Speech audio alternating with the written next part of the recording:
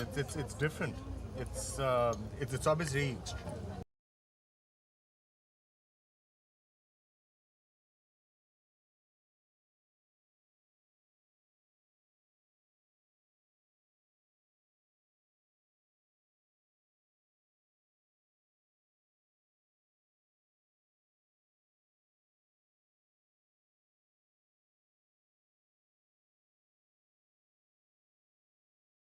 Today I'm going to share with you some simple interior design ideas, and I have 10 showcase interiors to share with you to give you some inspiration and ideas for your own build. So without any further ado, let's do this. When it comes to building interiors in Minecraft, I often see two major mistakes. The first one is too much empty space, and the second one is lacking the variety of rooms. Now, empty space can work in some cases, such as rooms that are designed for it, such as large farming rooms, throne rooms, or large church where you'd have open space that would work. However, in most cases, rooms work much better and feel more homely when you have a more compact space, so try to plan the size of the room in advance so you can base it around what you're going to actually place inside it. Limiting yourself to space inside a room will create that really cozy feeling and make the place feel much more homely in general. Lacking variety, on the other hand, can be a tough call because it's not always easy to come up with new and fresh ideas. So I find the best thing to do here is to try and think of a purpose for that room. Now, this doesn't have to be an in-game purpose, it hasn't got to have a function, it just has to be a different purpose from the last room. Now, with that being said, it's much easier to come up with ideas when you see some other people's designs. So today I've got 10 designs to show you. So let's take a look at some of them.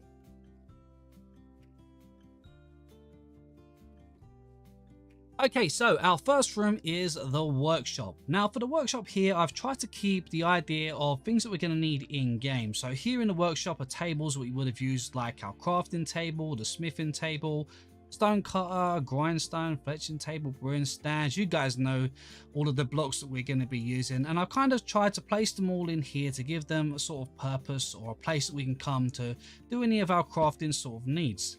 We've got a little bit of storage up on the shelves there. We've got a little chest over here. Now here we just made kind of like a bit of a workbench. So we've got some upside down dark oak stairs going all the way around. We've put a couple of our tables in. So we've got the smithing table here and the cartography table just over there. We've also got our stone cutter on the table to make it feel a little bit more like something is going on in here. Adding a few flower pots. I found the lever here, I think it looks a bit like a hammer, which I thought looked pretty good, and we put that next to the smithing table there to make it look like there's a hammer there ready to use to craft a bit of armor or something. Now, the design here is pretty simple, and one thing I would highly recommend is making your builds big enough on the inside so that you can double layer your walls so that you can add some color on the inside, because you know, builds can become very plain when you're using the same blocks as the outside of the build, so adding an interior wall color is a really cool idea. Now to the side here, we got some stairs, we've got our cauldron, and we've got an anvil at the side here with some more storage at the back here. So it's a pretty cool room for using on a regular basis, really. This is a sort of room we would use quite a lot in game. And then if we come upstairs here, we've got a place for our armor stands. So we've got our armor on both of these. Again, some more storage underneath and above. And then a chest at the side here. And just a few little decoration ideas just to make things look, you know, like this place is being used. You know, barrels are great for doing that. They make it look like there's some storage. But don't add too many barrels in one spot. Go ahead and, you know, mix it up. Add a crafting table or another bench just to make it feel like there's a few different things being stored rather than just a bunch of crates, because it does feel a little bit repetitive otherwise. And of course, a nice little detail to add some of your rooms is some little pictures or paintings, just to add a little bit of detail on a plain wall. So if you have any plain walls, go ahead and put a picture or two on there just for a little bit of finer detail. Up next, we have a library, and I've got to say this is a really cozy little room, and I think it's all down to the fireplace. Something about this just creates a really nice warmth to the room, and I like hiding these underneath little areas such as stairways and stuff. There's just something about it that just creates a nice sort of a nice little feature to the area. Now, when you're creating rooms, I think one of the best things to do is to try and use pillars to kind of divide the room up and create a little bit of depth to your walls. As you can see here, we've gone ahead and added some pillars to divide up these little reading areas.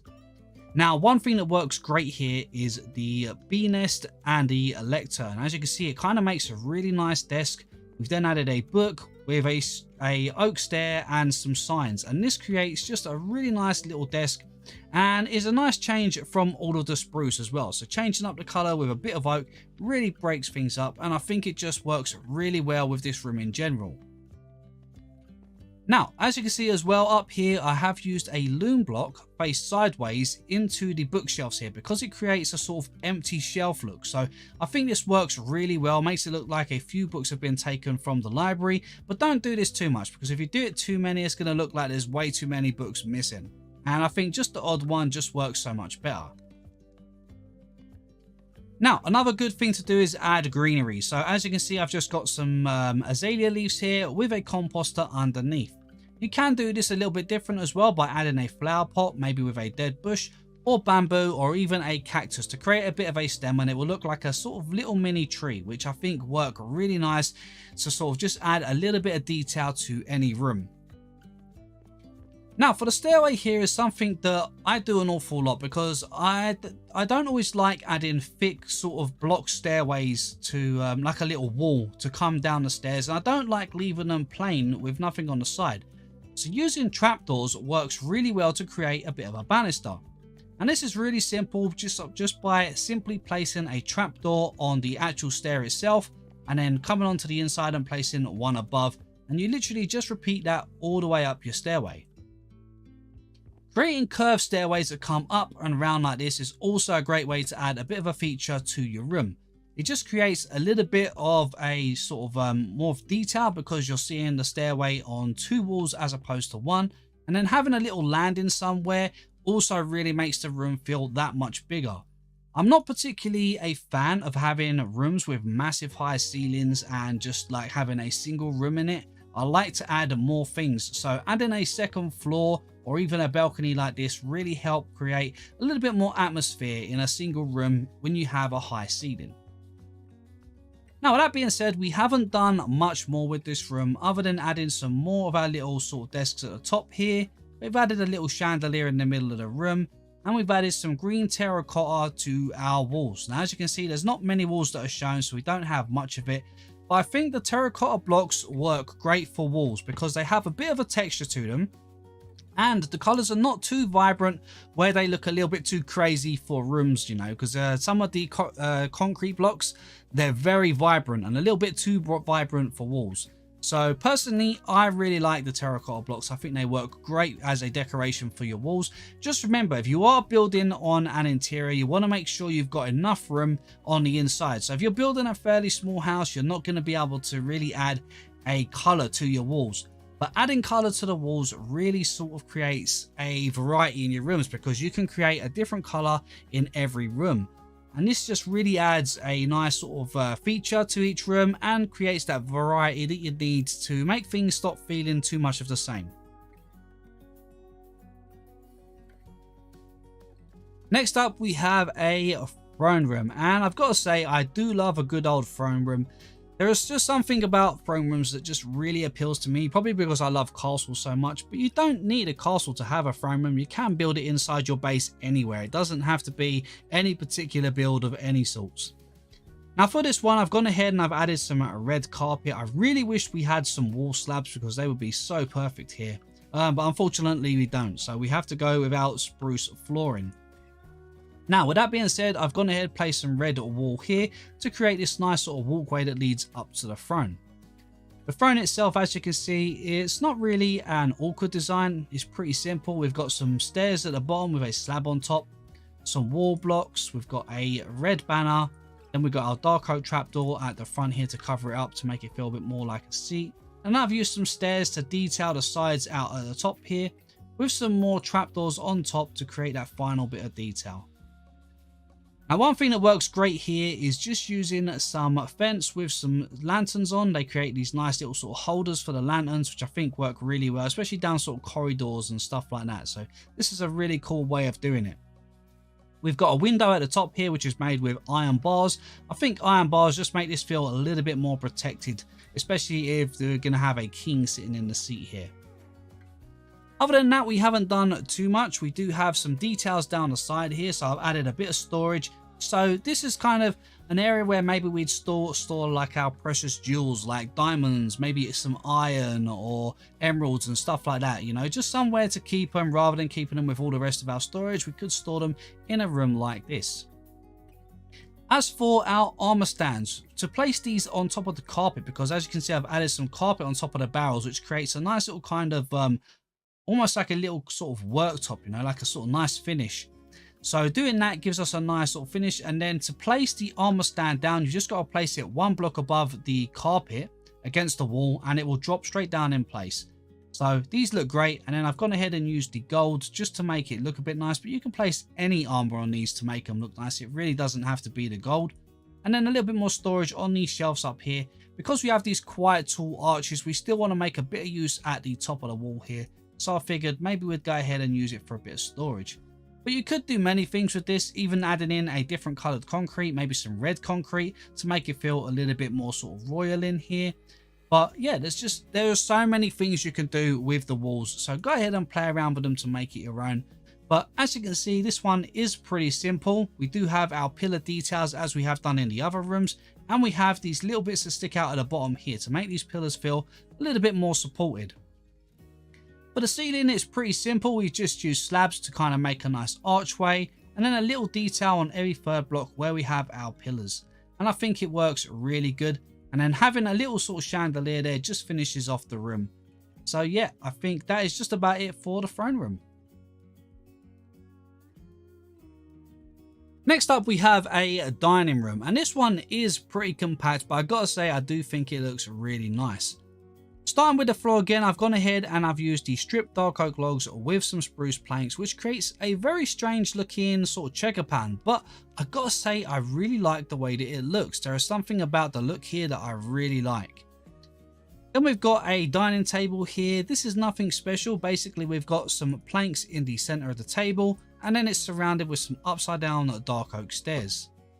For the chairs at the side here, we've got some slabs with some dark oak trapdoors at the back, and then a white banner on them, which just makes them look a little bit more sort of expensive, maybe a little bit more royal, maybe for some of your special guests. And then on the table here, I've gone ahead, I've placed down some item frames with some food in it. So we've got some salmon, potatoes, and a steak over the back there. And then once you've put down your item frame and your food in it, just if you place onto the block a birch pressure plate, and you get this sort of kind of like this sort of tray look. It looks like one of those wooden plates that you would put food on. A lot of chefs use them, and I think it looks really cool.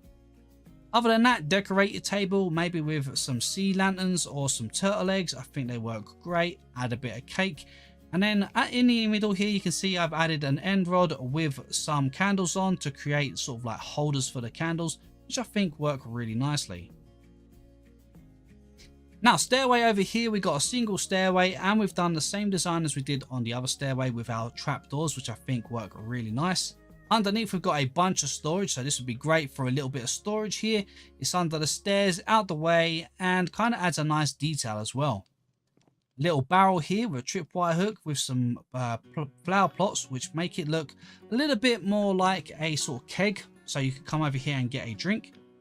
And then, of course, we've got a bit of an aquarium, which runs, if we come back here, all the way up to the second floor as well. So it runs right through.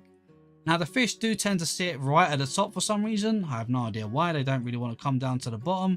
But adding just a few blocks inside, so some of the coral, some of the seagrass, some sea pickles and stuff like that, just to add some detail and some color to this, works pretty good. Although I think that pink might be a little bit too vibrant for this room. Again, over in the corner there, we got some detail with a composter, some azalea leaves, and a spruce fence to create a little sort of tree in a corner, and some more storage behind it. Upstairs, we've got a pretty cool little feature. Let's come down here and come up the stairs. We've got some more storage at the side of the fish tank.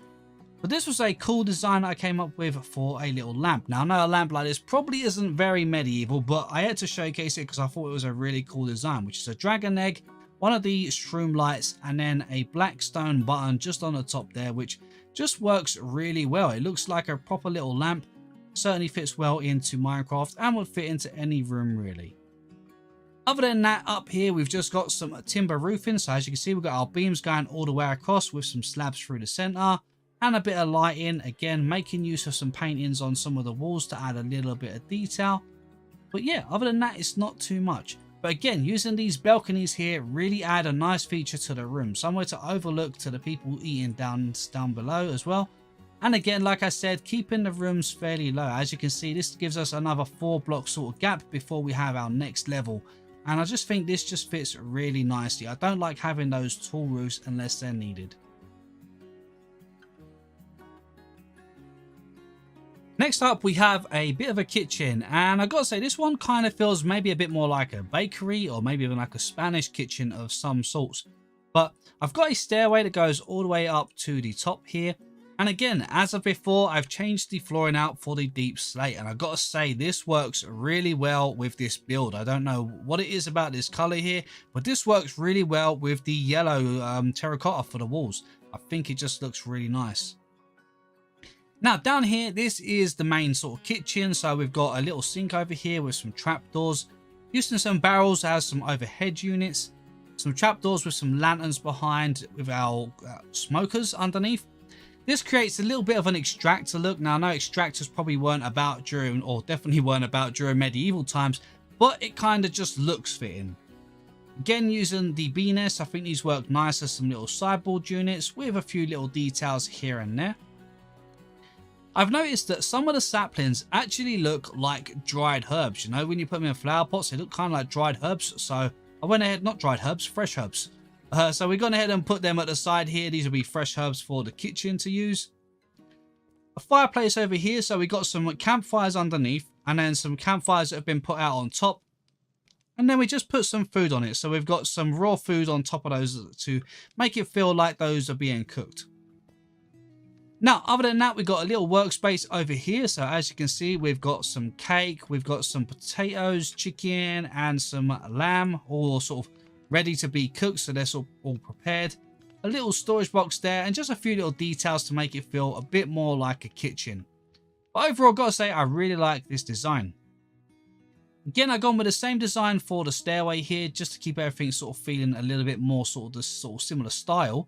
And then as we come upstairs here, this kind of opens up to a little bit of an eating area. Now, this could just be for the people who live here or work here, or you could have it as a little eating area for people who want to come in and buy. If you have a bakery, for instance, this might look pretty nice as somewhere to eat. So we've got some little tables here, sectioning off each one in these little 3-block gaps. Again, using our pillars to divide the room up. And then we've got the chimney that would be coming all the way up here. A little bit of shelving and details. And then some barrels over in the corner for a bit of storage for food, because I imagine a kitchen like this would have storage all over the place with plenty of stuff such as wheat and rice, bread, carrots, potatoes, and all that kind of stuff. For the ceiling here, I've kept it pretty simple here. I thought I'd try something a little bit different. Probably not my most favorite of ceilings, but it is something different, using those upside down stairs to create a little bit of a curved point and then a slab in the center with a few little hanging lanterns. And that's just about it for this kitchen, but I think this one does work really nice, and I do love the vibe that I get from this one. And the flooring here especially, I just love the look of it. It looks really nice, and it just gives a nice coziness, but almost a bit of a rustic look at the same time. Now, of course, no interior will be complete without a bedroom. That's one of the main rooms that we need. So I went ahead and made this little bit more of maybe slightly more modern look to it, but still a little bit rustic because we've got all of that wood in there as well. So starting down at the bottom here, I did go ahead and just stick with the spruce planks down here just because I wanted to create this nice sort of warm feeling here and keep everything feeling very similar. So I didn't want to have too many color changes. So we went with the spruce floor. We've got some spruce stairs, some stripped dark oak logs, and some trapdoors to create a bit of detail around these beds. We've got the cyan beds here with some wall behind them. And I've gone ahead and used cyan for the wall as well to make the colors sort of blend in a little bit. I've also created a little bit of a shelf here. So we've gone ahead, placed some trapdoors at the side, added 2 shelves. We've got a flower pot at the top And then sunken into the wall, I've added some barrels at the top with some bookshelves underneath, which just create a little bit of a feature behind. So because we can't fit nothing onto the shelves, that feature behind just adds that detail needed, you know, so it doesn't look so plain. Over at the side here, we got one of our armor stands with some netherite armor on it, a little shelf up here, and then a plant as some detail. So again, very basic down here, nothing too crazy. Over the side here, we've got some barrels, again, sitting just in that one. So you can see the stair detail still comes out on that outer edge, but underneath on the second stair is where the barrels are actually sitting. Now, coming upstairs, we've got some pictures on the wall as we go up. And up here, I thought this would just be nice as a little bit more of a room to put all of your armors, you know. We've got our main armor we'll be using down here, which is the netherite one, but why not store some of our older armors? So we've got them on display with our diamond, gold, iron, and leather armors. A little light just underneath the trapdoors up there creates a nice bit of a glow, bringing it down. Again, using some barrels for a bit of storage works great. Some more storage on this side. And then I've gone ahead and I've kept two white walls on the left and the right side, and that back wall there is cyan. So it gives it a nice bit of a different color, and the cyan concrete isn't too overpowering here. The color doesn't sort of stand out as a too vibrant color. I think it does work pretty well. So I wouldn't have done all of the walls, but having that one back wall color like that does stand out pretty nicely. Next, I wanted to try something a little bit different. So I thought for here we'd use kind of like a greenhouse feel. So this would be like a kind of gardening room. Now you could actually do this inside a greenhouse, but I think you could also use it inside your base as a sort of as a room where you grow all your plants and stuff. So down at the bottom here, we got a stairway which kind of leads up to two balconies this time. So we've got the single stairway through the center, and then it comes up and around to these little balconies at each side, which I think is a pretty cool little feature. I've kept the floor down the bottom here a little bit sort of more sort of outside sort of material. So we've got some stone, mossy cobblestone, mossy stone bricks, some polished andesite and some andesite all mixed in together here, which creates a really nice looking ground. Now, I've literally just gone crazy with the flowers and the plants and saplings all over the place down here. So as you can see, we've got a bunch of them put down here, and having these two racks works really nice. So we've basically got some oak planks across the back with some upside down stairs above and some upside down stairs in front, which creates a little kind of like sort of double shelving sort of unit. It's pretty cool, and it gives a nice display for all of our flowers and stuff that we have down here. Then we have two little sort of flower pots down here, again just using the spruce fence and the azalea leaves with our composter at the bottom. And we've got some leaves at the very top there. As you can see, our vines are growing down, which creates a nice little overgrown area in here. And yeah, really adds a really nice sort of feeling in here. It's really nice. It feels like a little bit of nature. At the very top here, I've literally just added these flower pots using these spruce trapdoors and some cool dirt, and then just put some of the tall flowers on top. In the ceiling up here, we've got the leaves with just a few of the vines. I tried not to place too many because I didn't want them growing everywhere. So I've just kind of put them in a few places that I wanted them to grow down. And if you're using the vines and you want them to stop at a certain point, simply just place a little bit of string. As you can see, that string there will just stop the vine from growing past it. Just like it does with many things, you can place string above saplings in the ground and they won't grow. So, you know, it's always worth keeping that in mind. Also at the back here, I added a last little bit of detail with a couple of shelves. Again, it's nothing too crazy, but it saves having that plain wall. You know, having a plain wall doesn't sort of look very nice. So adding just a couple of little flowers on a shelf here really brings out just a little detail and just makes the room feel less boring. Next up, we have a storage room, or possibly even a bit of a junk room. As you can see down here, I've gone ahead and I've used the tuff for the flooring, which I think works great for this little room. And then we've gone ahead and used bricks for the wall to create a little bit more of a warmer color, because we don't want it looking too grey and too plain in here. So the nice brickwork at the back just adds that little bit of color.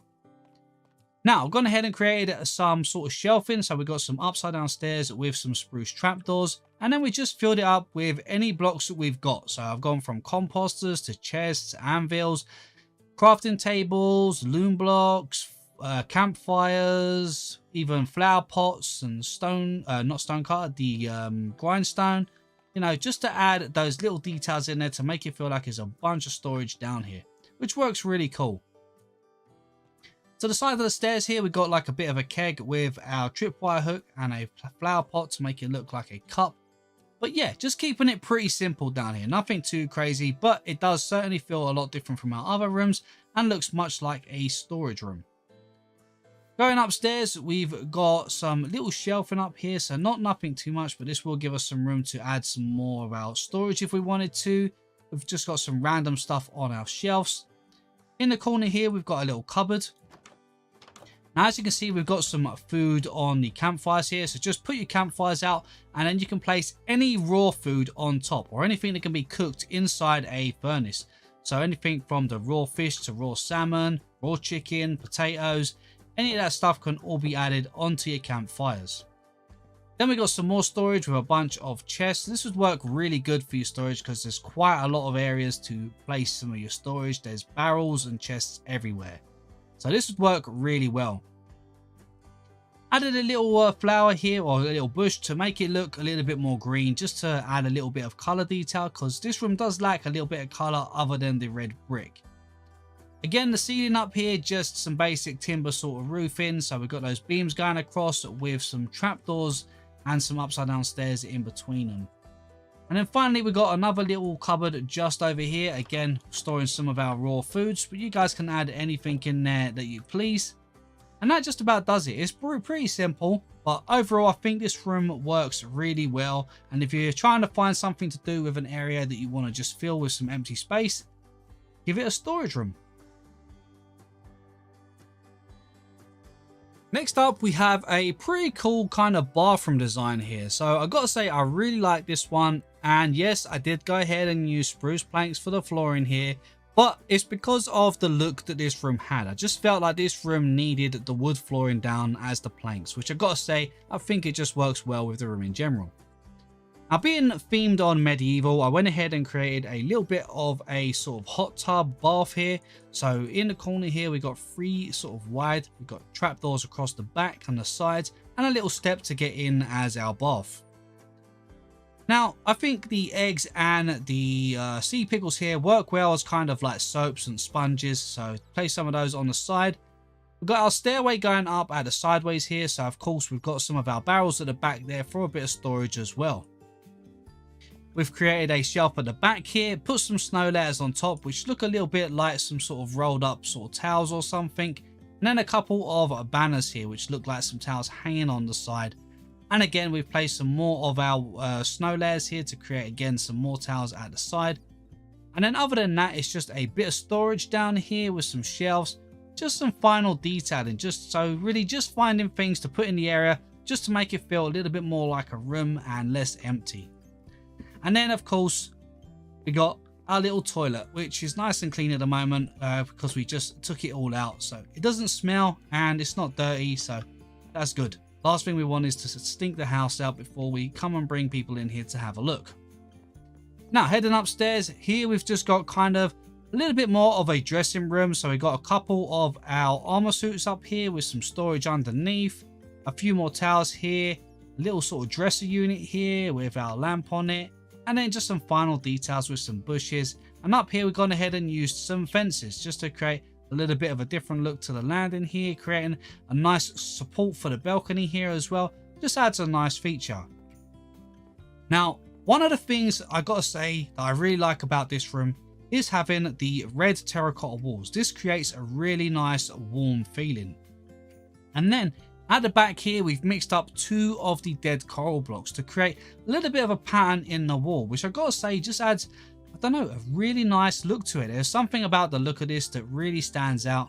And yeah, I think it's one of my favorite little sort of bathroom designs. Almost looks like some sort of mixed up tiles. Finally, we have a brewing room, and I gotta say, I just wanted to throw a bunch of color at you for this one. As you can see, we've used the blue and the pink terracottas here, which add a really nice color. It certainly feels a bit like a kind of wizard's room, if you like.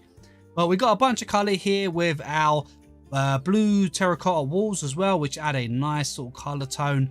And overall, I've got to say, this room just works really nicely.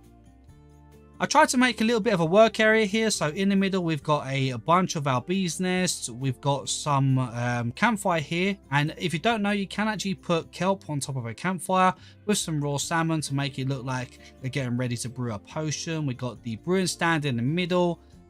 We got some mushrooms inside the flower pots with some of the sea pickles.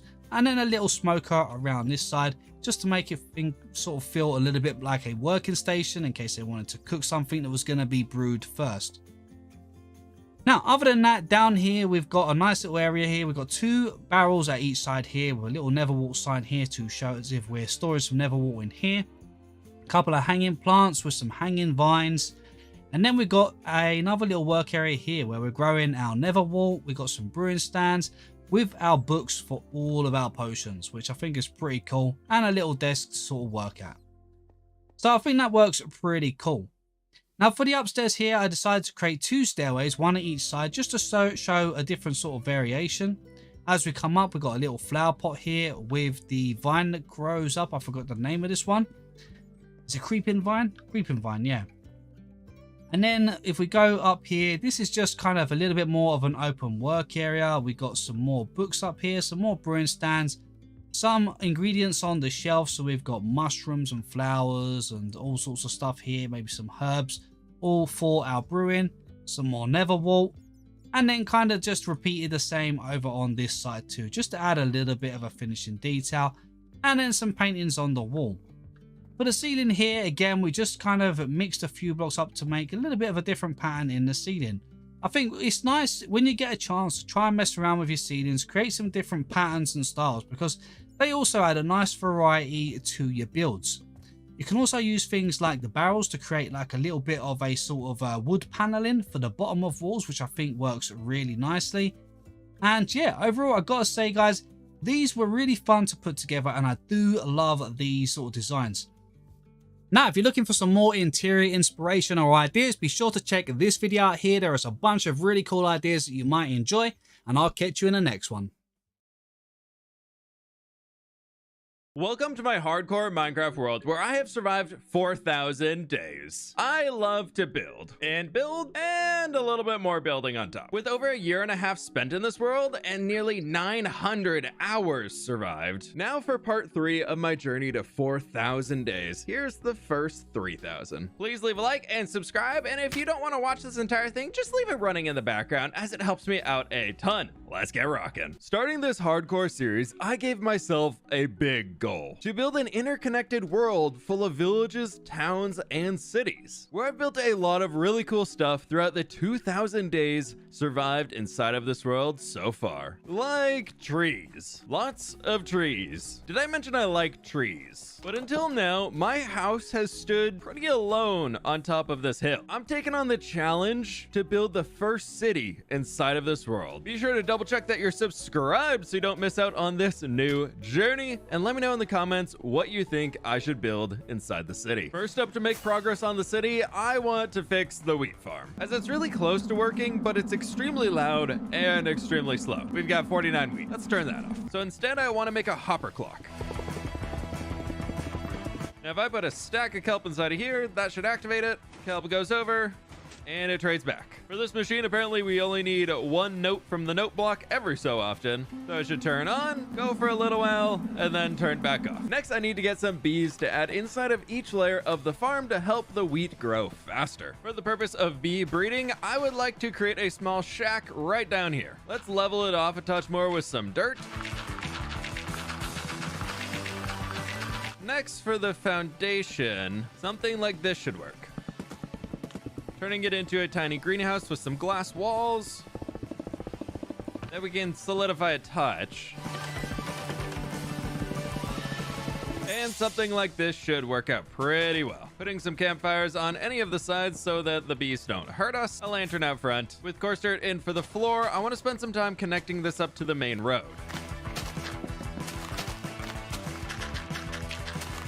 And a tiny path like this should do it. Now, these 4 beehives all have bees inside of them. These 4, on the other hand, are empty. We just need to keep breeding until we can get a ton, and it's kind of cramped in here. It should be fine. I can grab some bone meal and get a ton of flowers.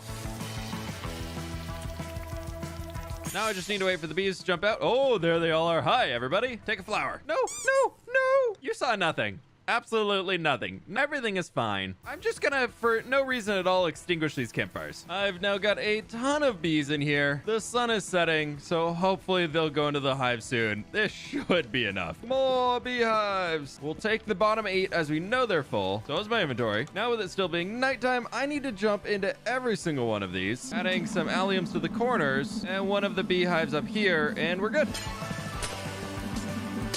All of the beehives are now in, and I'm a little worried as I got a stack of wheat from it, so I don't think these are working. While breeding the bees, I also realized that this system is much more complex than it needs to be, and make it so much less brain numbing, with just a redstone line going to each of the note blocks. So it only goes once. Hopefully this thing's working a little bit better now. Oh, that's so much more peaceful sounding. Next up, it's time for everybody's favorite part, planting a field. However, I did just notice the carrot farmer is dead, so I need a new one. But first, the field. Adding another field to this world brings us up to 21 fields of farmland, and it's starting to look really good. Now, asking you all to subscribe right now would be a little weird, wouldn't it? It's almost like the intro just ended and I did that. No, it'd be so weird of me. I'm not a sellout, of course. Now look at this carrot field. In addition to this, I want to add a small pumpkin patch right over here, as I don't have one anywhere in the world yet. So a little something right back here should be great. This is looking pretty good. We just gotta wait for the pumpkins to grow. And because I can't be stopped, I'm gonna build a small farmhouse right over here.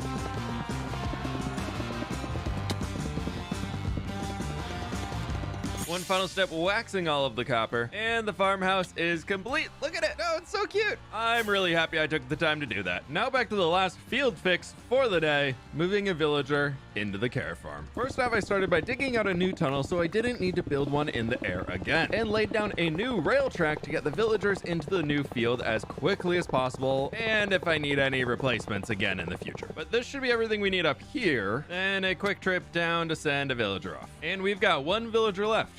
Perfect. Off you go, buddy. Our new carrot farmer. Welcome home, buddy. You're gonna do great. There haven't been like 6 farmers also in here that have died. You'll be fine. Building, let alone planning a massive city in Minecraft takes a lot of brain power, which I can't even say brain power. So today we're focusing on the northern gatehouse and the land leading up to it. This needs to be a pretty grand and large entrance into the city. So starting with 2 massive bases, we can work our way up.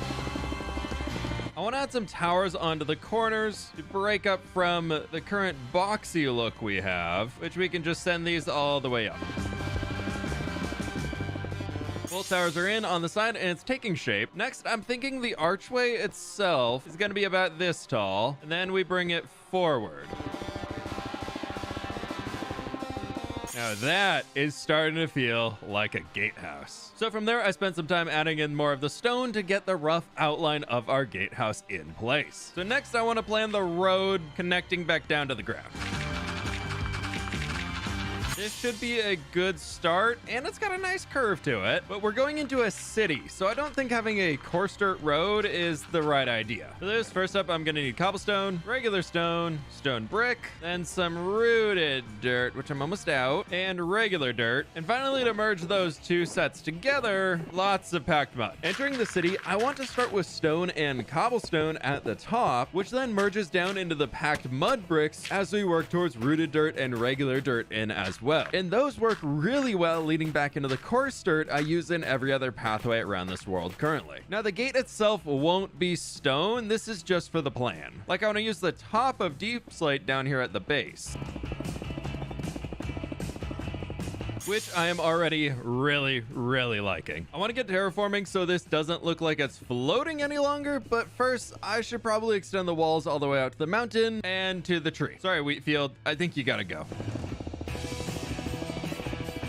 Adding the trim in front of the wall here as well, and this should work. Next, we need a lot of dirt. And I have $1 and some change. On the mountainside, I want to make it a little bit smoother so we can have space to include a building like a stables or something, but still having a bit of a harsh drop off right in front of the wall.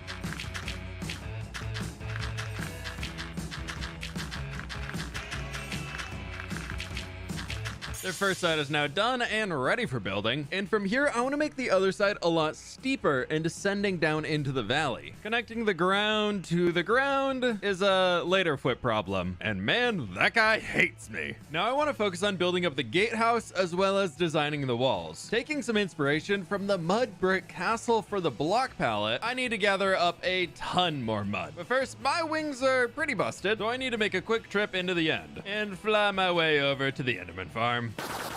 Next up, we are off to the swamp, where my goal is going to be to gather up 2 shulker boxes of mud.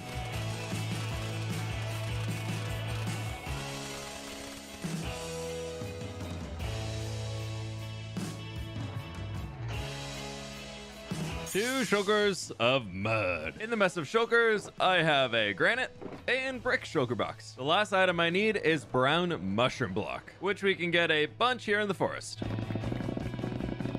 And this should do it. I've got plenty of brown mushroom blocks to work with now. I've got a good amount of wheat so we can craft up a ton of packed mud and a bunch of bricks. Getting started on the build, we include some stairs here, then frame it all in with some trapdoors. The recessed line back here, I want to fill in with a bunch of brick, few terracotta, and granite. I'm going to leave a stone here in the center because I've got an idea for something fun to add in. Starting on the gatehouse structure itself, I want to bring in a bunch of packed mud brick, as well as brown mushroom block to be the main structure of this building. This is looking really good. From here, I want to tackle the upper battlements, where yes, I want to use diorite, a strip of regular, then we finish with polished on top. Oh, I love that. That looks really good. Now, next up for the towers, I'm gonna need something we don't have. So I flew over to the jungle and chopped down a bunch of trees. From here, I want the corner towers to pop out a bit, but still stay within the general color palette, which is where the jungle comes in. First one is now done, and it pops out really well against the mud. And there, both towers are now finished. Next up for the roof, I'd like to start out with some spruce on the corners and some deep slate tile for the rest. And I think that'll work for number 1, with number 2 being the same roof as well. From here, I want to build out the outer walls to the side a touch so I have a better idea of what this looks like. For the top, I want to build in some diorite too. The bricks at the top is working really well over here. Time to bring the second side up.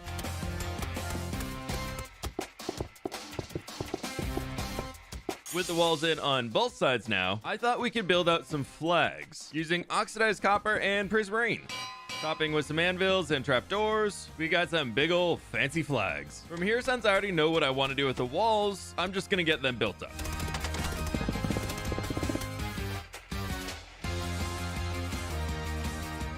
Next up from here, I want to take a bunch of spruce logs, craft spruce planks for a lot of stairs, because it is time to work on this guy. Fell all the way down. At the top, I want to use our familiar roof pattern that we've done on our starter base, adding a trim out of spruce wood.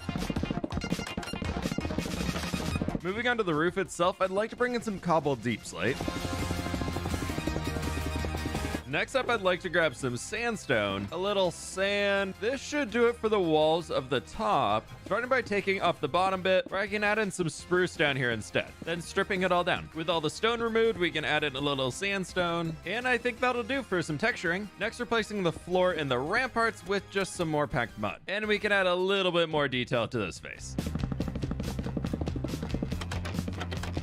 And there we go. This is looking much better out here now. The front of the gatehouse is looking great, and I am loving the style. The back, however, I can't hide it any longer. Starting out with the top, I want to finish building out the little house up here. Adding in the packed mud base floor, then building out the sandstone structure before adding in an additional simple railing along the back walkway. Since we more have to worry about intruders from the front here, the back of the gatehouse doesn't need to be as intense. And if anything, we somehow lose the gatehouse to the pillagers, we don't want them to have full-on arrow slits when they're firing down upon us. The bottom of the build still remains. Thankfully, though, we've got most of the front here that we can base it off of.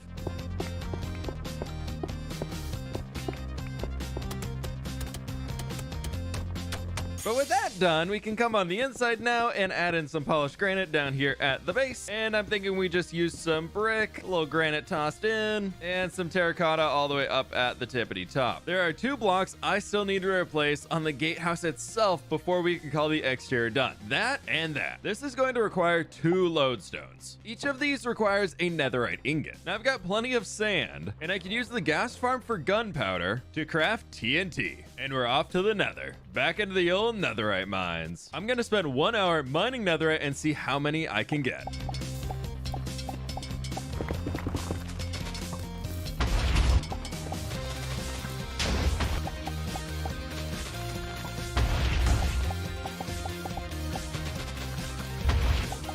One hour later, and we've got ourselves 25 ancient debris. Next, for a quick trip over to the gold farm or rotten flesh farm. But we got all the gold we need. Now, for the first time in way too long, we can use the netherite forge to create netherite scraps, which we can use to create netherite ingots. Next, into the villager trading hall to get some chiseled stone bricks, and we have 2 lodestones that are gonna go right up here. That looks so good with a little bit of a bonus of 4 netherite ingots. Moving focus back to the wall itself, I want to first and foremost make it much skinnier. Probably only 2 blocks tall on the top, so we can move that wall back a few. With that done, I added in all of the blocks along the back edge to finish off the build, leaving only the 2 towers at either side left to build. And I've got all of the stone cleaned up along the edge too. The deep slate trim and everything, however, we'll figure it out when we start working on the town, because there is still plenty left to do out on the front. This city is meant to be a big wow statement. Everything about it is going to be a little over the top, especially when it comes to the entrance. Kudos to the Wandering Trader for some small drip leaf, but we can finally empty out some of these azalea leaves. Lastly, over to the flower farm for some azure bluets. Adding even further to the shulker monster, where first we actually need a little gate in here. And something decorative like this, I think, is going to work out really well. A little thin, but I think we'll leave it. It'll be okay. Next, we pepper in a little bit of coarse dirt. Otherwise, it looks a little artificial. From here, maybe some mangrove roots. After that, we bring in all of the azalea leaves with some flowering and regulars. Now dotting in some azure bluets in the middle to give that really big pop of flowery color. Lastly, a little bit of bone meal for some tall grass. The idea is this is so lush that nobody has attacked it in a very long time, and nature has kind of taken over. Or it's so fertile from the blood of our enemies. No, it couldn't be. We're peace-loving people here. With the first section nailed down, I continued to doing that over on the other side of the wall to bring it up to par. A gatehouse really only serves a purpose if people are trying to walk through the area, which means I need a road to show people actually are traveling through this area. It looks like I am going to need a bridge going over this massive hole, which we'll get sorted in a minute, because right now the road is going to disappear around the mountain, over the bridge, and just kind of over there. But I also want to connect to the river village down here, so we can curve a road coming down the mountain like this. A beautiful path through the countryside, and it's gonna look so good, but I'm running into one small problem. I need to link it to the road here, and there's a carrot field in the way. Well, that's not a carrot field anymore. But I think if I shorten up the field along here, this pains me to take away from a field though. I should have just enough space to sneak a path through. Quite literally, just enough. From here, I expanded the roads, adding in slabs and making them all wide enough for carts to travel down. Next, I want to clean up some of these steeper faces and add in some rocks. That's looking much better here for the first section. Now for this one. The entire upper road is now finished up, which leaves just this location down here. And unfortunately, it overhangs. We'll just add a little ledge. That'll be fine. Just this little retaining wall right back here remains, and I thought it would be nice to add in something other than just stone. We're right next to the village, so being a little bit stronger probably makes sense. Back to the 2 towers on the walls. I'm gonna need a lot more mud brick, because this is not gonna cut it. Good thing I have a lot of wheat fields, so I can gather up some wheat and craft some more packed mud. Well, the next field in the box is ready to go, but now I can craft plenty more packed mud. Right, let's get building.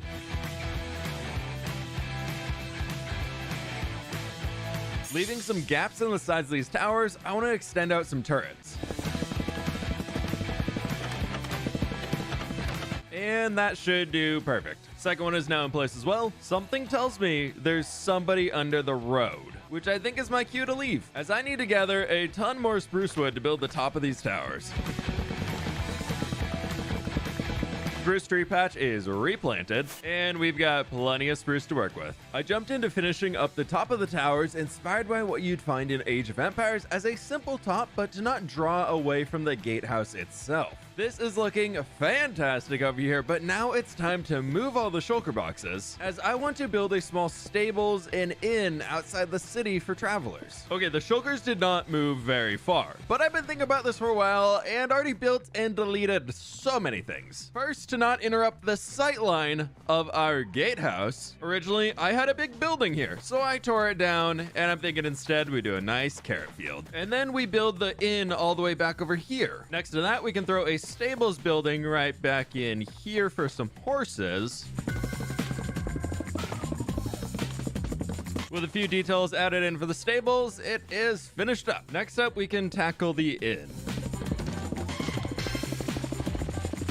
Change out the front for some jungle, and I like it even more. Then we could do a nice little flower bed to attract the travelers. A lot of colors in here is going to draw people in. And of course, a big old chimney smoking away. I know I'm working on the inn, but wouldn't a little well right out here just look so good? The answer is yes. The answer is very much yes, especially when you put water inside it. But okay, maybe a second floor and a roof on this is needed. This build is so fun. Going back to the build style I started this world with 2,000 days later, and expanding to a new region makes me really excited to move forward on this project. But there we go, the gatehouse, the walls, and now a stables and inn in the front are finished. I still have plenty of work to do out here, but I've run out of time for this video. Otherwise, if I keep working on this video, my wedding that hopefully happened a few days ago should have went through, or it's really awkward right now. Hopefully there's a happy post on Twitter, right? Yay for working ahead. Building anything in Minecraft requires a lot of blocks. Normally we make our way underground, minecarting slowly, breaking blocks, and my home's a mess. This is fine and all, but I'm on a quest to build a city in this hardcore world, and I want to tell a story beyond the Minecrafty levels of resource gathering. Today I'm building my stone storage facility to house all of the different types of stone blocks in this game inside of a massive quarry to tell the story of how stones were acquired to build this city. Now leave a like and subscribe, as less than 40% of you watching my videos are actually subscribed, so be sure to double check, as YouTube might have actually unsubscribed you. I already have this massive hole in the landscape, and it would be rather dumb of me not to use it for the quarry. But I do want to open it up a little bit more before building. And as always, it's time to set up the beacon. Oh, spruce trees and bamboo, you have served me so well since episode 1. And that's a lot of spruce wood. Before the digging starts, I definitely need to repair my shovel. So back into the end we go. The upper section now just has stone left removed to open up the area, and this should be pretty quick. Come on, it's so close. Let me break the block. This is a pretty good sized spot, but I think I want to go bigger. Like clearing out this entire section of the cavern. Quarry, cave, hole in the ground thing. Yeah, let's go with big hole in the ground.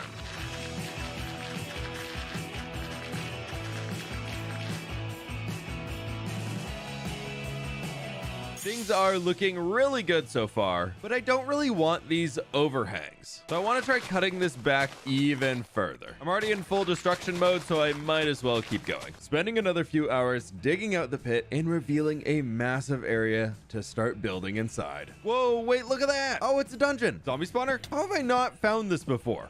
I can see my house from here. But free name tags. Don't worry, I didn't forget. As with every hardcore episode, I plant a new field inside of this world. And as we're building a massive city, we need food to feed the people. So it actually makes sense to do this now. Just like you subscribing makes sense if you like the videos, so double check that you're subscribed. And there we have a brand new potato field. I want to add so many more trees around here, but that'll have to be for a stream later on, as I need to focus on the quarry for now. The first problem I have is, how do I walk down into the hole? For this, I'd like to bring a new road from the starter mine down along the edge.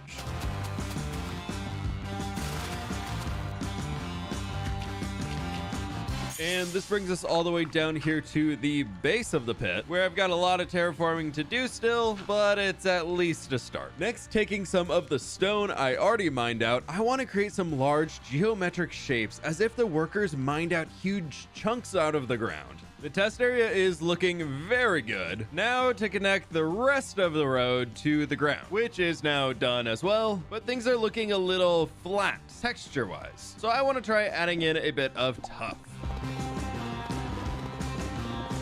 just to bring in a few shadows throughout. With a rock-solid plan in mind, it's time to finish plotting out this quarry. But just like ogres, quarries have layers, and we need to build that into the plan. For this, I want to bring a road roughly along here that is smooth enough for heavy carts to travel, creating a bit of a terrace out of stones along this way, and the road can continue up here, up that way, and off there, with another bit of a terrace section back in here. I got to work flattening out the first layer to make it easier to add some details in, working in the roadway first. Next up, I want to take the stones idea that we used over here and bring that in along this entire edge as well. With that section done, I can keep clearing away blocks on the next layer. This should do for here. Now I need to figure out how to get the road going up to this next point without it sticking out too much. Maybe for this one, I bend it around this way instead of a straight line. That should work. I just need to clean it up a lot more. I finished up this little side over here and the retaining wall, but we'll decorate it out further later, as I have a lot more blocks to break. Hopefully for the last time today, I cleared out more of the stone in the hole to set the stage for future builds to be added in, then moving forward with adding in a lot of the quarried stones to set the layers apart. Okay, it's finally time. I've really got to get this beacon out of here. It's serving as a great storage room, but it is so in the way. With that done, we'll leave the shulkers floating for now, but I want to get all of the roadways in.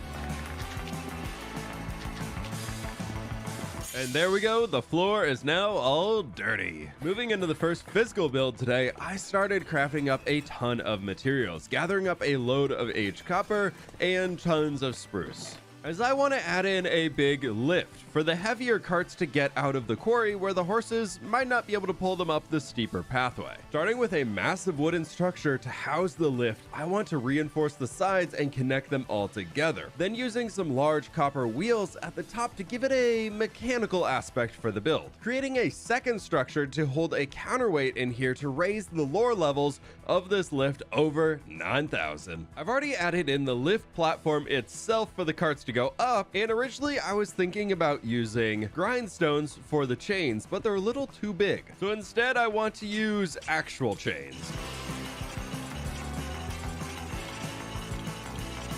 And a nice barrel with a lamp. The shape of this right now is boring, to put it lightly. So I want to add in some ladders stretching around as different support areas and ways to access some upper levels of the quarry.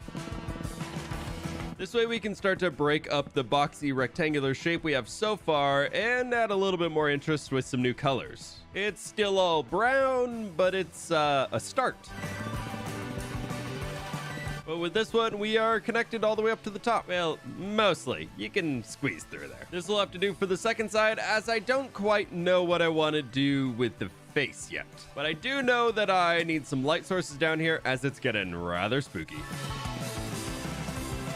This should make it a little bit safer down here, but I've gathered so many shulker boxes of stone out of this quarry that I think it's about time to build a place to store them all. The quarry is currently very gray with all of the stone, so I'd like to give this storage room a pop with some color. First, I'm gonna need a lot of pumpkins. Next up, some orange wool. I'm gonna need a load of orange dye as well to craft orange concrete powder, where about half of this needs to turn into concrete. Then, of course, like every other building, back over to the lumber mill to get a bunch more wood and craft a ton of spruce trapdoors.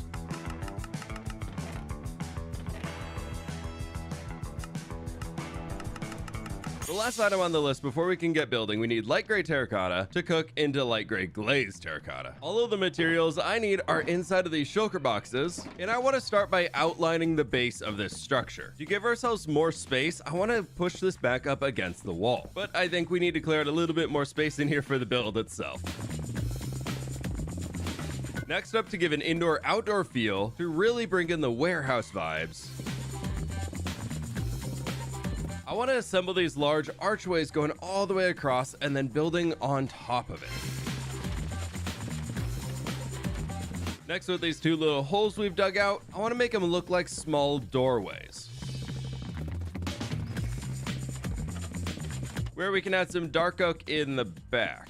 And a door to nothing. With the base room done, I got to work building out a chimney and etching out the mountainside to make space for the roof of the storage room. From here, I built up the front doorway, adding on the trim for the roof and placing in a fake window. Then some color, adding in glazed terracotta with some copper to contrast all of the warm wood tones, before finishing off the final roof outlines. The final major element for this build is adding in the roof itself. For this, I want to use a gradient, starting from some darker oranges, working our way up into the lighter colors, where we end up with a little something like this. And that is gonna pop really well against the quarry. The rest of the roof is now in place, and I've been working on some of the final details, like another little lift because I apparently can't get enough. So we can take a chain all the way up to here, chisel deep slate inside, and bring it all the way out to connect them, and some stripped dark oak with another grindstone right there. Adding in this little lift makes me want to add a bunch more of them throughout the entire quarry to really make this look like a work zone. But first, we've got to tackle the inside, because right now it's not much of a storage room. To make a storage room to last the entire hardcore series, I need a lot of space, as I have too much stone. But to avoid a stupidly large building, I need to go underground with this one. We've got 6 different rooms for different stone types and overflow chests in the center, and plenty of space for a shulker monster in the middle.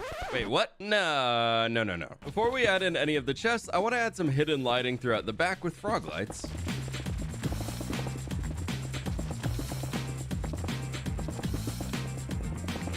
then mud bricks and packed mud around. Next, so that I can still open the chest, but it looks like they have a ceiling above them, we add in slabs. With that done, next up I just need to start adding in all of the chests, which is gonna be a lot. And this was already 2 stacks of chests. Oh, I'm gonna need a lot of wood. We empty the wood storage room to create the stone storage room. And back to placing in the rest of the chests. With all of the chests in place, we can move forward with detailing a touch here, where each one of these cubbies of sorts is going to be decorated on the floor corresponding to the stone types that'll be in there. First, we have stone and stone brick. Next to the cobblestone, we'll have deep slate, which will all be bleeding out into the central area that I don't know what I'm doing with quite yet. Next, we have bricks and granite, diorite, and andesite. Lastly, a section for tuff and dripstone. Now, as we need it, if any of these fill up, I have an overflow chamber back here that needs some chests inside, but first we can decorate everything else. I've lowered the center down to see over the eventual shulker monster and decorated out the floor with a bunch of dirt. From here, we can start to make this not look like such a box. And I want to come through and detail out the sides the same way we did inside each of the stalls. It's almost time to move the items in and clear out a lot of this shulker monster, but first I want to finish decorating. For this, I'm gonna need 18 looms, 60 note blocks, and a few oxidized copper slabs. The outside currently looks really good, but the inside is a little lacking. Starting with a trim of stripped dark oak logs around the top, and one right across the middle. From here, we can actually remove a little bit of the mud that we added in and replace that with our note blocks. Before we finish the center, I thought the looms could go in here as the ceiling. Adding in the ceiling, I created 2 different sections to make sure the room feels like it was grand and needed a lot of extra support to it. And because I have way too much of this stuff, let's grab some obsidian and make ourselves some ender chests. I'm gonna need a whole storage room just for obsidian soon, but these can go in the corners. So like every good Minecrafter, I'll bring my own in and set it down in here. I've got some chests to finish off this last section in here too. 2, which will all be for overflow goodies. So I don't even know what I'm going to put back here yet. But now it is finally time to move items into the storage room, because in mining out this quarry, I already have 8 more shulker boxes full of stone. And the goal is to get shulker boxes back out of this. So I need to empty them into the chests. I spent over 2 hours sorting my storage, transforming the shulker mess from this to this. And I'm much happier, and definitely on team we need an inventory update. Yes, I know there are still some shulkers out here, but feast your eyes upon this. Empty shulkers everywhere. I almost cleared 54 shulker boxes worth of junk. So much stone, cobblestone, and it feels very, very nice to finally have an actual storage room for stone types. But I've been thinking, I want to bring a bunch of wagons and carts in here, and I keep talking about mules being able to pull carts out of it and everything like that. So I think we need a small stables attached to this guy, and today we're actually going to move some animals around. But if we go right back over here, I think we can use this flatter spot and almost into the wall as a good stables. Getting right into it, I'm building 3 stalls for animals to hang out in the quarry as workhorses, or mules in this case, and they deserve a good home because they're the only ones really doing any work around here. I need to bring 3 mules down into the quarry and maybe 1 or 2 over to the city gates as well. So if we come inside here, we've already got 1, but we need a lot more than that. And while these little dudes grow up, but look how cute he is. First, I want to repair my pickaxe because yes, it is scaring me at this point too. Next, I'd like to test something. If I grab light gray wool, really like the shadow I added in with the tough block, but what about a highlight with a bit of a lighter stone? So I went forward with adding that throughout the entire first section. Mule number 2. Yes! Oh, they're so adorable. Come with me, little ones. First 2 mules are being delivered, and I wanted to bring them over while they were babies because that's the way that I think I can fit them inside of here, and he can definitely get out while he's a baby. Okay, that stays there for now. We now have a 3rd mule down in the quarry, and the first 2 are What? I'm missing a mule. Did he suffocate in the wall? Okay, I need another one. Until number 3 grows up, he can hang out over here. One final step for this corner of the quarry, I need to detail the stones above the stables as its default terrain.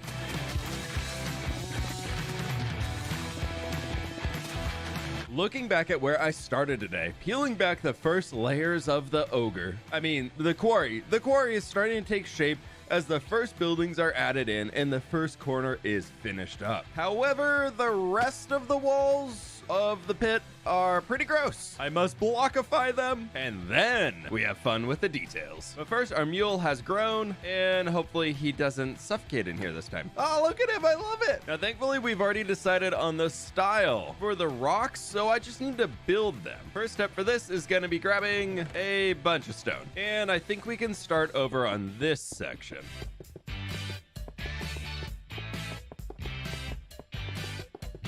The upper area is starting to look really good over here, but I've decided I want to take this guy and just send it all the way up, stacking on top of each other.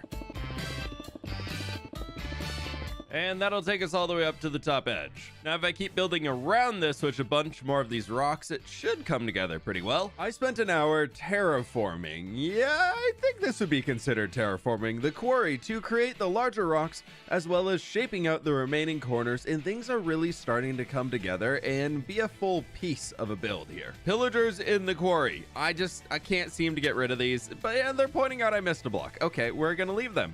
Absolutely ignoring they were ever there, because again, for another session, I need a lot of tough and a quick trip to the sheep farm or more of the wool, because as great as this looks right now for the shape, it's really hard to see any detail as it's all the one block. I need to spend a little bit of time adding in the highlights and the shadows.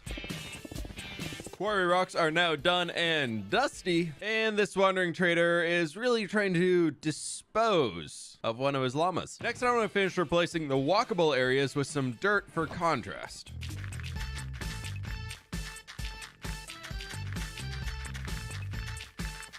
Filling up on a bunch more stone, we can make a bunch of pressure plates and buttons to add almost small stones as clutter throughout the quarry. Right now we have a really big hole in the ground with a few buildings, but to tell a story, we need to show life happening inside of here. If you want to take your builds from that, oh, that's pretty cool, to that wow standpoint, this is the most important aspect. I spent a while thinking about what I can include in the quarry to really bring life in here, and I kept coming back to cranes. Really trying to make this feel and look like a workstation where a lot of people are around doing a bunch of different things. Going with a really simple design for this one, we just want an arm stretching out over here, oak trapdoors along the top, and the old grindstones with chains. It looks a little bit lopsided though, so out of the back, we can do something really simple. For a tiny bit of a counterweight or something, and then magic happens and things do. And here we have the first crane of the quarry. This is a big operation though, so I need quite a few different cranes throughout the quarry. But if they're all the same size, it'd be rather boring, so I've incorporated a few different designs to get some variety in here. The other ones we built are great, but I had this large opening over here, so I wanted to add in a huge crane to load the heavy stones onto the transport wagons. Speaking of which, wagons and carts are the next step to bringing life into this area. I'm gonna need a lot of different types of wood to be able to make some interesting designs. As always, too many spruce trapdoors. I'd like to just scatter a few designs to these around the quarry to make it look like things are happening. Here we have the first cart already loaded and ready to be pulled on out of here. Medium-sized cart is ready to be loaded. He's just a little guy. Look at him. He's just a baby. Next to the great lift of getting the heck out of here, we've got two little guys lined up, ready and waiting. Next, crafting up a ton of barrels. I've set out a few locations to add in some like mining supplies of sorts, showing that we really have a lot of infrastructure and things happening around here. But I don't want it to look cluttered, so I'm kind of containing it to a few different areas. Like this one here, I want to have a covered workstation for the quarrymen to get out of the hot sun. So here we can take some smooth sandstone and make it almost as if like there's a tarp coming all the way across. Some nice shelving bits, and I think that'll do it. Everything in here is looking really good at this point, but one small problem. There are mobs spawning everywhere at nighttime. A few lanterns hidden around though should fix it. Hopefully, but when in doubt, glow like an out. Last step, we need to fly in here and grab a little bit of moss carpet. One, to save the darker areas from spawning mobs, but two, we need some green. The quarry is now fully built up, with a storage room built into the upper levels and so much more detail to go around the entire space. But I'm running into a lore problem. In order to get the stones from the quarry back into the city, currently a wagon would have to go all the way down to the river town, back up the hill over to the main gate. Or I get some gunpowder and make a bunch of TNT. Like this bare spot on the wall right here is perfect. If I take some TNT, just dot it along here, now I just dig down and put a bunch of TNT in. Oh, damn it. Oh, get me out of there. Well, let's see how the first two work. Oh, no, bad spot. Oh, I blew up my rocks. But at least we know it's gonna work. Rocks are temporary, pathway is forever. One more time here, and this should do it. Yes, look at it. Oh, we have a path. Next up, with all of the resources that I got from the destruction, I can use it all as a way to plot out the pathway and see how natural of a slope we can get from here towards there. I then exploded a bit more of the rock away, then brought in a load of dirt back and worked a gradient going from dirt all the way up to stone bricks, using packed mud in between, then cleaning up the walls of the new path to make it appear like it's in the quarry. Those walls are all now textured up as well, but currently it's a wide open pathway into the definite city, the big city back here. So we need a little gate and gatehouse to block it off. However, even with all these rocks, I am out of deep slate again. Time to go mining. Might as well try for a few more diamonds down here while we're at it. 14 more diamonds and a load more cobbled deep slate. But it's time to use a bunch of this stuff to create a lot of deep slate. Before I can get building, I need a lot more jungle wood. Somehow I'm always out of this stuff. Okay, emergency side mission, burb. There's a second burb back there. I haven't added any burbs to the burb. Third burb, 3 burbs for the burb tree. First burb, love me. Yes. Second burb. Third burb. No, that's my burb. Third burb. You three sit here. Let me get one more tree down. That should be plenty jungle wood. Come on, burbies, let's go home. Oh no, they're knocking all the other burbs off. Sit back down. I hate this bird. I have so much regret bringing this bird home. From there, I went back to crafting all the wooden materials I need for the new build before running down into the dwarven village to trade for a bunch of lanterns. Everything else I had ready to go here inside of the stone storage room, so this should be everything. For this, I want to keep the same idea from the first gatehouse, so they look like they belong together. So we have our first gate entrance right here, and a second one behind it right there. Inside of it, I don't want to leave the stone in here, so I'm going to replace it all with jungle planks and some strip logs. Inside for the gate itself, we can bring in a few spruce slabs, extend all of the chiseled bricks across, and for this gate, we can just use some acacia trapdoors, so I can at least still kind of fly through it. Yeah. Finishing up the front of the gatehouse, this is heavily inspired by the Eyrie in Game of Thrones, with the quarry being a bit deeper, but coming around to the back, I want to take some walls and levers here to give it a little bit more of a pop. And from here, I can pretty much just copy everything from the front for this section to the back, with a little bit of an overhang.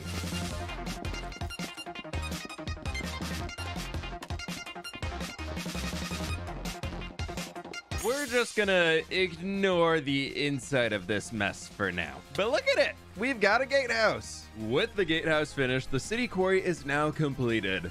And I have so many stone supplies inside of the new storage room to build up our city. And finally, you can stop yelling at me about the shulker mess that was in front of my house. It's still here, but much smaller. My goal from day one has been to build a massive interconnected fantasy world full of cities, kingdoms, castles, and so much more. I've done a lot of really cool things in this world already, but today I am starting the most insane project of this world. Yes, I know I've said that one before, but this one is so crazy I can't possibly finish it in one episode. Today I am transforming this village into a city. I know I said I was going to transform this village today, but what if instead we just build on top of it, as in placing blocks and covering it in absolute complete darkness?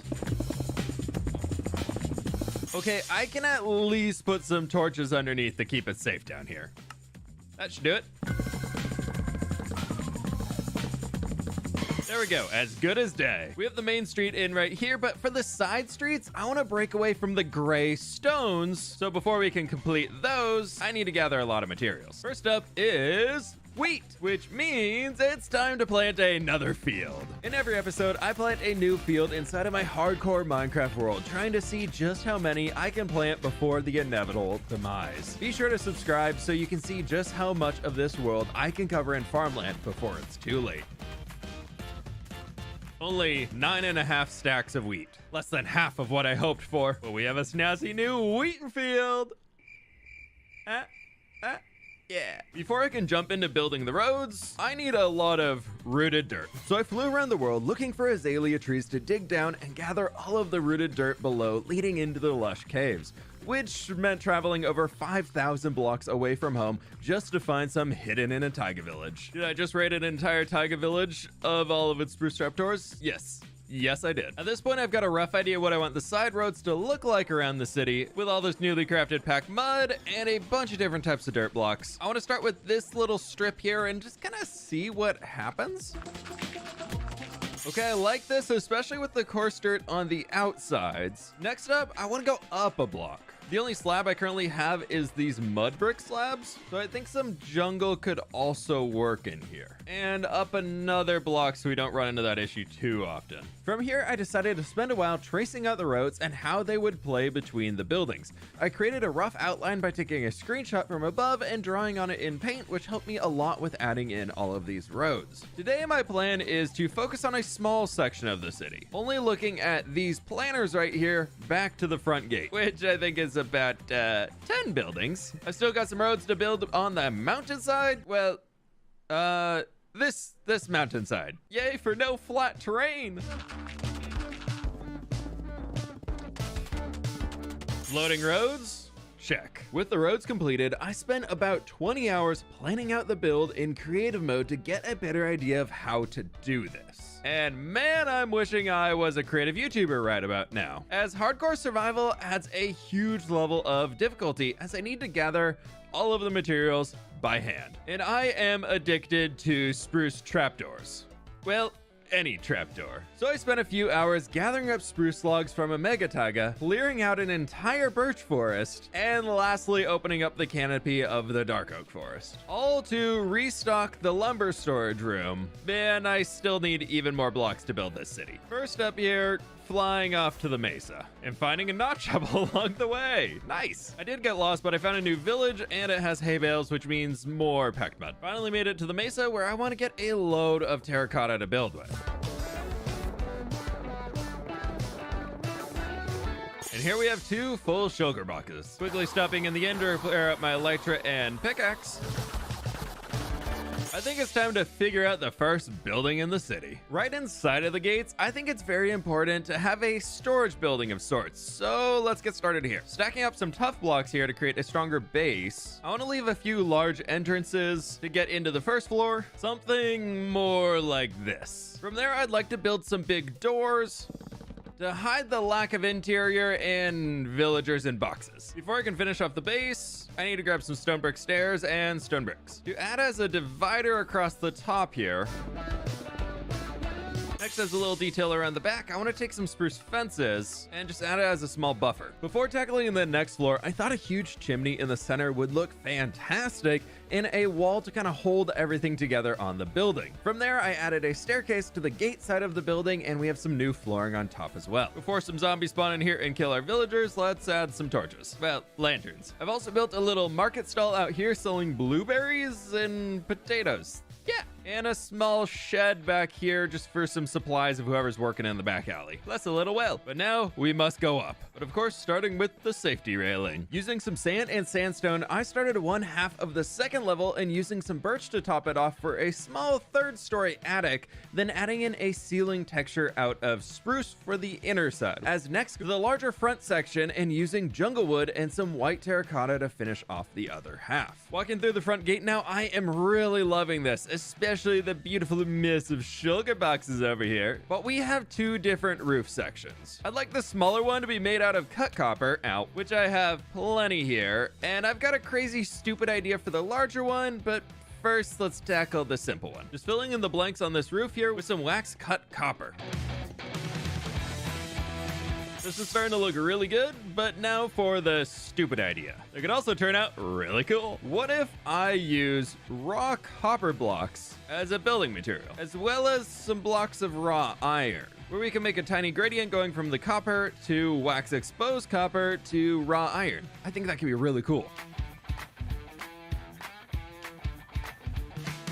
The first building inside the city walls is now completed. The carriage or cart parking facilities and villager house. Here's your pro flip builder tip of the day for the low price of listening to me asking you to subscribe. Tell a story with your buildings. I just built a spot to store carts, which means we need a stables back here to house the animals that pulled the carts, and a tavern over here to house the people traveling into the city on the carts. So please subscribe. Tackling the stables first, I want to flatten this area to start out with a good dirt floor, where I think ground level is going to be about right here. I think the middle is going to be made out of a lot of rooted dirt.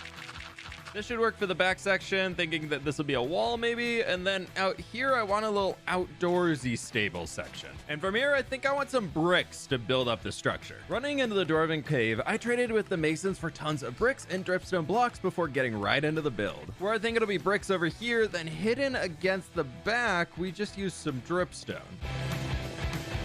Small doorway right here out into some horse stables, and then above the dripstone we just bring in more of the brick. With that started, I added in a corral space along the back and spent another good while finishing off the general shape for the stables. Apparently I've left some aged copper over here so we can axe it down and use this for the roof. One last quick step as I ran out of jungle logs. Again. Taking all the blocks I just gathered, we can start working on a little bit of a hanging out bit right over here with some jungle. And then here we can strip it all down. Then add some shutters. We can just put in a few ladders and cap ourselves off with a little overhanging spruce stair roof. Okay, pause everything before the roof. I've got a fun idea right here. Flying into the sheep farm, I can grab myself some cyan and light blue wool. Everything over here is so warm toned that what if we introduce a few cool colors with some banners hanging here to kind of block the sight line through the road. Ooh, I like that. And maybe a little hay bale hanging out there going up to the hayloft. But with that, I got the roof in and decided to add in an extra market stall along this back alley just to decorate things even further. Down the side street, I cleared out the coarse dirt in here and hit a water source behind that dirt. Putting the dirt back down, we can turn this into a little bit of farmland and plant some carrots for a tiny city garden. Just a little something like this should look really cool once it grows up. I can't stop detailing. Help! I'm just placing blocks. I can't help it. Look at it. Wheelbarrow. Okay, we're done. The street's done. Look at it. It's beautiful. To the tavern. Okay, maybe just a tiny little bit more detailing. Just a few glowberries and some lichen. Okay, maybe just one more little shrine. It's just a little guy. Detail brain satisfied, I jumped into working on the tavern, trading with the villagers for some glass, then breaking down some coal ore because I've run out of fuel, to smelt some stone into smooth stone, and some more smooth sandstone. While those are cooking down, I want to add some height into the city with a tower sticking out of the corner of the tavern, drawing travelers to the entrance. Continuing on with our little story here, I want the tavern to be very approachable. The large windows here at the front, showing our non-existent interior, should work out really well. From here, I added a sticky outy bit onto the front with tons of windows, kind of mimicking the lower level floor, and added some bushes and its own little roof made out of spruce. Then jumping around to the back, adding in some sand and sandstone for the walls with a few windows and shutters before moving to the top and adding in a really simple spruce stair roof for the back. From here, I want to have some fun with a little bit of color. So I have some cyan terracotta we can bring in for a wall here, and some light blue terracotta over on this side. Before we get up to the roof, let's make a big old chimney here out of some deep slate bricks. Use soul-fire campfires and trapdoors with the little topper, and we're all set. Adding on the roof to the tavern means we now have 3 fully completed exterior buildings with this bright acacia roof going in. Taking a moment to look at where we started today. Now 2,300 days into this world, and I am very happy with the result of the city project so far. But a lot of work is still left before I can remove the shulker monster. So let's knock one of those off the list here real quick by building a more open concept building that I want to use as a grocery store when I eventually, probably never, but there's about a 2% chance of it happening, build the interiors of these buildings. Let me know in the comments if you think it's worth doing that. One half of Main Street is ready to go. So far, food and housing for the general population is sorted for this part of the city, but people would look pretty silly running around here all naked. Nothing against it. If you want to go for a naked mall, do it. But to finish off Main Street over here, I'd like to build a tailor shop. Yep, we're off to a great start. But I have run out of mangrove wood, so it's off to the swamp for me. This just happened to overlap with Minecraft Live, so I spent a while streaming and chatting about the new 1.20 update, which honestly, I'm really excited for, especially the hanging signs. And we've got plenty of mangrove to work with, but what about you? What are you hoping to see in Minecraft 1.20? Before starting on the next build, I do want to take some time to lay out a little bit of copper to let it age down. Okay, we are very much in the ugly stage of this build, but it's fine. It's a work in progress. Now for some working and progressing, I think I want to use some terracotta, little white terracotta, granite, and diorite. Maybe we start off here instead with a little bit of a base with dripstone as a lower foundation, and we work diorite with these buttons on every other going all the way up. Got some windows in there, but something like that is pretty cool for the texture. Here we now also have a fancy front door where I'm thinking the entire inside space is going to be dark oak planks to the floor. And back to the door where we don't need that sign anymore, but instead I started with some mangrove here. Maybe we bring some of these guys around and finish framing it with some cobble deep slate, and then we kind of create an arch at the top and brick walls. You know what? I actually really like that. And we can duplicate it and hide the mangrove all the way around the back. With the front done, I finished off the other walls, introducing some jungle planks into the build palette for fun. That's legitimately the only reason. I just thought it was cool. No lore here, just a good block. Buildings without roofs look a little bit awkward, so let's get to work on this. First, I'm adding in a ceiling out of oak stairs and planks. All of our copper has aged down nicely, so we can gather it all up and slap it on top, just like that. Now, all of the Main Street buildings inside of the city gate are finished. Things are really looking grand throughout here, but there's still so much more I can do. It's time to move our way up the side of the mountain, where having ordinary houses doesn't seem like a great fit for the city, as it'd be very expensive to own 2 buildings. So instead, I want every building to have its own purpose. Like this one right here, I want to be an explorer's guild. Then over here, a new business, we can have a library of sorts. But I'll be honest, I've run out of creative and interesting things to say while building because I've been doing a lot of building. So let's build. Spending another 4 hours in game building my little heart out, this upper section of the city is really starting to come together with the addition of the Explorers Guild, which I'm actually kind of excited to design something for an interior for it sometime in the future. I think it could be fun because it's a bit larger. Then moving on to the library, I had a really fun idea for this one. To reach peak book reading vibes, I wanted to build a small greenhouse at the top. Fill it with a bunch of plants so people can grab a book and curl up in there on the couch while getting some sun. This build also has a little bit of a light/dark contrast just to have some fun in here. So we have the white blocks on one and a much darker tone build on the other. Hey, look, interesting content right up here. I know. The Explorers Guild and our library are now in place. But the street in front, well, it's a little bland. Kind of started decorating over here, but I figured this was something very interesting and fun to talk about. Sorry, I'm definitely not going insane. Yeah. Let's decorate. First up, I'd like to fill the void right over here with a sort of market stall where we can use some dark prismarine and swap in some regular prismarine bricks in between and carry this down. For this one, I'm thinking we go the route of being a flower stand. Starting off with a little bit of a framework like this, and then we throw some flower pots on, and this person sells tulips. And something like that should do it. A few more crates around, we got our flower stand, and I realize we're selling tulips in here. Do I need to build another field? No. Next episode. For now, we can scratch the field itch by planting another little garden in here. So we hide some water sources in the walls and hoe it all down. Might look a little weird when this thing's fully grown up. Ow. But I'm thinking wheat back here could be really cool. Lastly, we do need a small tool shed for this spot where a little guy like this should work. Yeah, I like that. But maybe also we have a little archway leading into it, add a little wagon out front, and it is ready. And of course, I got to spend all of my wood here making a few more chests. Next, because the staircase doesn't really go anywhere for now into the side of the mountain, I added these banners up here so it kind of blocks it. At least just kidding, the tower does. But if you happen to be in this I missed a button. If you happen to be in this one spot right here, it kind of maybe blocks it. Yeah, worth it. At the current end of Main Street, I want to open up into a grand plaza. So I built these garden beds originally here to add some trees and flowers. I would like to take a play out of Scar's book here and grab some coral fans. Getting started over here. To do this, you got to clear all the way around the edge and come back in with a little bit of extra dirt below. Once that's done, you just come back on top and fill in everywhere you want to put a coral fan with a little bit of water. And then top slabs right in here. From there, the coral won't die because it's touching water. Next up, I'm thinking some big ol' azalea cypressy type tree things are in order.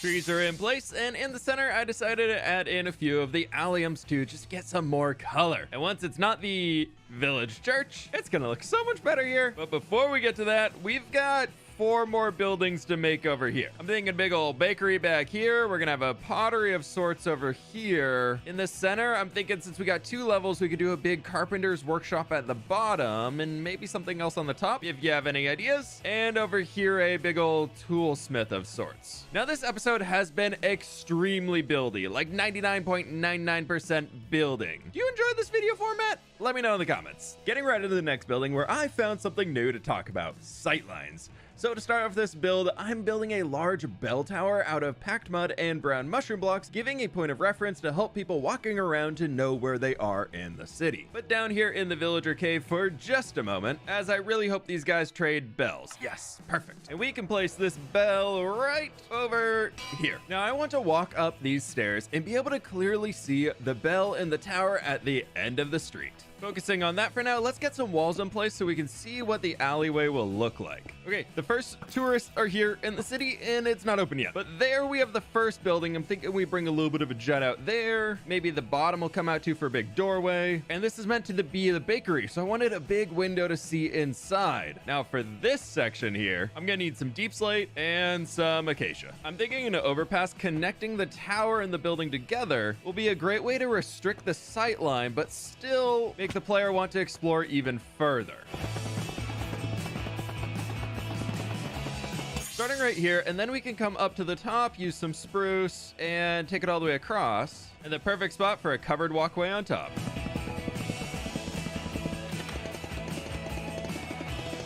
Building late into the night, but there we go. Nope, it's not mob proof. Ah! Overpass in place, I went back to building out the different structures along this upper section, trying to add in the walls first before too much of the detail so I can get a good idea of what I'll be able to see when I'm walking down the pathway. Working on all of the buildings at the same time, jumping between them, and the vision is really starting to come together. Over here at our toolsmith, I want to add in a big old chimney back here for the future forge underneath. Now for the roof itself, I'm thinking an ode back to our original starter house. We'll use some cobbled deep slate. There we have it, one more big boy finished up inside the city. For this big old window into the bakery, I would love to make it pop here with this yellow glass. And a little bit of an awning using oak trapdoors. Then I'm thinking a little bit of outdoor seating right in here. Maybe a few little plants back in the corner. And I've also got this little green patch down here, which could look nice with a few more flowers. Now if we actually had some buildings, people might want to hang out here. So we can start off on the top of the potter's workshop with a little bit of a balcony sticking all the way out here maybe. Then here we can bring up even further with some more of our sand and sandstone mix. I added mangrove planks for the roof of the bakery, so over here I think we're gonna use some acacia. A little pop here on the front with some crimson, and we've got the upper entrance finished. Now over here, I'm thinking we bring in some dark oak, strip it all the way down, and in the back, we throw in a nice door. Border it off with even more spruce because I can't be stopped. And then up here, we do another one of those little sticky outy bits, introducing some of our oak. We can do little flower pots out here on the front again, and some oak trapdoors, which I can use to get myself up. Mangrove stairs to fill in the blank. And there we go. But maybe right here as a sign going into the bakery, we could just put some prismarine. Kind of blocks everything behind it, but I also like that because it contrasts so much, it makes me want to walk over there. Looking out into no man's land, we've also got this side finished. But there's one more thing I need to finish off the bakery. Gotta get that cake. Cake. All of our buildings are finished up here, and now I've got to figure out what I want to do with this final spot. I've been building for 6 hours straight, so I need a moment here before I jump back into yet another build. So I ran around the city, placing in some glow lichen and glow berries on the buildings to help add in some more greenery. And while walking around, I realized I forgot to detail this area outside of the big ol' ivy. So I think we start with a well right over here. With that, we can put a little seating right over here. Really, guys? Really? Come on, please. No, not now. Not now. Okay, just take out your banner, boy. Thank you. Stupid pillagers. From here, I thought it'd be really cool to bring some like hanging plants across the top, and we can sleep on the bench for now. But now we had chains, a few flowers in here, and then some ferns, which I can find right over here in the taiga. Toss these guys in, and perfect. Next, I got a little water, and we can do this. And of course, the tavern needs its own little garden where they're growing beetroot. Magic spore blossom above, and a little hedge around it. From here, I think it would look a lot better to border our central path with some moss. A few more decorative flowers added in, and big boys back there, and I think that is perfect. With the garden done, it's time to tackle the last house in this first section of the city. Remember, the goal of this project is to create a city that connects all the way down beyond the river at the bottom of the mountain. But one house at a time, I want to start with some mangrove logs, some dripstone block, and maybe a little polished granite. With 2 different street levels to work with here, I want to use the bottom as a workshop with a bunch of dripstone walls going around the edge. Now for the lower entrance down here, it needs to be big. Maybe not that big. Maybe more like this big. And something like this for a door behind.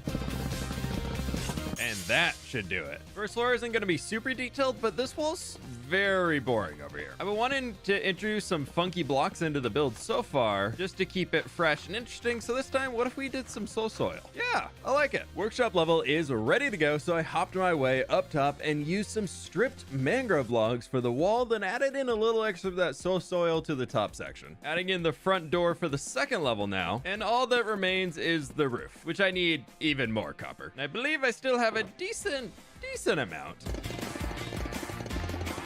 Final roof is now going on, completing every single building within this first section of the city. Coming back to what I was talking about with sight lines earlier, when you walk along this path, you get the glimpse of the tower up there, making you want to walk further, and you get the grand reveal of the bell tower, leading to the other grand reveal of the final spots we have to decorate. Time for trees! Not that tree.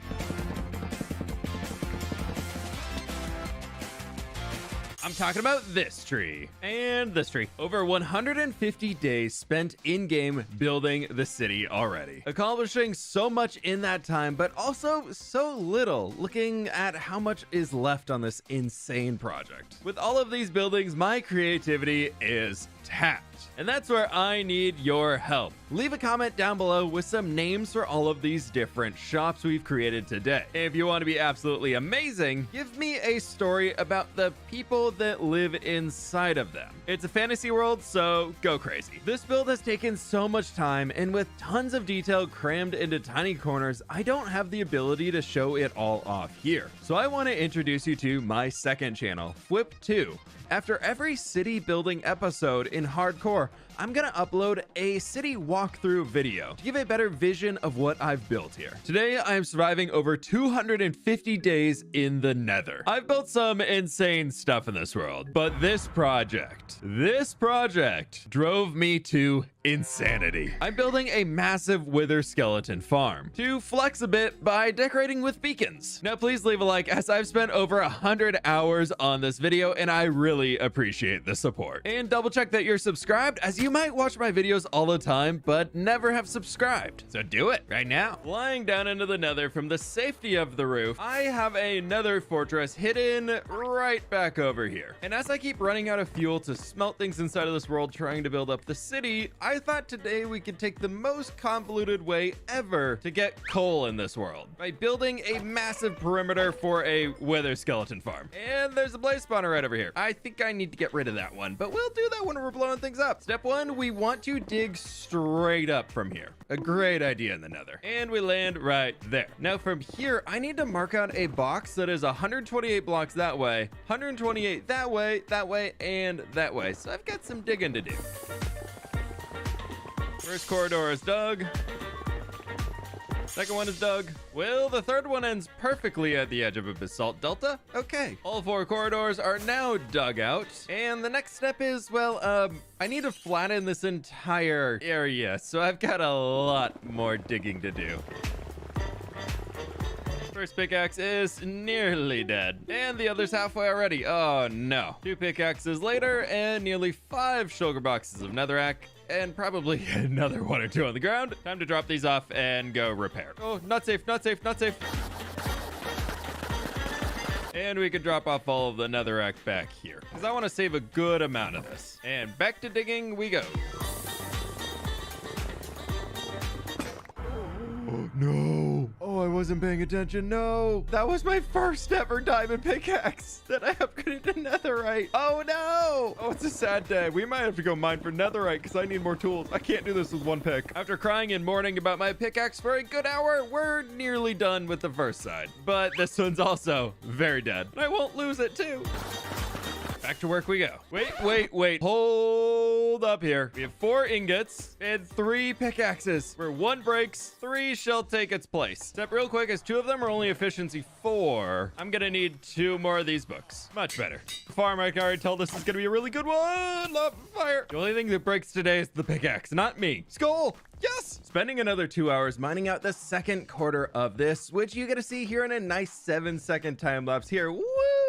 Ooh, there's a lot of skeletons up here. Now it's getting a little spooky. But before we do the second half of this project, I need to head back to the overworld. If I can find my way out of here. Oh, cobblestone. We must be close. There we go. Grabbing a bunch of sand and my second favorite ingredient, gunpowder, to craft TNT.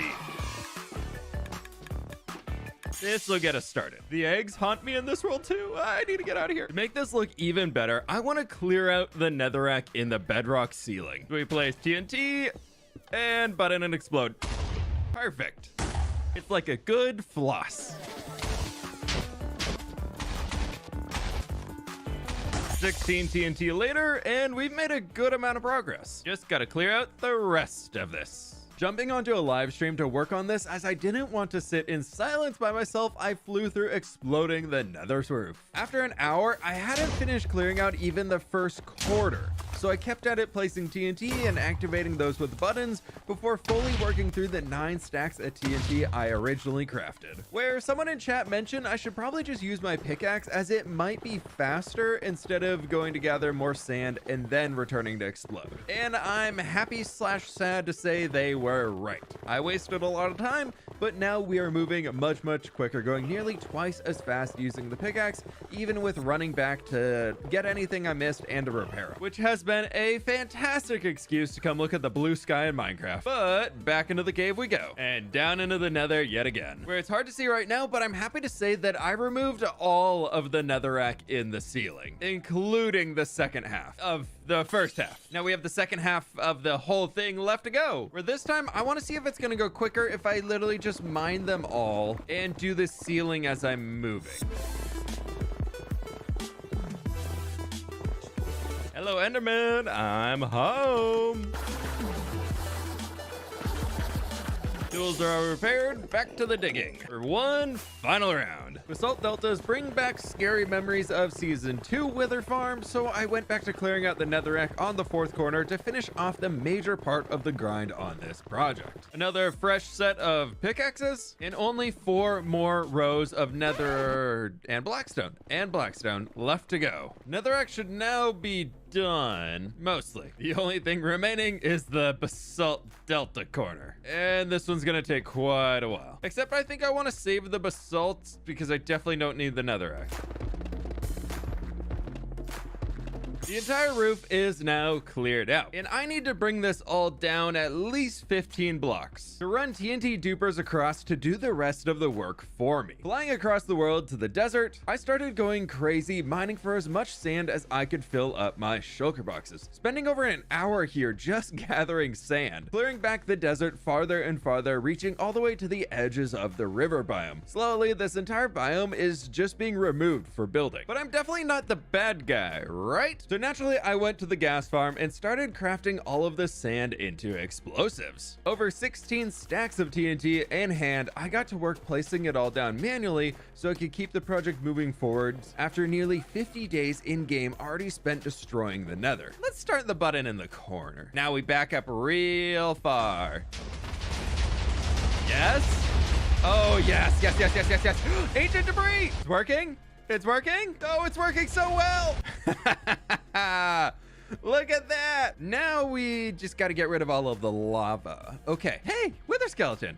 I'm coming for you. Finally removing all of the lava, and this section is ready for flying machines. The gas farm is unfortunately out of gunpowder, with a total of 11 left. But I've got an idea I really want to try out. A small AFK session should fix this, and hopefully the farm still works. It most definitely did not work, but a torch grid should fix it. It's a good thing we're building a lamp farm because I ran out of coal for torches. New plan. Wait, crisis averted. We have TNT. I think I can use a tunnel bore type system to remove the upper layers. We're at nearly a full moon tonight, and I need a ton of slime blocks. So time for a little AFK session at the slime farm. This one should actually work. With the slime blocks acquired, I went off to gather everything else I need to create Borkon's TNT tunnel bore. From grabbing iron to craft pistons and sticky pistons, then stopping by the bartering farm to grab quartz to craft observers, I've now spent about an hour gathering resources, and I really hope this farm works, as I definitely have not tested it.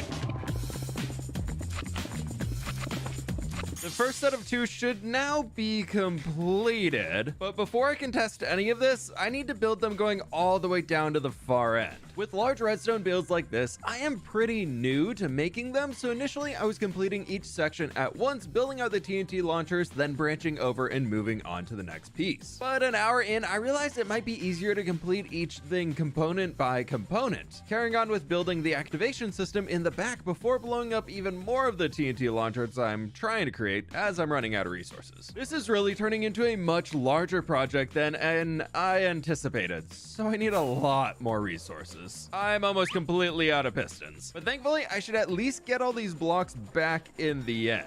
I've built 7 of these so far, and I have 30 more to build. Okay, let's get to it. I was able to craft everything I need except the slime blocks, so we're back. Whoa, wow, this is working really well. That should be enough. Time to finish the TNT launchers.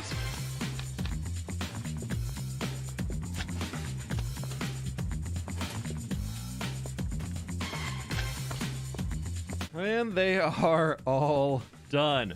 Finally. Before we see if this thing even works, I gotta do something very important. And I'm gonna need 2 of these. Before I absolutely destroy this entire area, I should probably mark out where I want to actually make this farm. And I think that'll do. One final step to prime it all, and this is where we see if it works or not. Please work. Oh, it's going. And go.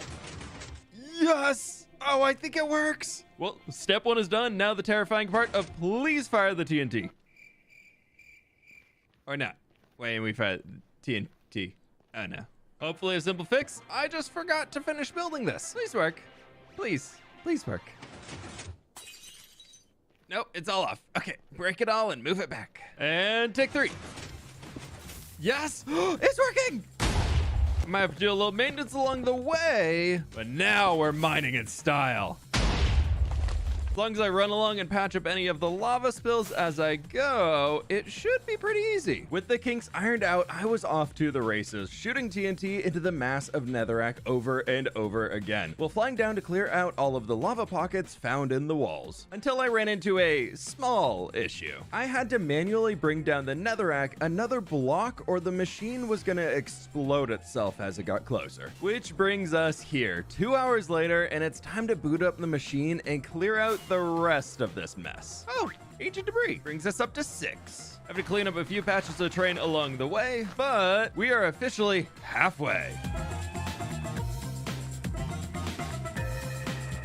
We've officially reached the far side of the perimeter. But the machine hasn't worked out quite as well as I was hoping. As next up, I want to pick up all of the slime blocks and everything else to repurpose them for the future flying machines, which means we should be able to build those again straight away. But I did get a bit unhinged at the end and just started breaking it all and letting it fall down into the lava. This here was everything I was able to secure, but I definitely lost a lot of materials. Piston, I will take that. Next up, I need to take everything within the perimeter all the way down here to 105.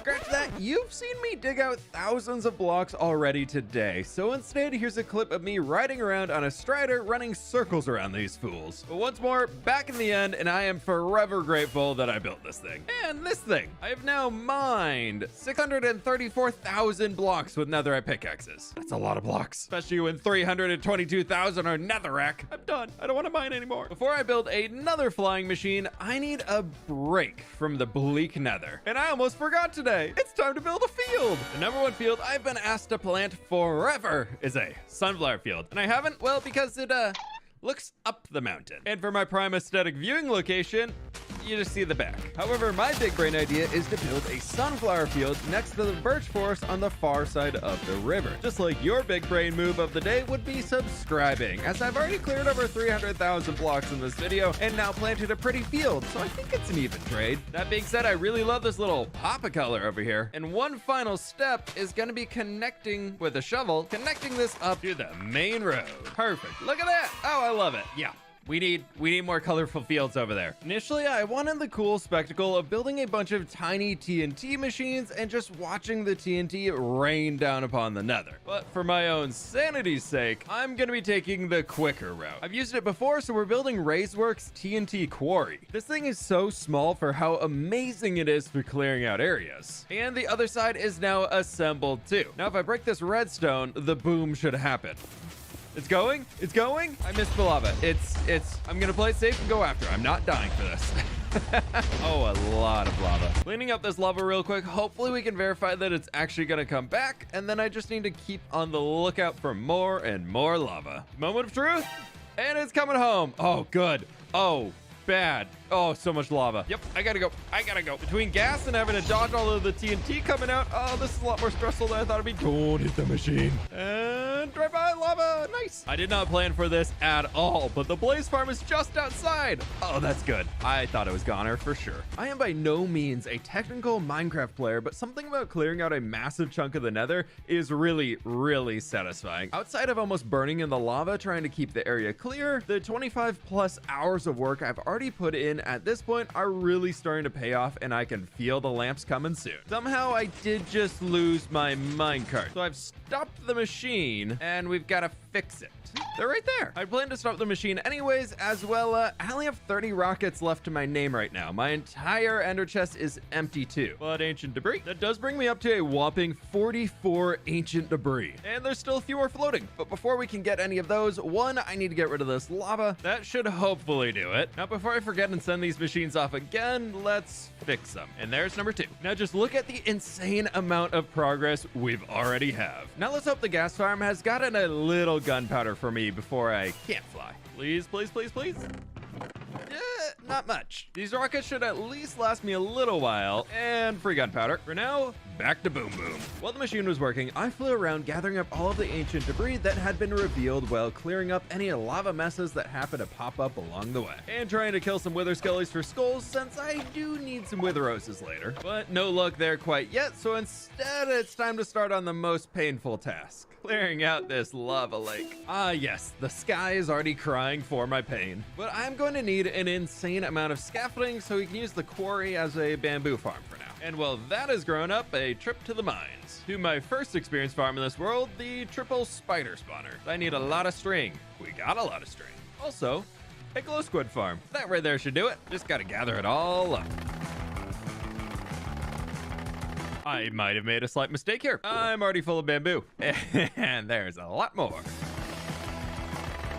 That's gonna be a problem for another day, as I'm working in the nether right now. Or another day. No, not another day. Now I can at least do 2 things at once. So if I start the machine up again, kill a gas for good measure, we can use all of the scaffolding to start to clear out the lava. Because for some reason, it is the best way to clear lava in this game. Oh, it's a wee bit spooky down here. I've been making a lot of progress out here, but I definitely keep lighting myself on fire. So it's almost back. Let's go stop this. Please make it, make it, make it. Got it. Perfect. Okay. Fire res pot time. And then mess continues. Oh, it's so bad. I'm thinking to get started, we just go with 9. Awkward potions plus magma cream and redstone. I now have 9 8-minute fire resist potions, which means it's hot tub time. But first, how much gravel do we have? Not much. Pretty much none. Yep, basically nothing. This is a decent amount, and I guess I could have gotten the fire resist potions literally right here. We will call this a learning moment. For now, time to get started again and see what happens with this mess. Ooh, keep flying, get in there. I think the best way to do this is actually going to be to drop gravel in and make a big box.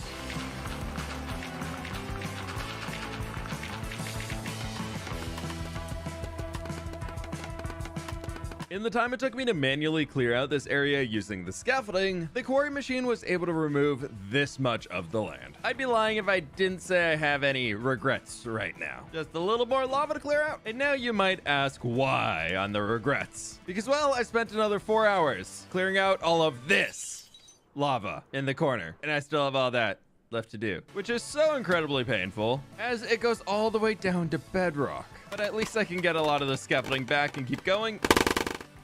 Ah, there we go. But good news, Piggy! We are officially past halfway destroying your homeland. Oh, it's fantastic. Whoop. I hope I don't regret that one. But no, I, Fwhip, the redstone tutorial following engineering professional, I spent some more time brewing up fire resist potions and researching. I found a design by Sisif.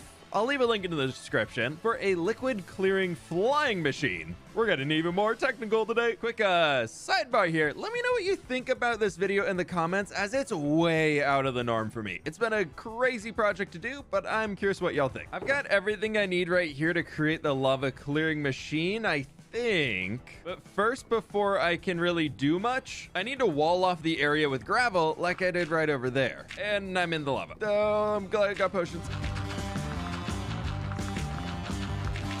From there, I used all of the gravel I still had left in my storage to stretch all the way around, but it wasn't quite enough. In order to get more gravel, I need to make a quick trip across the nether to the gold farm and not fall off.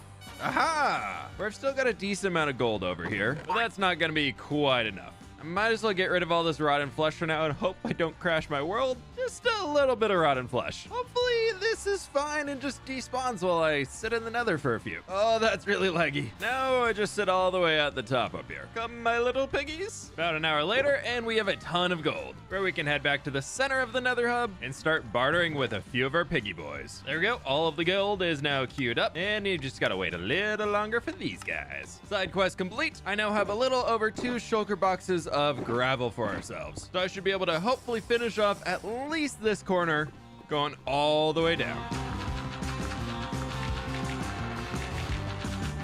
Wait, what? What's going on? Why am I hearing burning? Besides me being on fire. Souls, don't tell me. No!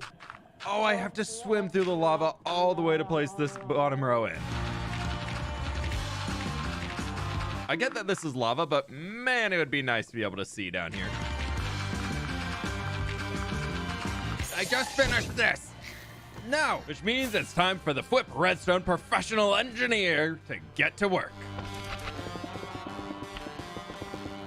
As I was setting up the flying machine, I realized that the entire fortress is buried underneath the lava still, so I think I need to manually remove it. Nether fortress crisis averted, removing this last line of netherrack and falling in the lava. I'm very thankful for fire resist, and this right here should start the machine. Yes, it's going. Look at it. Look at it go. All that lava. If I did this correctly, it should go down and not down. I think I can fix this by pushing this down. I think I fixed it.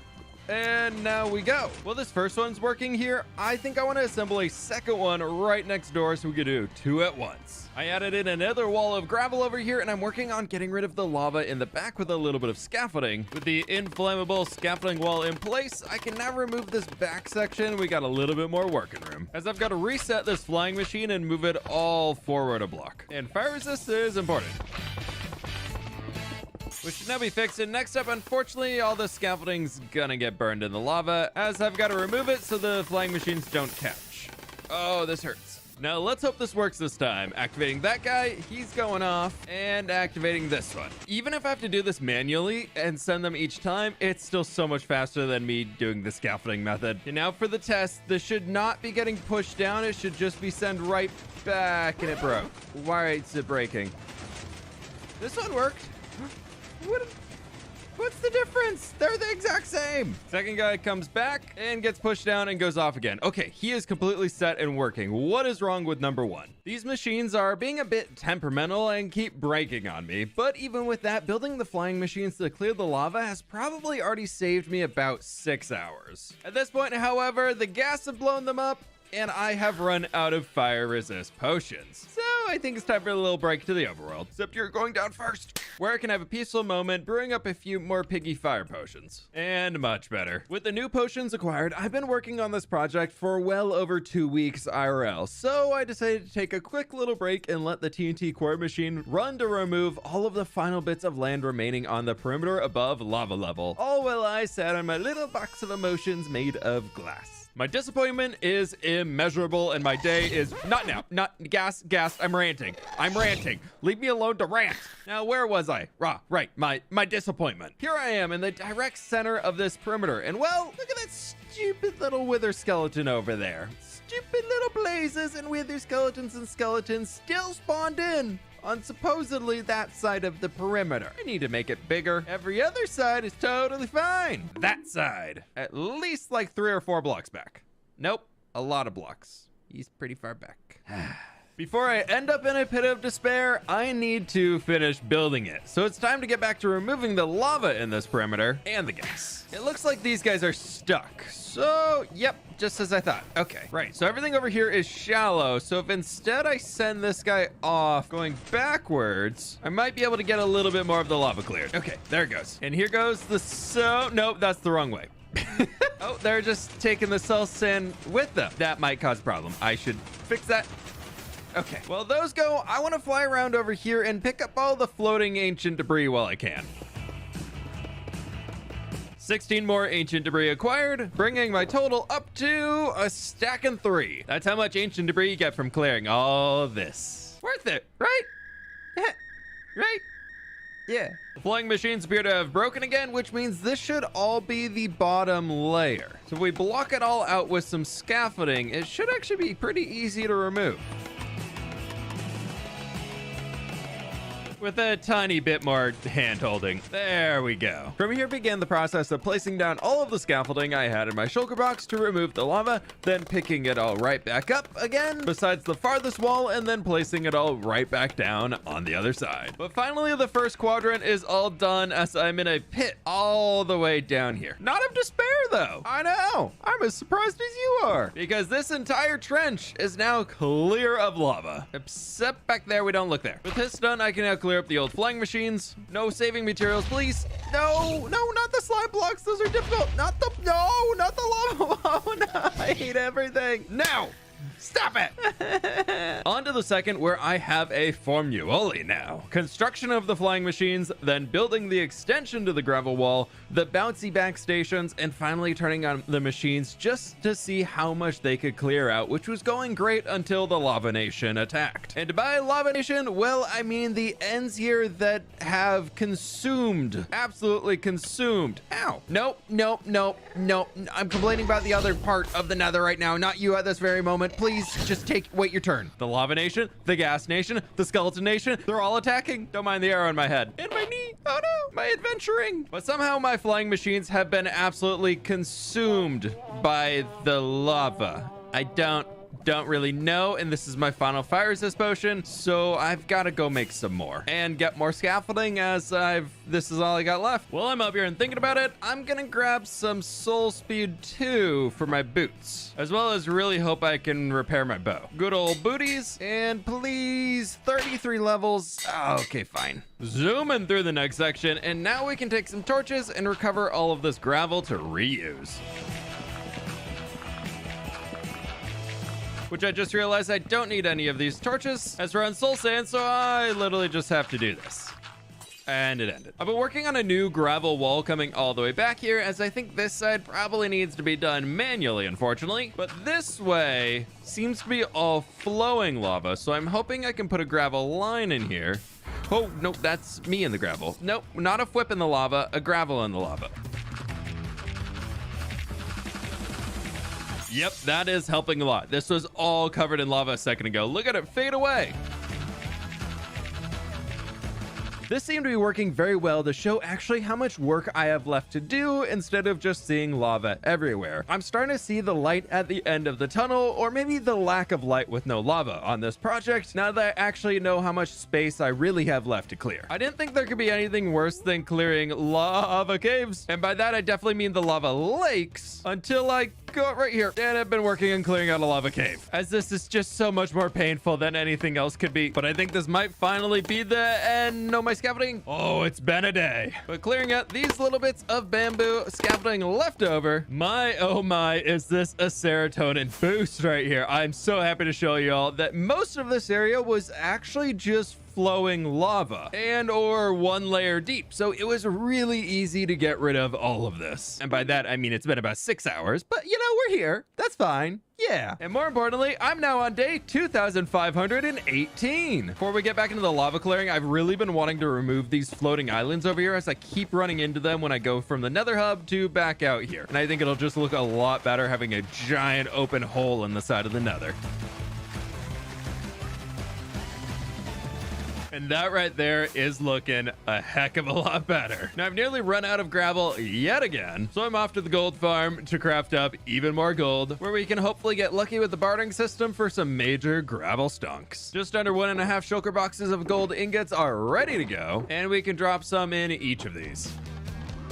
And we've already got a decent amount of gravel here ready to go that was just sitting and waiting. Gravel acquired, and it's time to build out the final lines in the lava just to see how many more channels I need to clear with the flying machines before this is finished. Now from here, you've probably got an idea about how all this goes. Bring some more spicy water potions, building even more flying machines, clearing the land underneath the lava, sending the flying machines off. Stupid gas, they're everywhere. And it got stuck instantly. Don't you dare blow it up. More time spent draining the lava where needed with scaffolding. Hour after hour passed by clearing out all of these zones, while fighting many gas. Nope. No, I just finished building it. No, I just finished that. Oh, I hate gas. Oh, I hate gas so much. I'm going to murder them all in this video game. But all that starting another round of doing the same thing, tearing down the old gravel walls, and then placing them right back down again, leading to this very moment where I christen the lava banana, or the lava nanana. Why does that sound like something Night Elf from World of Warcraft? I don't know, I'm a nerd. Back to lava clearing. Oh, that's a lot of piglins. Nearly 8 hours have passed at this point in time, and I can finally see some of the progress coming through as a lot of mobs are really starting to spawn down here in the middle. Nah, where is he? Where's that ghast? Is he gone? Okay. No, there he is! Oh, they're getting sneaky. Nearly done with this entire corner. One more deep pit of lava to clear out with all the scaffolding here, and then I think I can finally move on. Now for the super satisfying part of removing all of this scaffolding. Just gotta find the part it's stuck to. Yes! There it goes. This feels so satisfying. A lot of good scaffolding has been lost to the spicy water, but look at this. Oh, progress is being made. Just this big old section, then we clear out the banana, and only 1/4 remains. Even less, actually. 3/4 of the perimeter is now cleared out. Now it's cleared out. Oh, wait. How did I miss this? Ancient debris. It fell in the banana. We'll clear out the banana here in a moment, but check this out. I've already started on the final quarter over here. Not even, it's a lot smaller. And I think flying machines can help, but this thing's here, and well, it's gotta go. Oh, no, maybe I gotta go. Oh, I gotta go. There are 4 of them. Guess I'm trying to make a place to spawn a bunch of them, so that's a good sign. Just clearing up the last of the pillar, sunk it down into the lava here, and we'll be good to go. For next up, I want to try a new flying machine design that's actually, well, my own design. Bit more manual, but hopefully it doesn't break as often. Which it just has some blocks attached on the bottom, and then I'll manually move it down as I go, but we could build a bunch of them. That obviously is a way to stop it. Okay, let's try this again. Woo! And number 2. The idea for all these is that they don't get caught up on any blocks like that the old one would. And I think it's gonna work out pretty well so far. This is going really quick. Oh, I just lost 2 shulkers. I'm so tired of gas. I just lost shulker boxes. This is working great, clearing out all of the lava until the gas nation attacked. I did lose my shulker box of scaffolding in the mess, so this is all I've got left here, which means clearing these lower sections is taking a wee bit longer. But I decided to be a little bit smarter and moved my shulker box mess back to this little safety hole, where I lost my shulker box of food. Oh, this is all I got left. Uh-oh. But in the meantime, it's time to at least clear out a little bit more of this top layer of lava. Slowly, it all disappears. One final push, clearing out the lava in this final corner. Over 80 hours have been spent on this project so far, trying to clear the perimeter up until this point where it's finally time. Time to explode things once again and get rid of all the gas spawns. You too. And you. First up here, I need to tear down the machine and build it back up lower in the world, while also cleaning up the walls so the machine doesn't get stuck. Before I can launch this bad boy, not that guy, that guy, I need to clean up all of these gravel walls as well. Any explosions are just gonna destroy them. And then the lava gets back in, and we don't want the lava to get back in. To stop the lava from ruining everything, I want to take some of this obsidian I've been leaving in my front yard and crying obsidian here from the bartering farms, clearing the skies very quickly. And the first wall is now done. Second side should now be done as well beyond the lava. Third side is now done, and off to the fourth. And I think I can start the machine. And there it goes. And there goes all the lava. Oh, I might regret this one. Lava removed, and away it goes, destroying everything and clearing it all down to the bedrock, even flossing the bedrock itself. I had to babysit this one a good amount with all of the mini lava sources hidden down there, but overall, this has taken a good while to clear out the first section, where I'm now up to 91 ancient debris, but the machine has broken. And there's a lot more ancient debris to gather around here. Don't blow up the machine. Somehow this desynced, but this should fix it. Yes, there it goes. Okay, and hopefully these are lined up again here, and that'll be totally fine. While that machine's going on, I can just gather up as much of the bedrock I can get my hands on. Ancient debris, not bedrock. We're not breaking that.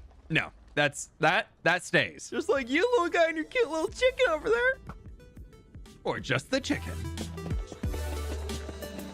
A few moments later, and I think I got all of the ancient debris so far. And check this out. 2 stacks and 16. 80 hours of work for a little over 2 stacks of ancient debris so far. Oh, it's been worth it. Yay. And now my lava watch continues. I'm on it. Let's do it. Yeah. Destruction continued and lava continued to be a problem as I babysat the machine for another few hours, where unfortunately a ghast did manage to blow up the machine with a fireball once, so I had to rebuild it from scratch, bringing the total time for this up to 9 hours. Where things are a little noisy, but we are just over. Don't you dare do it.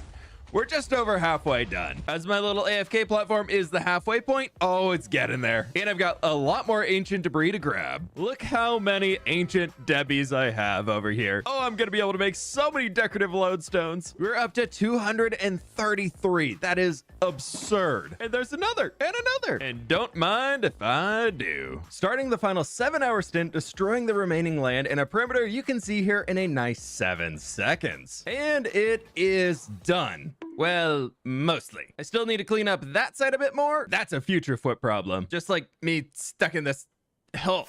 Okay, and the ancient debris total is now up to 5 stacks and 5. To summarize this project so far, I transformed my nether from this to a massive hole with nothing inside of it. Now, before I can fill it with a wither skeleton farm for lamps, I need to build another farm that requires killing wither skeletons to make. Yeah. Thankfully, I already have 2 wither skeleton skulls, so how hard can it be to get a third? I flew into the nether to start killing wither skeletons, and well, this was the first kill. Neat. There we go. All right, let's move on. Off to the end where a magic mushroom here is going to make this all possible. Goodbye, portal. Building an entire spawning platform for Endermen with 1 Endermite at the top.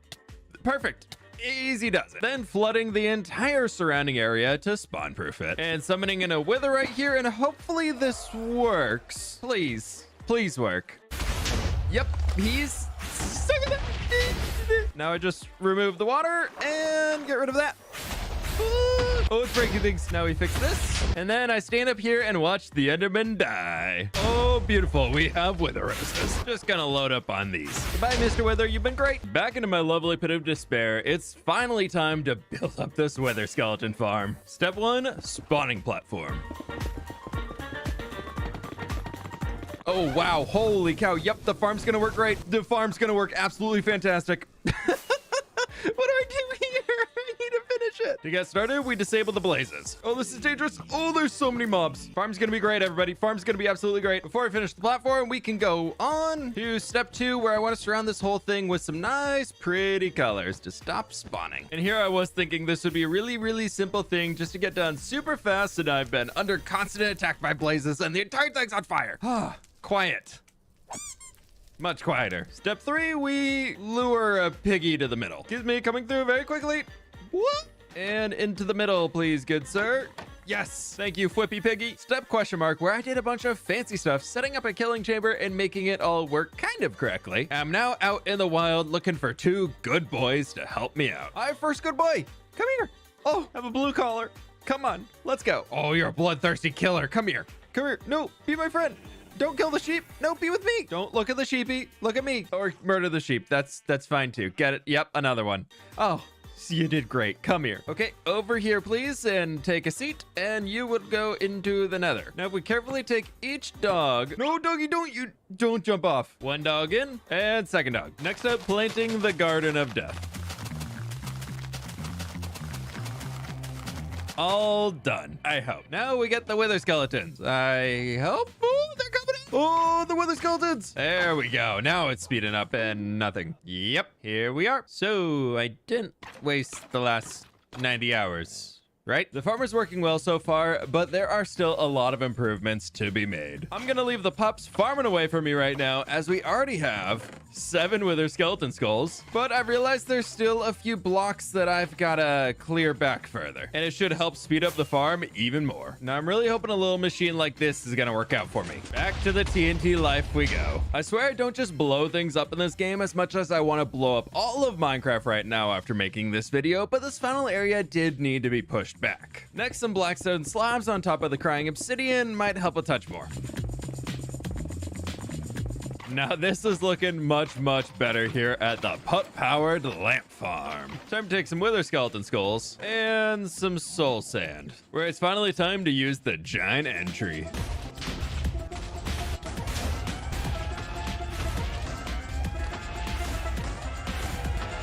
Over 100 hours spent on this episode alone, with millions of blocks removed in the nether, leading up to this very moment where I can flex by building a ton of beacons to use for building lamps inside of my city.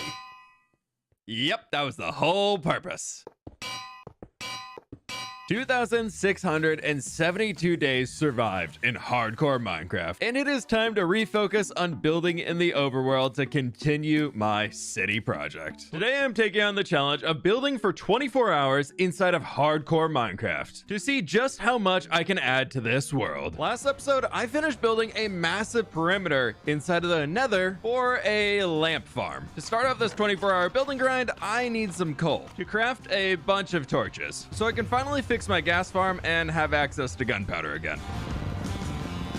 Right, now the farm should be functioning again. With that sorted, next up, I want to upgrade the storage room in the overworld as it's a bit of a mess right now. It's a little bit of a mess. Crafting chests, hoppers, repeaters, and comparators. I can start by tearing out all of the chests leading up to here. I hooked up the hoppers around a corner before building out the sorting system on the back side, where I was 1 comparator short, of course, so I had to run down and mine some stone and crafted up another to finish off the back. Thankfully, I had everything else on me before filling in the hoppers and some chests. The next step in here is going to be placing some gunpowder in and some kelp. The last 3 are going to be set up with gas tiers instead. Reason being is I'm ending up with so many eggs inside this farm, and I want to replace that block with a dropper to throw them in some lava, which is now in place. And if I put eggs and arrows in here, they will start dispensing. Perfect. Yes. Ooh, trader. What do you have, buddy? What do you have? Small drip leaf. You stay right there. Let me get my wallet. Give me your drip leaf. Thank you. Everything appears to be looking, so a few composters added on top should help with the lag. And while those cycle through, I think it's time to give this a new AFK test.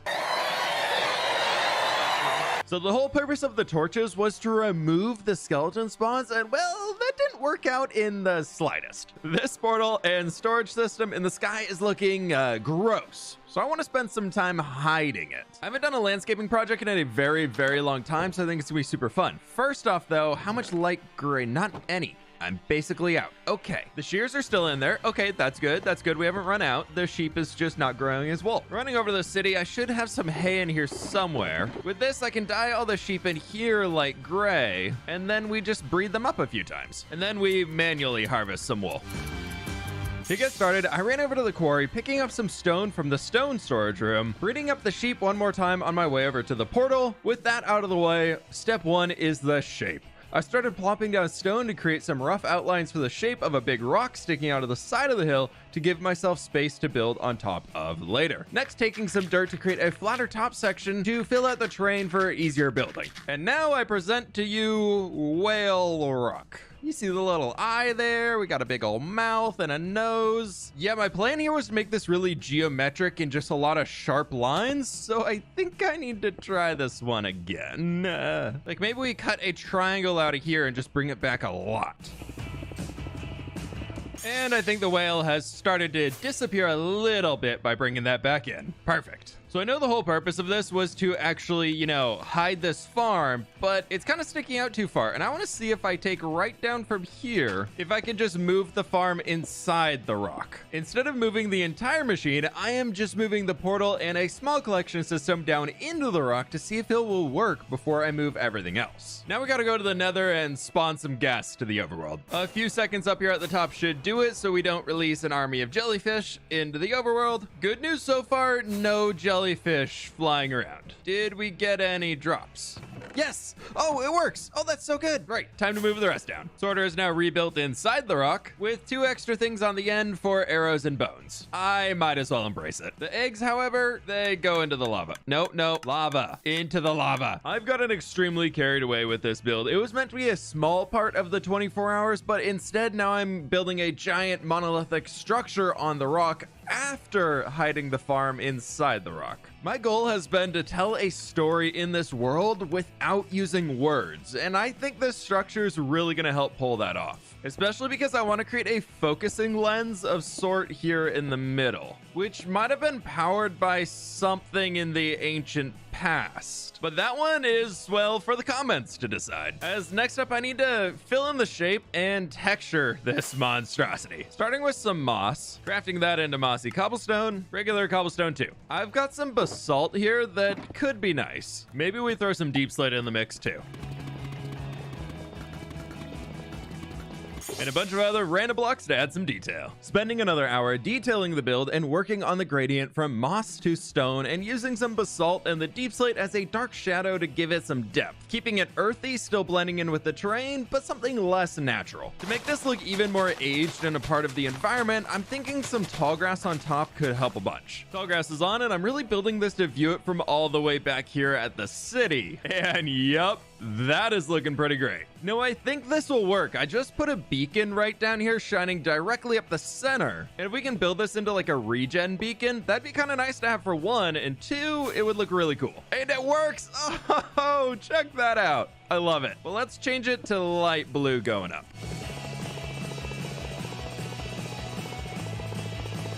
Now we just set this up with some resistance and regen, and it's a nice little buff tower. Now I intentionally left this side blank here as I don't want the structure to just sit alone. I think it still really needs to be part of the landscape, so I'm thinking a small mountain coming out the side could be really cool. But before we build the mountain, Farmer Whip has a field to plant. In every episode, I plant a new field of crops in this world to keep expanding my base, sprawn-proofing the area with farmland, and just to build something cool.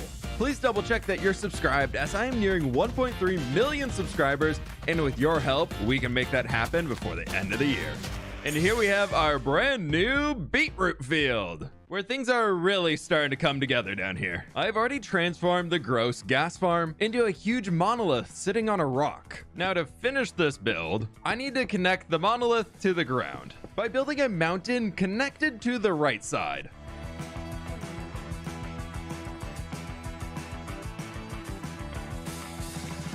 Taking a quick break here to breed up the sheep one more time, as the whole thing here has turned into a stone blob, and my cool monolith doesn't really pop anymore. For this one, I'm gonna need a lot of blocks, starting with some tough blocks, where I have plenty in storage, and acacia wood for the shadows. Here we can take some leftover gravel and sand, plus azure bluets for light gray dye, to craft light gray concrete powder. Now I've been breeding all the sheepies over here, so I can use the light gray wool for highlights. Before I get to the stone texturing, I want to take some dirt and replace some of the flatter spaces here to grow a little grass.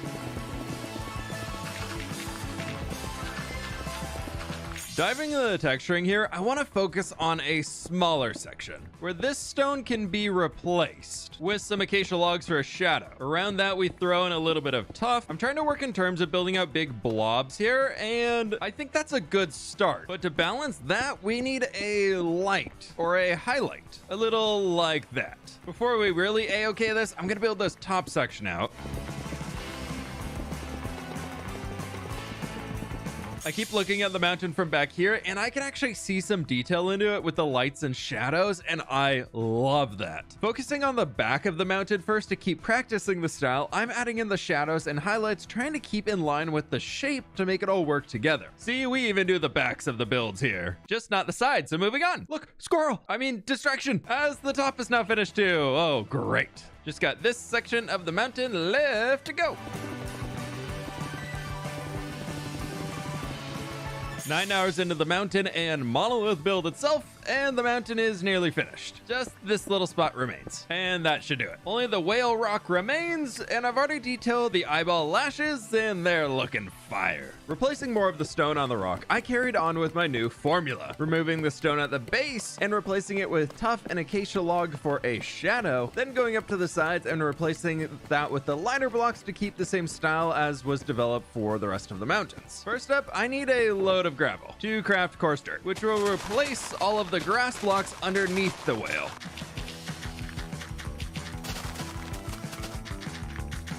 Back inside the great tree where I need a little bit of glow lichen, and that should definitely do it. This way I can get rid of the torch spam and have a little bit more of a subtle light here with the glow lichen, and maybe some rocks that fell off the big rock. Another hour later, and the mountain is completed alongside the monolith. And I gotta say, this is a pretty good transformation from earlier. This project is far from done, but I can't spend all 24 hours on this build, as I've still got a lot of stuff I want to build today, like filling in this little area around the lake with a small fishing village. First, the terrain needs some love.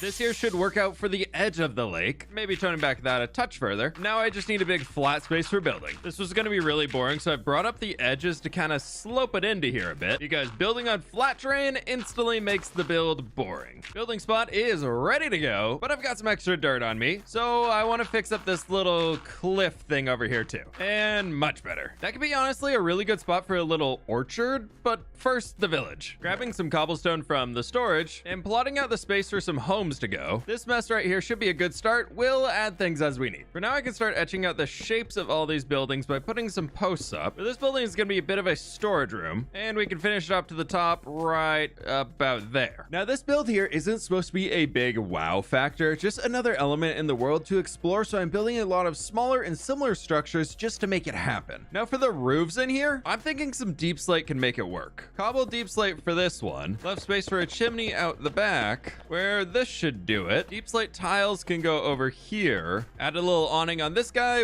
and then we can throw some deep slate bricks up top with a nice cobblestone chimney. Lastly, another cobble deep slate roof for the final. Next, here in the center, I want to replace this with a little well. Take some fences up to the top, adding some stairs, and perfect. With the base building done, next up is adding in the roadway with some coarse dirt to link all the buildings together. Leading down to the lakeshore, I want to build a fishing dock.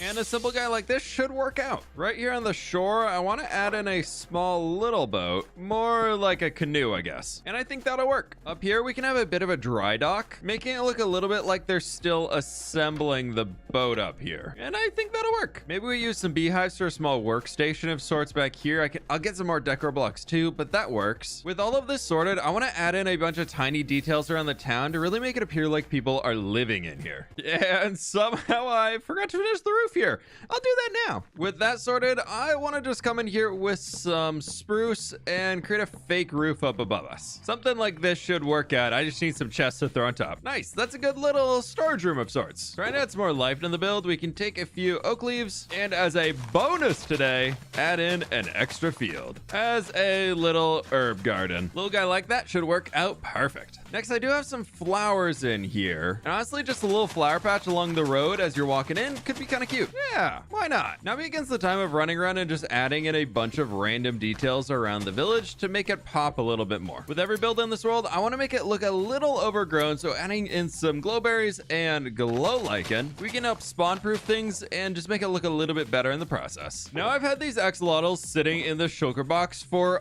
probably 8-9 months, and they can just go live in here. Have fun, my children. Have fun. Be free. 3 hours ago, this area started out with absolutely nothing interesting inside of it. Now it's an awesome little fishing village full of so much detail, leaving me with only 7 hours left of time to build in this video. Right, with the village built, I've kind of realized something. I have no fishermen villagers in this world, and they have the most important trade I could ever need: campfires. Tackling the building at the end of the villager trading cavern, I'm clearing out a room to build a new trading hall, adding in the villager apartments while leaving space in the middle to add a fish tank for decoration, some sand at the bottom, and dark prismarine in for the walls. I do have some leftover coral that I want to add in to decorate the tank as well, then running over to the coral reef to rehome some local fish to their new fancy fish tank, getting all of those dudes added into the tank, and spending some time decorating the trading hall with deep slate and stripped dark oak logs. Now for the important aspect: villagers. Digging out a tunnel back to the other trading halls to connect to my rail network, then slapping some rails down for easy villager movement, all to sit AFK because I forgot to start the villager breeder before doing this. Which leads us back to now, where I have 3 villagers ready to go and I need like 9. So let's get started. A bucket of cod, my favorite. Not.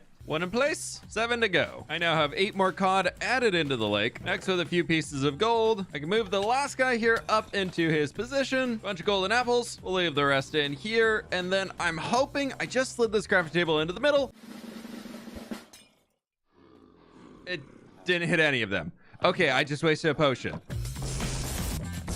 And now we can get cod for super cheap. But off you go, trade me the campfires. Now I just need to get, unfortunately, a lot of buckets of cod, where we only keep the buckets. And there we have it, our first campfire trade, and a second one. I never intended this to be a cod sanctuary, but here we are. That's a lot of fish in the pond. But I also have over a stack of campfires. 4 hours remain on this challenge before time is up. Last episode, I built this crazy perimeter in the nether, which yielded a ton of ancient debris. Using the coal from my wither skeleton farm, we can start to smelt this down. But some more blast furnaces might help. Dad, they want my ancient debris. No! Ah!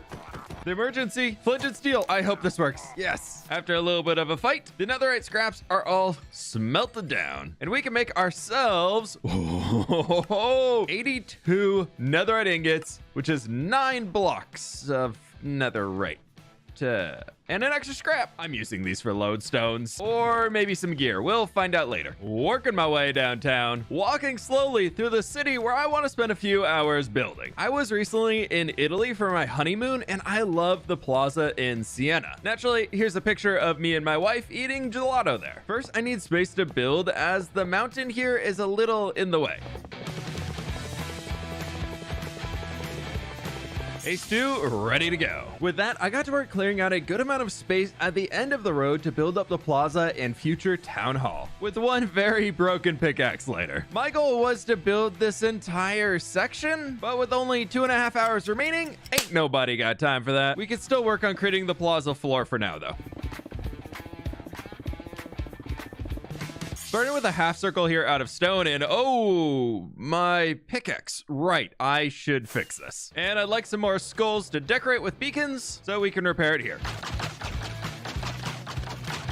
Much, much better. And we've got 14 skulls. 15 skulls. I would like to use bricks and polished andesite for the plaza floor, where I've got plenty of andesite and no bricks. But I've got stonemasons we can use to tray out. Stonemason, buy brick, craft brick, block, make slab. Starting by bordering this half circle we made here with polished andesite. Perfect. I want to slope this down so we go from a full block to a slab layer for a few and back to full blocks. But like the plaza in Siena, I want to add some lines striping out to the corners so it's just not boring in the middle. Dividing this up into a bunch of hopefully equal sized shapes. With the slices in place, I decided to use bricks for the floor to bring in the warm tone representing this city quarter. Adding some glow lichen in along should help to spawn proof this. From what I can tell, the entire brick area is now spawn proof. The outside, however, not not so much, so beacon lamp. And to look at amazement in this beautiful landscape, benches. And that looks great this way. And that's the only way we're gonna see it from for now. I'm not even gonna turn around. Just gonna walk on out of here. Just over 1 hour remains, and I've been racking my brain trying to find something I can build in that time frame. And back to the monolith we go, as I want to create some custom trees to whipify this place. Being right next to my birch forest, we gotta use the best tree in the game. Quickly stacking up some tree trunks, I got to work placing in a few trees around the monolith to help further connect it into the landscape. Trying to make the tree at the top of the mountain a little bit shorter to help with the perspective of this build, still feeling grand. This is looking great so far, but next up I'd like to add in some tall grass, but getting rid of the flowers. Lastly, maybe we add some of the yellow flowers over here for just a little patch of flowers. And I might have one more little crazy idea. I think I can carve a waterfall starting from up there, coming all the way down through here, and just disappearing off that way, where it can come down here, drop down into this tough block, land there, and then hopefully just keep on trucking. Now, hopefully this will work before I flood everything. Yes, there it goes. Oh, it's working. I love that. Oh, I'm so happy I did this. With a little bit more love, the monument is looking grand. I have just about 20 minutes remaining on my timer before the 24 hours are up, and I thought a great final touch would be to finally update the world map, as it's been a few episodes. Well, no, that one's newer, but I don't know when it was last updated. For starters, I'm gonna need 35 empty maps. That's not gonna do it. First here, I need to take the old maps and duplicate them. With all of the maps ready to go, we need to take one of each of them, flying around in the world to update them all. Where nothing has changed here or here, but here, the city, more city, and the monolith has made it on. Spending my last few minutes on this challenge, flying around the world to update all 35 maps, where they are ready to go inside of here. I believe I have a stash of sticks over here somewhere. Yes, perfect. For this map, I think we take this corner of the room, and I'll actually put a sign on it this time. 35 item frames down. Next, I need to take all of the maps and lock them into place. Then slap them all on the wall. And here we have it, 35 updated maps. December 2022, episode 25. That is looking really good, especially with my overgrown quarry and shulker box mess. You know what? It's an accurate representation of the world. Today, I am building my first ever mansion in hardcore Minecraft, serving as a meeting hall for my massive Minecraft city, fully equipped with a beautiful bell tower, which led me to the Deep Dark for the very first time in this 2,750-day-old hardcore world. And to calm my anxiety, I'm building some gardens into the mountainside, all to assemble my dream Minecraft mansion. Before starting, double check that you're subscribed, as well YouTube might have unsubscribed you, causing you to miss out on my videos. Today's journey begins with a lovely green hill, where I've already spent over an hour clearing out this mountain to create space for my mansion, using a large amount of the space for a plaza in front. And I've got so much stone in here now, and I'd really like some smooth stone to work with. Flying down into the cave, I can toss a shulker of stone into the super smelter. With the magic of editing, I now have a shulker of smooth stone for a small sidewalk here in front of my mansion. Going for aesthetics here, I want to use some deep slate and polished deep slate to create a trim around the base of my mansion, where I've run into a small problem and I need to move a mountain to fix it. Back at it again here with the beacon.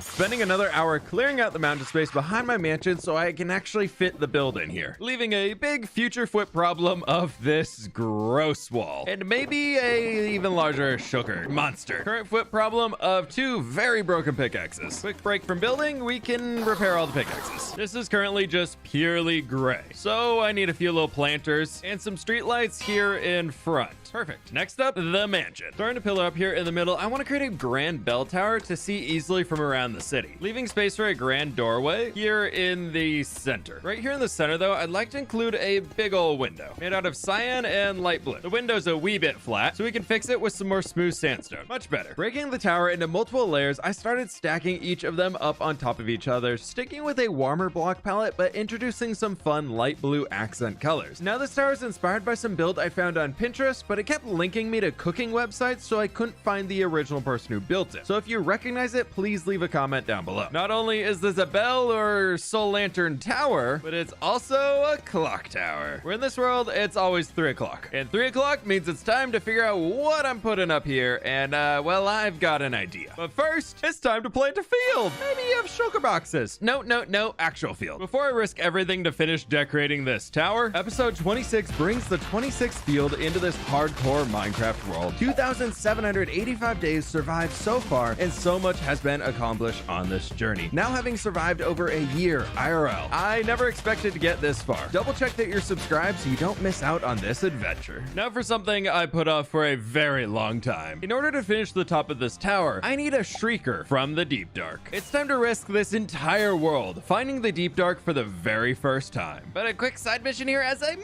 almost out of rockets. Down into the monolith where we have gunpowder. Self-harvested gunpowder. Much better. The Deep Dark was introduced in Minecraft 1.19. I started this world in 1.18, meaning the chunks have already been explored around my base, so they can't have the Deep Dark biome. I have to explore a very long way away from home, where I'm trying to find some very tall mountains, and this is kind of the opposite. Oh, these chunks seem to be a little rough loading in here. What have we found? We found gold and some creepers. Trying to find my way all the way down to see if we can't find any Deep Dark underneath the mountain. That's not gonna get me anywhere. Oh, this is looking promising. Nope. Maybe this cave wants to go down. Cool spider. This is a little interesting. It's a bit interesting. Ooh, we're going down though. Deep slate. This could be good. I haven't went mining in this world like this in forever. This actually feels kind of nice. It's kind of nice just running around. Excuse me. I got my very first deep slate copper ore. Only nearly 2,800 days in this world. Nope. Buddy, you've had better days, buddy. You've had better days. Maybe get out of the water. There you go. Good job. What? Diamonds? Look at that. Oh my gosh, there's 6 of them. And gravel. Of course there's gravel, but there's more diamonds. Look how many there are. I just found 17 deep slate diamonds like nothing. Wait, why is there a deep slate brick here? Oh, you have got to be kidding me. Oh, okay. We are in an ancient city now. I wasn't expecting that. Oh, I wasn't expecting that at all. There's no skulk here. Why is there no skulk here? There's diamond pants though. And more diamond.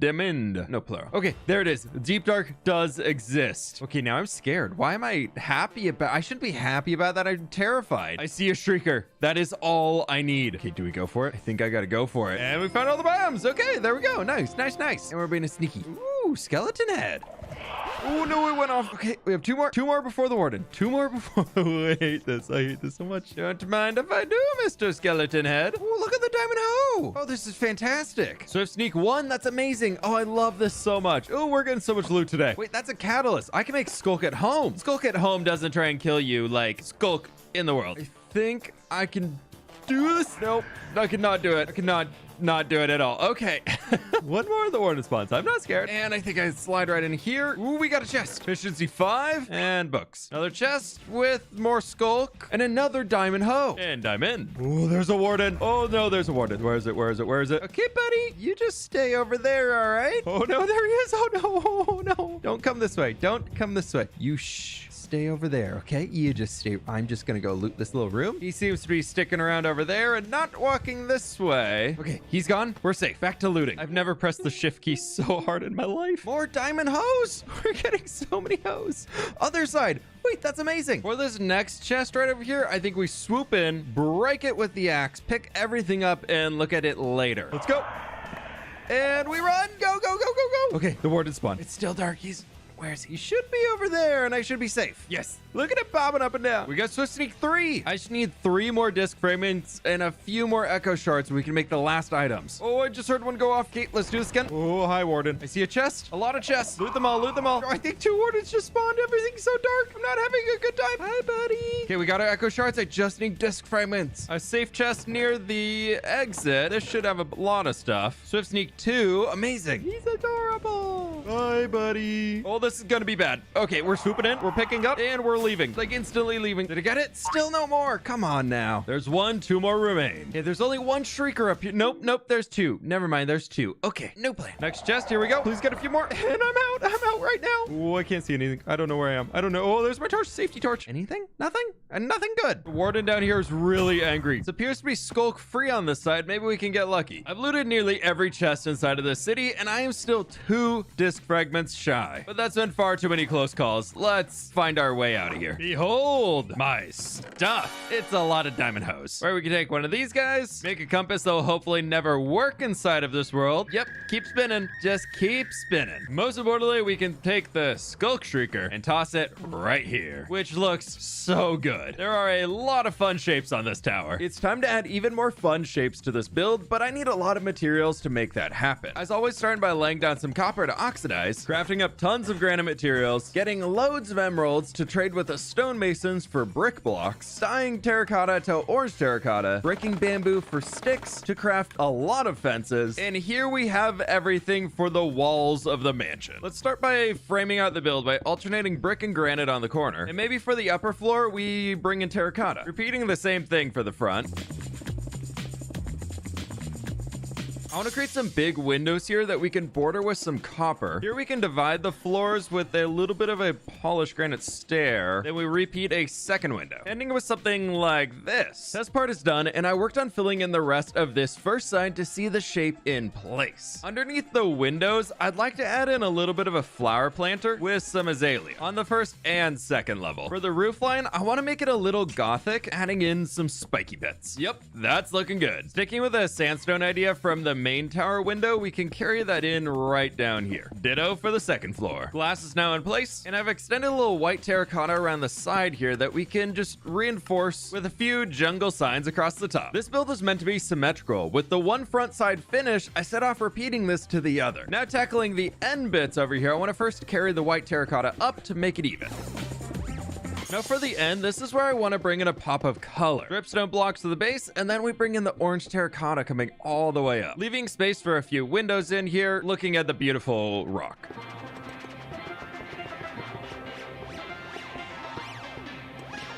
Trimming out the windows here again with some sandstone for a little bit of a pop. But as this is a bigger one, I want to break up the middle here with a little pillar and some bushes in the front.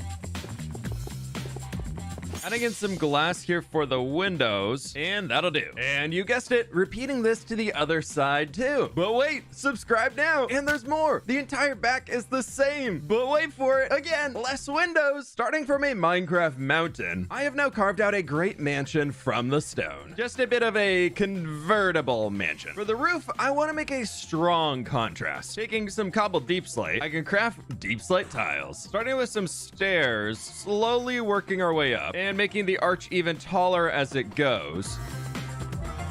Where I think we work from a slope like this to the top. I just have to bring it all the way around.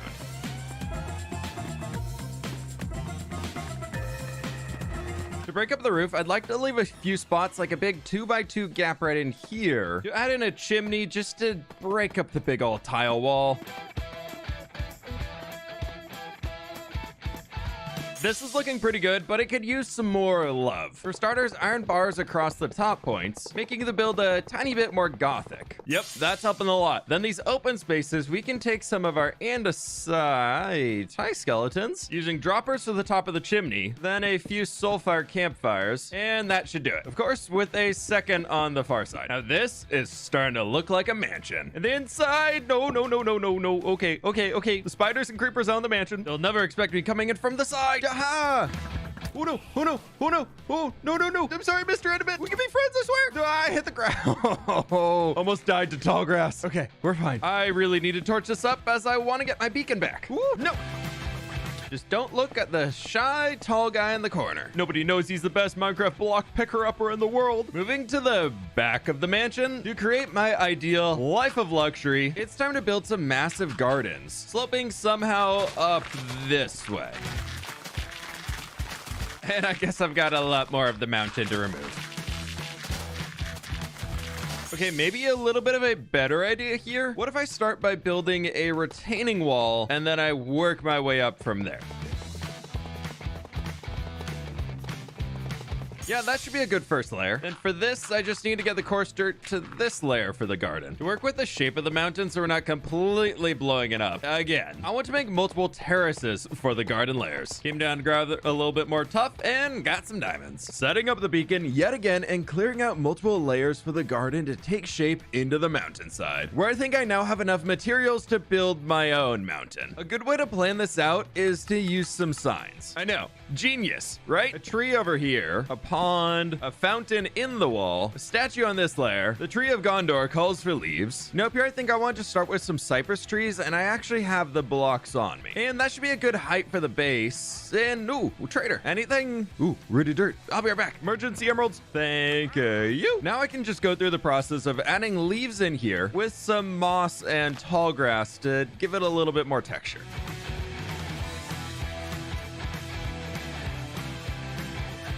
Trees in place, and next up I want a little bit of a trellis right along the front, a bit inspired by something you might find in like a Mediterranean garden. Hopefully it doesn't block. No, that should be good. A little bit more depth with them, some slabbies and some glowberries hanging down, and that should do it. To finish the upper section, I added in some peonies, 2 small statues, kinda, mossy carpet for more green, a few small flowers, and some benches out of campfires. This is looking really good up here, but my pickaxe is super dead. Before adding anything more to the garden, I should probably fix it and get some more garden lights in the process.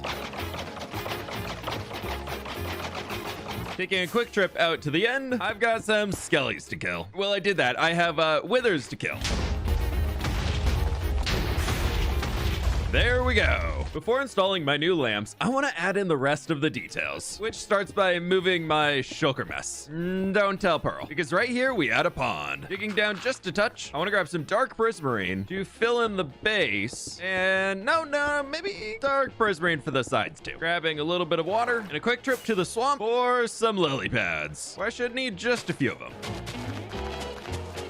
That should be plenty. With the water in, I want to add a few lily pads around the corners, and maybe a big one right here with a flower for a bubble coral fan. Little walls on the corners, and that'll do. Next, I just need to add a little bit more green to this section, because it is kind of supposed to be a garden. This is a good start. I think I want to make the actual walking paths a little brighter with some rooted dirt. Yeah, that works a lot better. Trying to make this look extremely manicured, I'm thinking a small tree that's almost like a little too perfect looking could help a lot. Beyond that, I think taking out this back section of dirt and replacing it with fancy stripy grass using moss and grass blocks will help complete the illusion that this is a really fancy spot to hang out. A little workstation over here, and I probably need a door so we can have a proper entrance inside, including a second door on the upper level as well, with a little seating area underneath a canopy of leaves. Adding a few beacon lamps around the garden, building a new fountain into the walls of the garden to create some depth, and adding in a new fancy feature to the mansion with a lodestone here at the center and a few benches around the edge, plus a big old birch in the corner. From there, I removed more of the coarse dirt to replace this with a rooted dirt path around the garden for the other attractions. While doing that, I kept coming back to this spot, and I want to tear it out to build up a little shrine of sorts with something a little like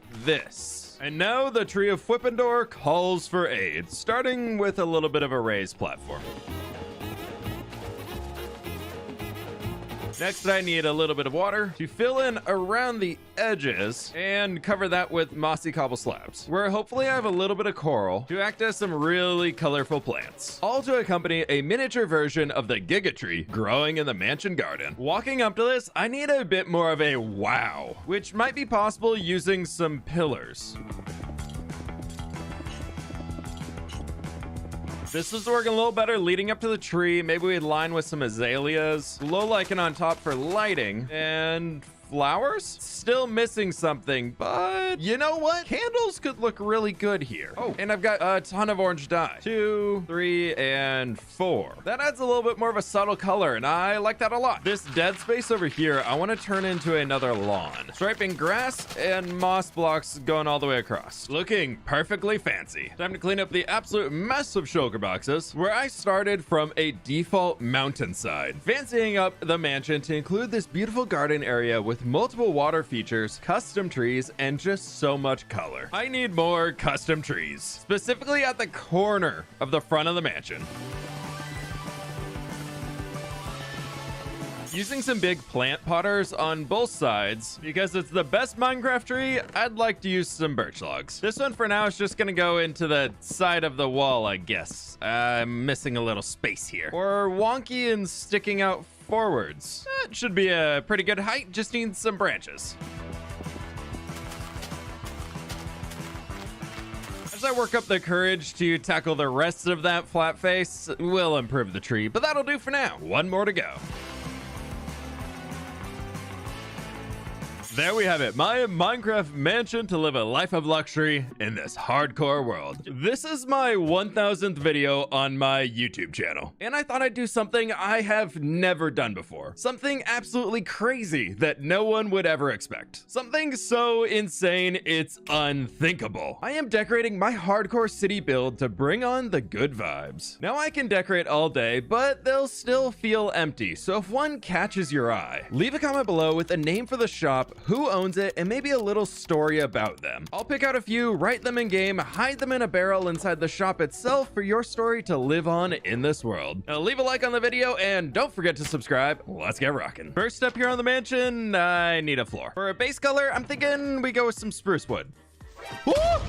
Maybe I also need torches. I'm just gonna close the door. With that, I just need to fill in everything else along this place with all of our spruce planks. With that in place, instead of a giant room, I need to grab some dirt. Now planning out the rooms and breaking up the space into something a little more manageable. But for some reason, my brain told me to put the door to the garden up here. We'll figure this out in a sec. As first, I need to get a staircase leading up to the second floor. And for this one, I'm just gonna use some spruce planks as well to get things set in place. Now I know the total amount of space I have to work with, and we can start on the grand hall by fixing up the door. Then oak planks going around it, little like that. For now, I think it's gonna work. Next up, replacing the dirt outline back here with polished granite going all the way around. Afterwards, piling up sand with smooth sandstone going all the way to the top. To the top, I've got a new idea I want to try. With the base walls in place, I added it in trim around the top so it's something more than bare walls up to the ceiling. Speaking of the ceiling, I want to tear it out to build a grand chandelier, or two of them, where I can now tear up the floor torches and the floorboards themselves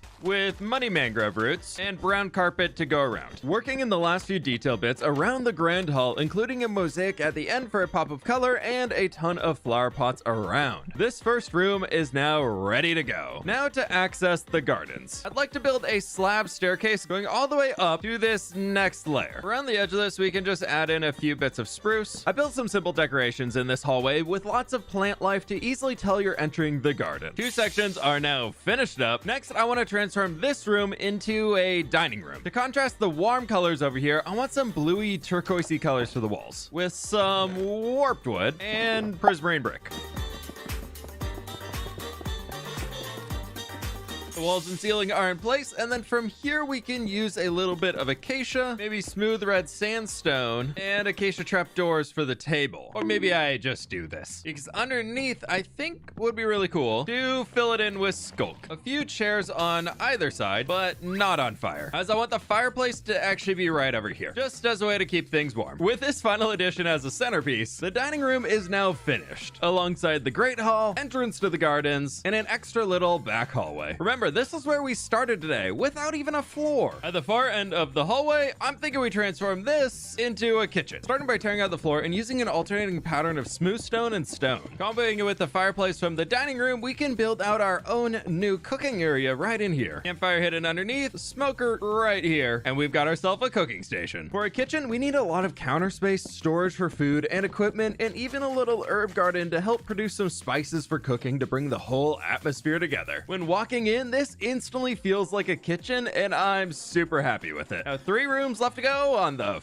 far side. Step 1, walls to divide the rooms up, sandstone to keep it on theme, but I also want to have a fun one in the back with some stripped crimson logs, where we'll have a few meeting rooms back in here and over here, and an office to show the mansion was really transformed into a town hall. Taking a few spruce signs, we can finish the hallway with a simple bench, where I sleep the night, where we wake up with a new conference room. If I could, yes, just get the painting in place. Look at it, it's beautiful, except I would like to change the floor out to some deep slate. Completely complete with a door. Perfect. Getting a nice breath outside inside the villager trading hall cave. I need to get a little bit of redstone here because I've got an idea I want to try. Look at all the work we've done. Yeah, you can see everything. There's a plant in the window. Look at it. Tearing out this wall I just built up, I want to move it over a block and get rid of this one, as I've really enjoyed working with the wallpapers just to make the rooms feel a little different from each other. A little something like this. And with that, we've now filled a little space with another office. I am going to admit something that I don't want to admit. I have a problem.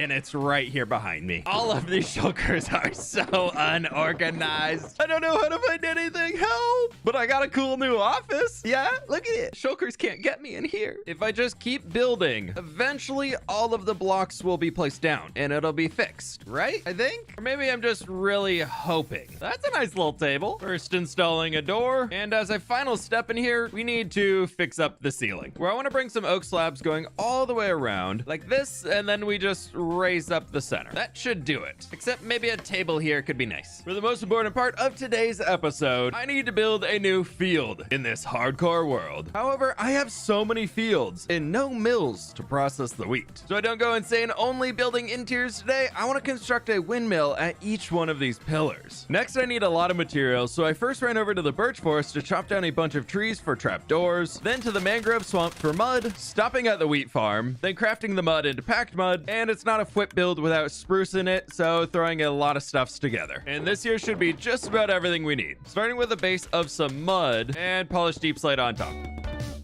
Next, I'm gonna grab all of this packed mud, some spruce trapdoors, fences, terracotta mushroom blocks, campfires, and those. On the inside, I want to create these little archways, just like this. Then in the front, I need a larger entrance to get inside. Perfect. With that, I finished the base of the windmill, adding a lot of mud going all the way up and adding in a few more windows. A big old pillar of spruce up the center, composters around the edge, and adding in an oak plank floor for the second level, along with walls out of oak for 3 of the sides. The windmill blade's gonna stick out here eventually, but we'll sort it out in a bit. The final side I want to leave as an opening for a lift with a little something like that. Raising the roof with some deep slate and spruce to make it fit in with the existing builds in the area. Now for the important part, the windmill itself on the front of the building, looking fantastic. Last step for now is adding in a little bit of coarse dirt inside for the floor. For now, the first windmill is finished up in the farmland. Just 2 more windmills to go right down the road over here.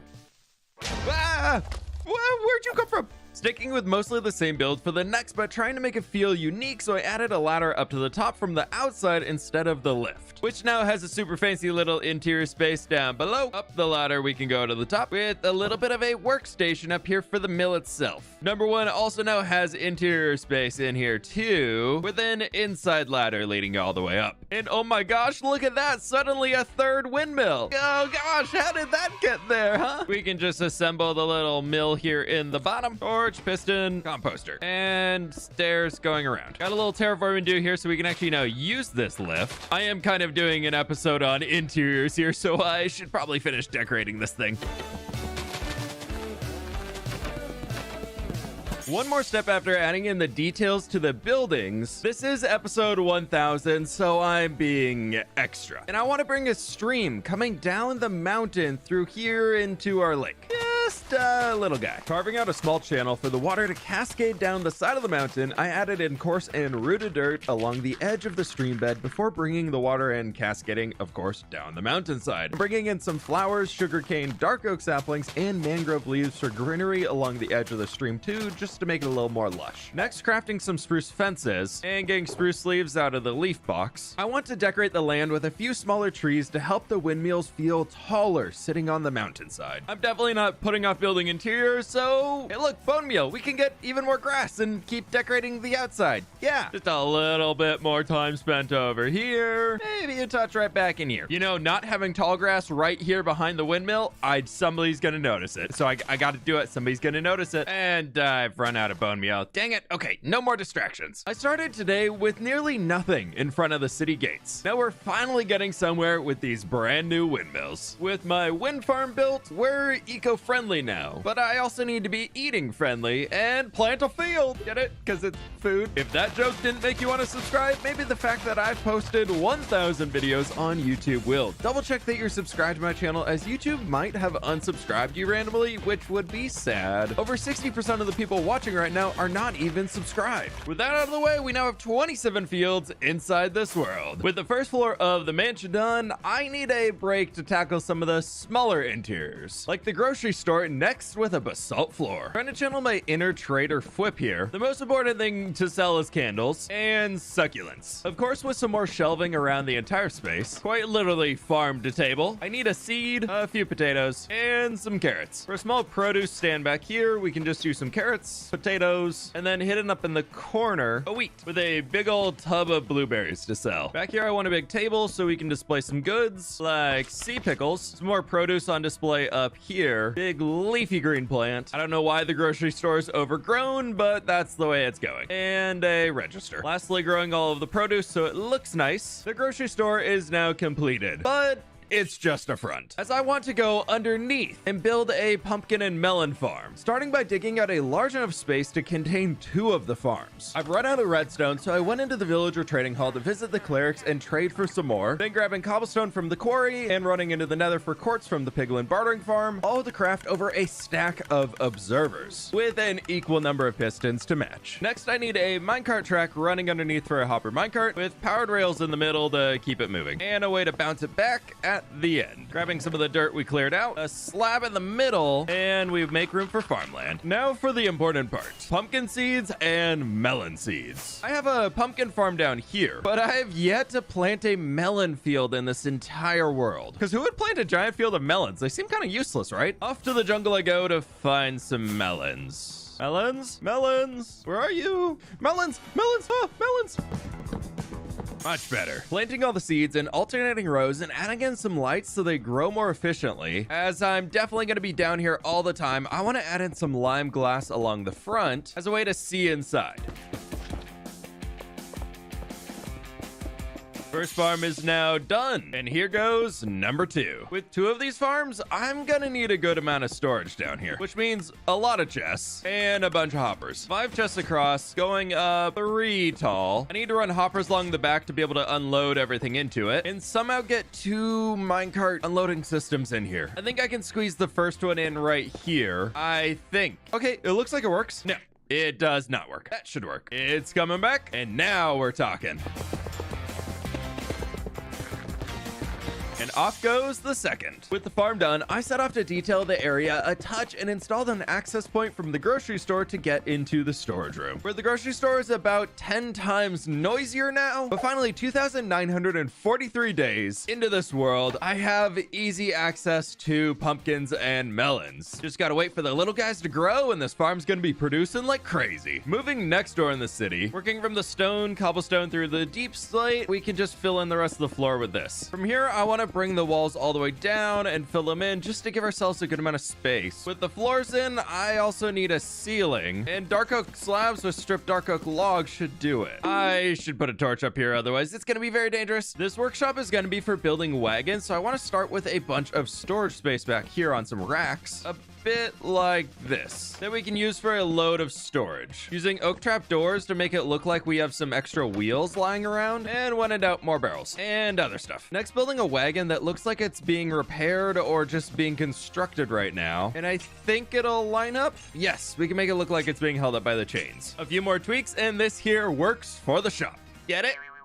Okay, moving on to targeting the main street buildings next. I've decided to focus on the first floors, as it's really the only thing I can see when I'm walking around down here. Looking in the windows like a creep, I can at least kind of see the grocery store. The second floor, not at all. Here we have the tailor shop that still needs a name. I want to make it warm and inviting on the inside, so here we have mangrovey logs. I want to divide this up in a few smaller rooms, with some stripped mangrove logs going up the sides. Just kidding. frustrating as I think red terracotta instead of strip logs might look a little cleaner. To keep it open air though, we could extend some fences across and trapdoors on top. Yeah, that looks a lot better. To walk up to the second floor that I'm never gonna go to, we can install a little staircase. To contrast the warm tones, I want to add in a big carpet here in the front with cyan, light blue, and cyan kind of bordering it as you come in, and a cool copper desk right back here. I want to have a big old like fitting room back in this point where this is meant to be a mirror, and I need to grab the most useless block in Minecraft to fill it in. Blocks of diamond. Outside of building a beacon, these things are pretty worthless, so we might as well decorate with them. Inside, I want to have a bunch of plants, so we can start with some azaleas right over here. Maybe that can sit up here too. And I am gonna need some light in here, so soul lanterns. They don't give off a huge light level, so we're gonna need quite a few of them. Adding in some pearlescent frog lights on the side and moss blocks with azaleas on top, we can create a cool display box where I need some armor stands later, but the front should be more or less ready to go. A little storage under the staircase, and back here can be a bit of a workstation. Chairs for people to sit in, barrels for storage, and a grindstone. Don't know why a tailor would need it, but maybe they do. I should have some smooth stone right here and sticks to craft armor stands. Now I can't make any cloth-based clothing, but if I visit the Hoglin farm here in the Nether, I might have leather? No, not at all. Absolutely none. Come on, piggies, into the pit with you.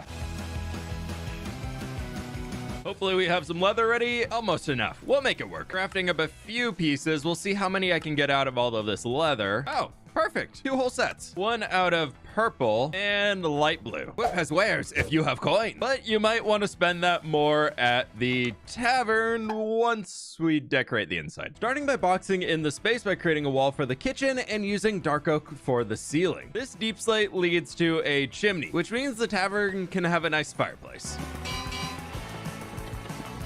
Much better. Next up, a place for people to sit and eat at tables, where we can introduce a little bit of warped wood and create some cool little booths. Perfect. And I think on the way to the kitchen, I could squeeze in a few more back here. We got to fill this space as much as we can, so big table in here. This can just be made out of some slabs. We can put like a plate here and a flower pot cup thing there. Next, I have to run over to the farmers, grabbing a few emeralds along the way, as all perfect Minecraft tables need a cake. Right there. I added a staircase to the second floor if we want to do anything with it in the future. And then right over here, I want to include a lectern and a sign to make a little welcome station. Well, stair and then signs. Some coat racks and storage barrel. I like barrels, okay? I like barrels. You know what? I'm gonna put some more barrels back here and you can't stop me. Oh my gosh, she's switching up with beehives. Ah! Just kidding, barrels. For the chef to work their magic, let's put a campfire down here and 2 smokers on top. Finally, a light in the corner and a few herbs on display. And then a cake being ready to go out. Now it's kind of bare as we walk inside, so I've got to find something to do in here, but it's really skinny hallway, so maybe some paintings, but also gotta set the vibe. Maybe like a cool little carpet as you walk in. And we make one of those fun stations where a lot of people's just artwork is on display for sale. Yeah, that's kind of fun. With the first floor of the tavern completed, next up is something a bit different. I want to focus on detailing the stables over here for the rest of the good animals to have a home in the city. Starting by first removing all of these little end bits to where we can add some bigger dividers with our spruce, and then making it so the animals can't just walk out the side. We can do a few slabs on top and then just fences back here with some trapdoors above. Yeah, that's looking pretty good so far. And I would like a way to get up to that second floor if we do want to use it in the future, so I'm thinking right about here we just take some stairs up that we can do something a little fun with right there underneath. And maybe this corner, because it's a little cramped, is just some storage. The actual stalls for animals, I want to add in some jungle doors so that they can see through, so it doesn't feel like a quiet little box of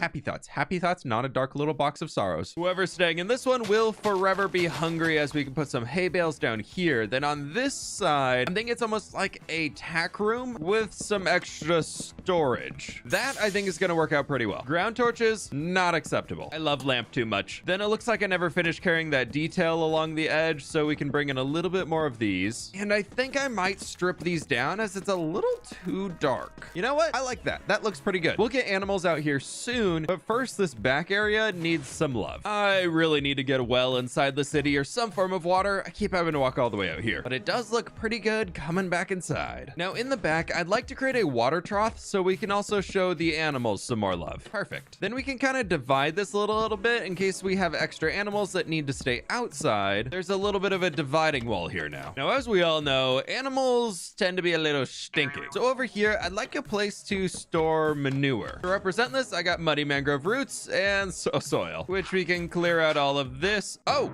there's the farm I just built. This should work with maybe a little fungusy something growing on it. We'll just move on to over here where I want to have some warp roots and then maybe some of these guys just dotted around like some stuff is kind of growing back here. But overall, the stables is pretty ready to go. Next up, I'm gonna need a few leads as there's this wandering trader llama up on the hill that I really want to bring with me into the stables. He's been here for a long time. Oh, he has a friend. I feel like it actually makes a lot of sense to have wandering trader llamas inside the city stables that's designed for people to just stay over for a little while. Please don't die. Please don't die on the berries. Please don't die. You're professionals. Look at you. You must traveled a lot. Nope, you're dying on the berries. You're not supposed to do that. I need name ideas for these llamas down in the comments below, and I think it makes sense if they're a pair. Once again, back into the villager trading hall we go. So I need golden carrots. 1 for a snack, 2 for a visit to breed a new mule. Come with me, little guy. There we go. I really should make a lot easier pathway to get over to the city for my starter base. I have to walk all the way down the mountain and back up. On top of the mule, I've decided I want to obtain all of the rideable mobs inside of Minecraft. Checking the box on the mule here. Next up, we need a horse, we need a donkey, and we need a skeleton horse, which requires a thunderstorm. Let's focus on the easy ones and see if a thunderstorm wants to roll in. Oh, here's some horses. Perfect. Horse of the mountain, I need you to come with me. Oh, no, no, no. Don't come with me. Don't come with me. Not this way. It's not smart. Oh, you're a professional. You live in the mountain. You know what you're doing. There we go. The horse is now acquired as well. I think to make this a lot easier, I'm going to need to find some saddles. And the end rating loot barrel supplies. Oh, it started raining. Is this... I don't think it's a thunderstorm. Okay, let's focus on finding a donkey to bring home. I've also just now realized I also need to bring a pig home because technically you can put a saddle on a pig, which I might have an extra pig hanging out back in here. Yes, there he is. Look at him. Come with me, my porky friend. Ham sandwich has been brought home, and I think the perfect place for him is going to be to hang out here, just kind of attached to this. Back to finding the donkey. Target acquired. Donkey, you have been located. I'm here to save you. Okay, we've got our donkey, give him a saddle, and we ride on back to the city. Only one mob remains at this point that I want to bring back here. Let's throw this guy in a stall and we can just lock him in. But I need the skeleton horse. Another one that I could bring back would be a strider, but I do feel kind of mean bringing him here with no lava. And I'm not putting lava in the city quite yet. There hasn't been a thunderstorm for quite a while in this world, so I'm hopeful one's gonna happen somewhat soon. And I think this is a really good spot to hopefully get some skeleton horse spawns. I will just wait until we have a thunderstorm. Whoa, whoa, whoa, whoa, whoa, whoa, whoa. Is that thunderstorm? It's here. Oh, it's finally here. I think I just need to start fighting things and then maybe we'll get something. I think I'm gonna need my chest piece for this one. There hasn't been a thunder strike in... Oh, speak of the devil. There it is. There it is. We have one. I have to get really close here. He's going to explode. No. We can't kill the horses. Okay, we got one. We got one. Nope, we killed the horse. We specifically killed the horse. We have 3 horses. Yes. I need to go sleep instantly. This is the first time I've ever had skeleton horses in a Minecraft world. Oh, they're so cool. Hello, my new friends. Oh, they're already tamed. That's amazing. Look at him. Just don't look at the arrows in my face. The battle is over and welcome to your new home, my skeleton friend. I believe this... Nope, that's the baby mule. It's been a while since I've been here. I thought he would have grown. Piggy's over here. You can hang out here with him. I swear, it's great. You're gonna love it. The other 2 skeleton horse friends that survived the battle, I'm just gonna let them roam free. And if you have any ideas on what we can do with the other skeleton horses, let me know. All of the interiors on Main Street are now finished up, except the villager cart storage area, which will come later, as I'm ready to finish off the mansion interior. Starting by walking up the stairs to the 2nd floor where we have nothing. To make it a little bit of a safer place to work so we don't fall down in the middle, I should probably put a little railing. Little stripping later, and that should do it. Next, I'm gonna need some terracotta and a little bit of cactus. Oh, I already smelted some. Yay! All to craft cyan terracotta. From here, I'm gonna need some warp wood from the lumber mill, but I'm all out. That's a problem, which can be solved by a quick trip into the Nether to find ourselves a warped forest somewhere in this mess. Yoink. Perfect, here we go.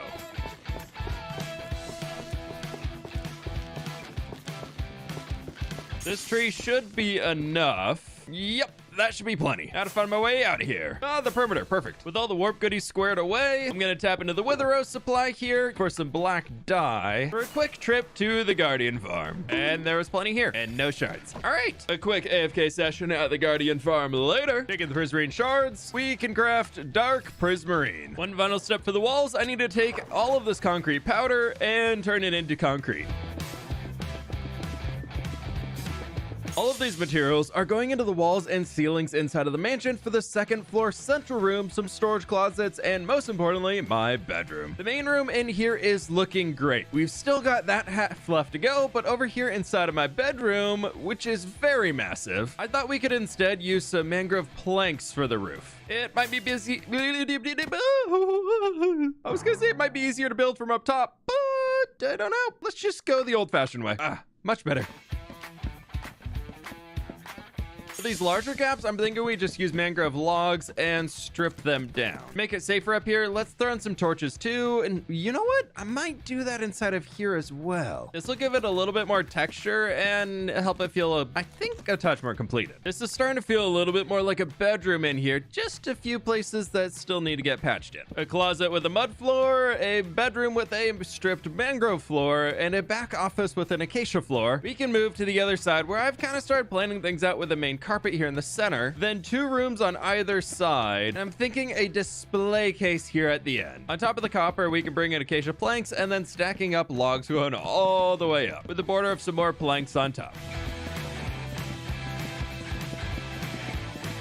Of course, stripping the logs all the way down. There's not much space here in the hallway, so I'm thinking we just extend some dripstone blocks all the way back. Oak trapdoors going back down, so it's just not quite as flat, with some soul lanterns to light it up. For the left room, I want to take some jungle slabs in here and trapdoors to connect across. Above the jungle, though, I think some pink terracotta could be kind of a fun color to incorporate. Now, for the end room over here, I want to take some oak slabs and just work them up to the top. But you know what? What if we just flatten it across here? Then I don't have to add any more copper. Just like that, we now have an extra room, which might need a torch for now. In here, I want to create some display cases that will fill out shortly with massive armor stands. But for a fun floor, I thought the warped nylium I gathered up when I was getting the logs earlier could be kind of fun. We'll get frog lights in here soon for the base of these cases, but for now, we can throw in dark oak trapdoors. This room, I want to turn into a bit of a kid's room, just like this. Now, across the hallway, I want to dedicate this room to the number 1000, as this is my 1000th video on YouTube, mostly because I wasn't really sure what else to put in here, so this will have to do. A big 1000. A few final touches in here with a little bit of greenery and some storage. Moss blocks in here with some azaleas on top. Maybe the one in the window is a big old bushy guy. And trapdoors to frame them in. And I can just sit in this chair and stare at the big old 1000. Greenery is a big aspect of my builds and my life IRL, so I want to add a ton of plants throughout this second floor. Really quickly, coming back to the 1000 room, I want to try putting a giant painting up here. Like that.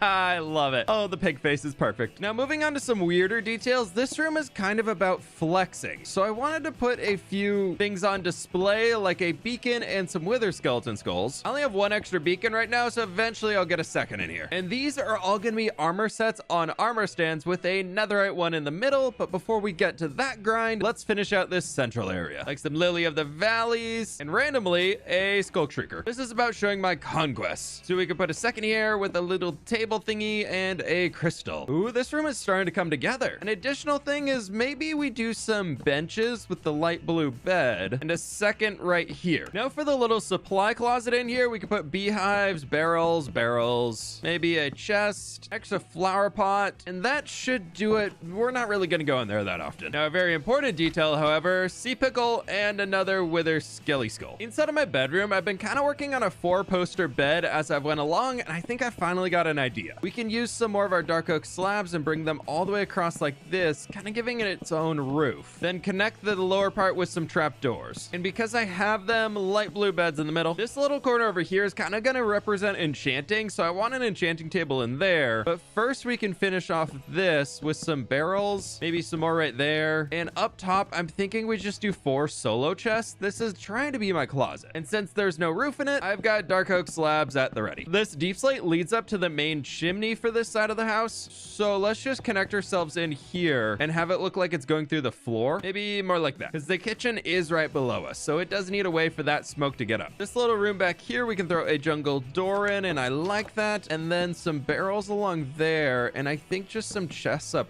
top. And there's again no roof. I do have oak slabs and I do have roof. Now for some of the finer details, where I'm gonna need a lot of sticks for 5 armor stands. When destroying the village underneath us, I did loot a book that's just been sitting in the shulker, so I've got a great use for it. It's time to dive into a lot of these diamonds and a little netherite, as I'm gonna need 2 new diamond swords and 5 sets of diamond armor and a new enchanting table, where this is gonna get real expensive. Especially as for the full flex, I want to take one of them and turn it into a set of netherite armor with 2 swords for some reason. This is my super fancy mansion after all, so it's got to live up to the part. Quick stop in the bedroom to drop off the enchanting table and a spare ender chest in my office. Armor stands at the ready. Netherite here in the center. Then thinking we take the 2 swords and point them right back in the middle. Nope, not my totem. I would like that, please. There we go. Now the diamond armor can go right here, but I'll be honest, just another set of diamond there in the corner sounds kind of weird to me. So unfortunately, these 2 chest pieces are gonna go to waste. Tying the mansion back into the rest of the things I've accomplished in this world, I think a set of gold armor on both sides helps tie that in, kind of showing the crazy gold farm that we have here too, but everything leads up into the netherite in the middle. Looks pretty good, doesn't it?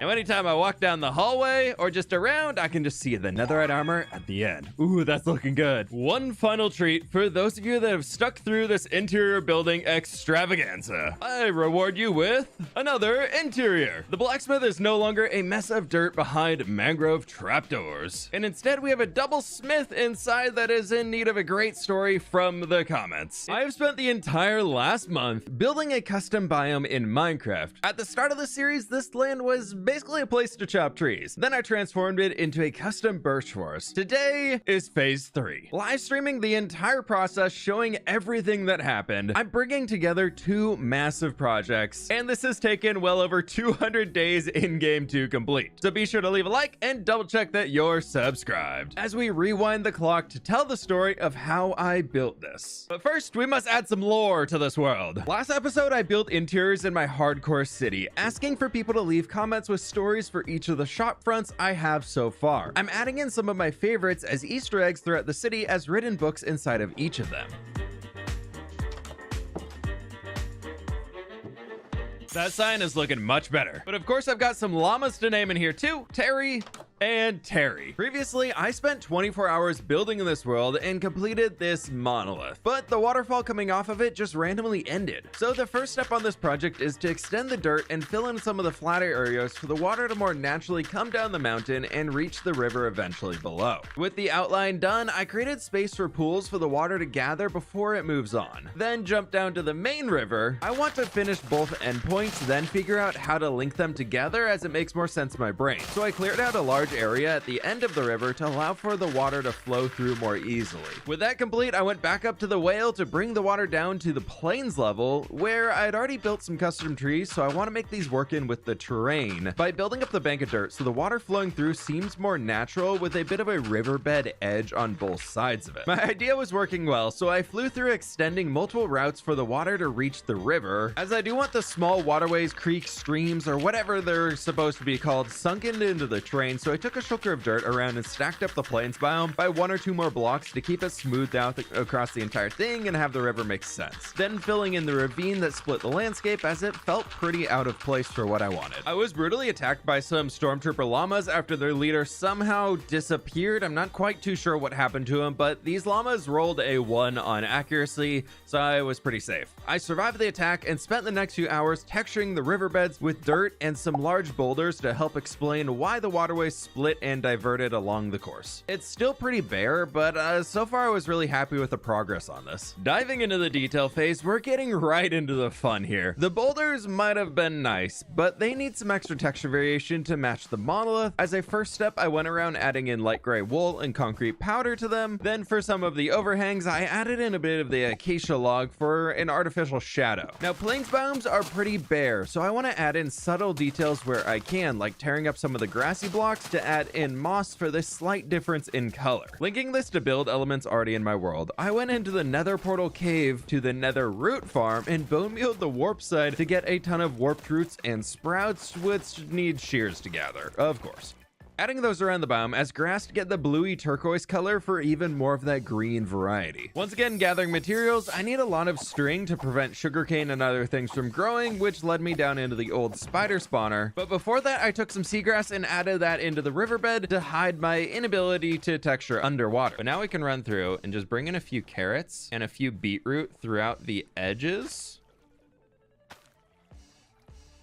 I hate this game. You don't plant beetroot. You need beetroot seeds. Beetroot crisis over. I grabbed wheat seeds instead and started adding those in along the riverbank. Then started with some sugarcane azalea bushes to create a lush riverbank at the top as well. But this needs a lot more variety along the riverbank, so I added in a bunch of items. The total list came through at patches of lilac, some dark oak saplings along the water. We have tall grass, sugarcane, and small drip leaf in the water itself for the flatter sections. Then for some larger bushes, I brought in oak leaves along the edge of the main river, before spamming them along the upper creeks as well, with some small flower patches and tall grass over the entire plains biome, which has led us here. A completed riverbed and details along the entire biome, and it's looking amazing. Now, not stopping there, I need a border for this biome or it just looks kind of gross. So I started to plan out where some custom trees will be built later on, and planning out a road that will extend beyond the biome to a future village transformation project that I'm really looking forward to. But I need to assemble more custom tree stumps along the back edge of this project to fully encapsulate and surround the biome I'm building. Now, here's my pro creator move. I added stream chat and forgot to hide it from recording, so if you see your name, let me know in the comments. But on day 4 of the project IRL, I wanted to frame out all of the beautiful custom birch trees with branches using birch wood and diorite walls for smaller branches at the end. A quick shout out to Marcos editing the video right now because he gifted me this Mandalorian head Lego over the holidays, but I do need birch leaves to finish the trees, so I flew out to where I've been clearing a birch forest along the ocean for a potential town build. But before I get carried away on another future plan, I need to fill an entire shulker box of leaves for my current custom trees. I'm using the same tree design from episode 17, where I spent a few hours adding in the leaves to the birch trees before adding in some custom oak trees with andesite walls for a trunk, then acacia leaf trees with oak fences as a trunk. But so far, I gotta say, I am in love with this transformation. Day 5 RL rolled around, which led to more of the same thing. This is a really big project, and I had run out of birch leaves again, so I'm back at it again, clearing out the forest to build my own custom forest that hopefully is going to be better. Today, I'm focusing on framing out the entire back section of the forest, building out as many of the trunks of the trees as I possibly can to, just so I can see how many leaves I'm going to need for this project, and better, how many trees I actually need to build. The stumps I had placed previously were for a general idea, but they weren't set in stone, allowing me to remove them if it felt too crowded, as this is meant to be a more open space as a forest edge biome. But more deadly llamas did show up. Safe from the llama spit, I finished building out the trunks of the trees on the back half, trying again to leave extra space between the trees so it wasn't quite as dense as the main forest. The tree trunks are all in place, but they are naked, which means it's time to leaf them. These had already taken a ton of time today to build, so I focused on the one at the front for now. Random chat window has been fixed, and I realized I've built all these trees and never really showed y'all how to make them. If you are a fellow birch tree enjoyer, check out my second channel, Flip2, for a quick tutorial on how to build this one. Link in the description. But now, suddenly, a tree. Wow, look at that.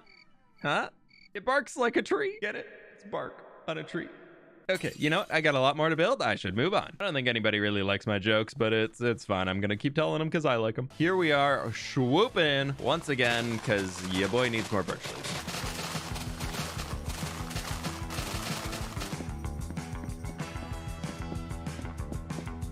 At this point in time, birch leaves are now my 8th most mine block in this world, as well as my 9th most place block. But those are rookie numbers. I gotta pump up those numbers. Yesterday was all about building the trunks. Today is all about finishing the trees and covering them with leaves to get the full atmosphere. Flying like a leaf in the wind, I made some of the best birch trees ever seen in Minecraft. It's already the best tree, but somehow we've made it even better here. The forest was feeling very full. As much as I like the trees, I don't want it to be super dense, so I tore down a few of the trees to leave it and make it a bit more open. Now, chat constantly asked me to build a lightning struck tree, so I had to oblige by tearing down one slightly and stripping all the logs, then bringing some stripped oak in for a darker variation and a few mangrove roots for like burned branches, but adding in a branch at the bottom that's still alive just for funsies. But the final birch trees grew back their leaves to finish off the border of this biome. This is looking super magical at this point in time, and one thing I want to do before we continue is actually tearing out these few trees that are at the front of the biome because they're really interrupting the view. I also don't want to interrupt the view of the monolith itself, so we've got a few more to move. Maybe we build a patch of the small trees right back in here so they kind of all belong together. And there's a weird gap coming through right here where you just see into nothingness. I've got one plan, so maybe we do 2 more. One extra little detail I did add in is a small footbridge to actually get into the middle of this biome instead of having to walk through the water. This project is getting into the final stages where all of the different elements are finally coming together to create something really special. Once more, back in the resource gathering phase, I jumped into the nether to pick up gravel from the piglin bartering stations. Along with a shulker box of dirt, I started to fill in the cave entrances around the middle of the biome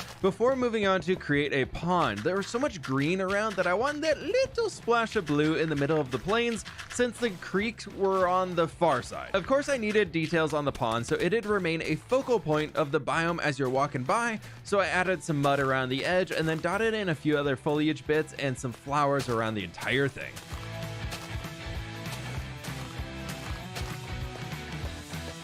To make this something I will actually see and walk by in my Minecraft world, I extended the road out of the forest to link into the village on the far side. Hello? He gave me a potato. Unfortunately, a potato was not the solution to all of my problems as much as I want it to be, so I'm back at the lumber mill to craft up oak fences and then grabbing some andesite from the quarry to make andesite walls. I'm thinking first up here, we start with these little trees like the llama one so that we can just kind of fill them in, see what's gonna happen, and tackle it from there. Can I make it? No. No. No. I admit defeat. Okay. Now, I love this skinny tree design, so I'm adding a few pockets of them throughout the entire region. But to add more interest in, I'm introducing a third tree type already in my world. The oak leaf green is helping to add some contrast to the forest bit with a little bit of height variation, as these are slightly shorter than the birch trees. But I am trying to bring them up the hill on the side to use all of the height available around me. After that, I had an idea to jump to the back side of the biome to build a few more of these oak trees sticking out of the edge, leaving a lot of space in between from the other trees to kind of dither out the edge of the forest a little bit further and really reinforce that edge bit. Where I'm very happy to say this finished the entire tree phase of this project. It's time to finish up the central plain / meadow area of this project by first smoothing out the dirt and filling in a lot of the weird Minecraft holes along the landscape that we all love so very much. I am giving this the same treatment as the creek section of the build, so I also want to add in a little moss to help with the texture of the grassy areas and add some contrast in there. In the final detail phase, things can be a bit repetitive as I've already figured out the formuoli. It's just time to grind and get it done, placing in all of the bushes, flowers, and warp bits throughout this entire new section. Before deciding it was too flat, so I brought it up even further with another 10 stacks of dirt.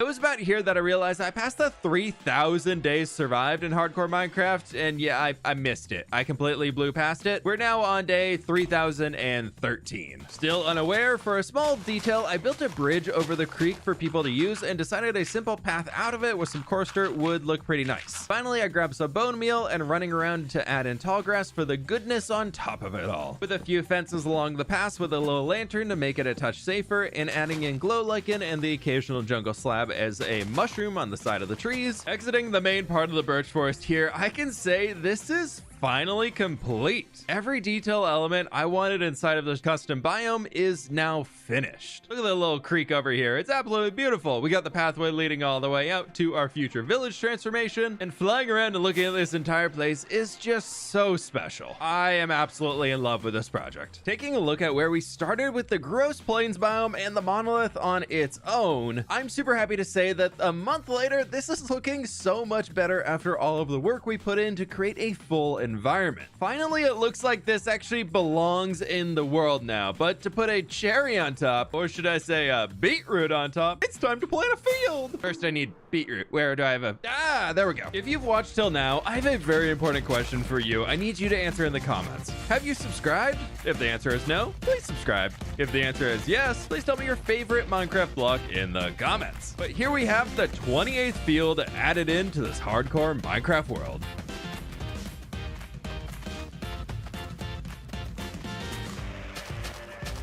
Some I have decorative netherite armor kits, but over here, I still have a diamond hoe. Before we do anything else, I have to fix this right now. One netherite ingot plus a diamond hoe gives us a netherite hoe. The grand piece of this biome we built is the monolith. But as we get a little bit closer, you can pretty obviously tell that there's no interior and it's just a beacon, which leads to the whole place feeling a little artificial. So I'm thinking first and foremost, we kill the skeleton. Yep, nailed it. And two, we get rid of the clicking that's killing me. Much better. To help out the floor, I'm thinking we surround this entire thing with some deep slate bricks. This way I can kind of jump on top. And I think we can also extend the platform another 3 blocks with the glass, so we don't just see through into that mess. I'm thinking we take some skulk and fill this in underneath all of our glass blocks so that we can create a cool artificial floor. Extending a small platform up here, I'm thinking we take in front of these frog lights, we do a soul sand right there and a brick right here. Surrounding these, I want to create water elevators that go up to the entrance. This way I don't need a giant platform coming all the way down here. All the way up here at the top, I'm thinking this side we drop on down. To keep the water locked in, we can take 2 trapdoors with a water bucket over here. Then on top of these, we can add in light blue glass going all the way up. Get the water elevator working, I do need a little bit of kelp, where I should have some. Yes, perfect. When in doubt, the storage mess I shall provide. Throwing the water here in the top, we can meet it at the bottom with a little kelp going all the way back up. Breaking the kelp, and up we go. Creating a cave feeling out of the deep slate on the inside. I want this to feel dark and kind of tucked away so you don't really notice it from far away. And I think we're kind of getting that. Well, it still looks a little reinforced here with the walls in place, but overall pretty good. One last detail to fly all the way around and back inside. I need to get up and down. I'd like to hide a spore blossom back here so it feels a little magical when you're getting near it too. Hopefully those particles are going to be appearing. Yes, we're getting a little bit of them. Perfect. There we go. That is looking much better. Now we can jump all the way down to this. Yep, this is what we're jumping down to now. Ow. Ow. Ow. Well, now it's time for the Minecraft builder's curse of never being able to actually finish a project, as I've got a new idea to add here. I need a little cobble, moss cobble slabs, some stone. The base of the forest around here just feels a little flat and empty, so going around it and adding in a few boulders I think is gonna make it feel a little nicer.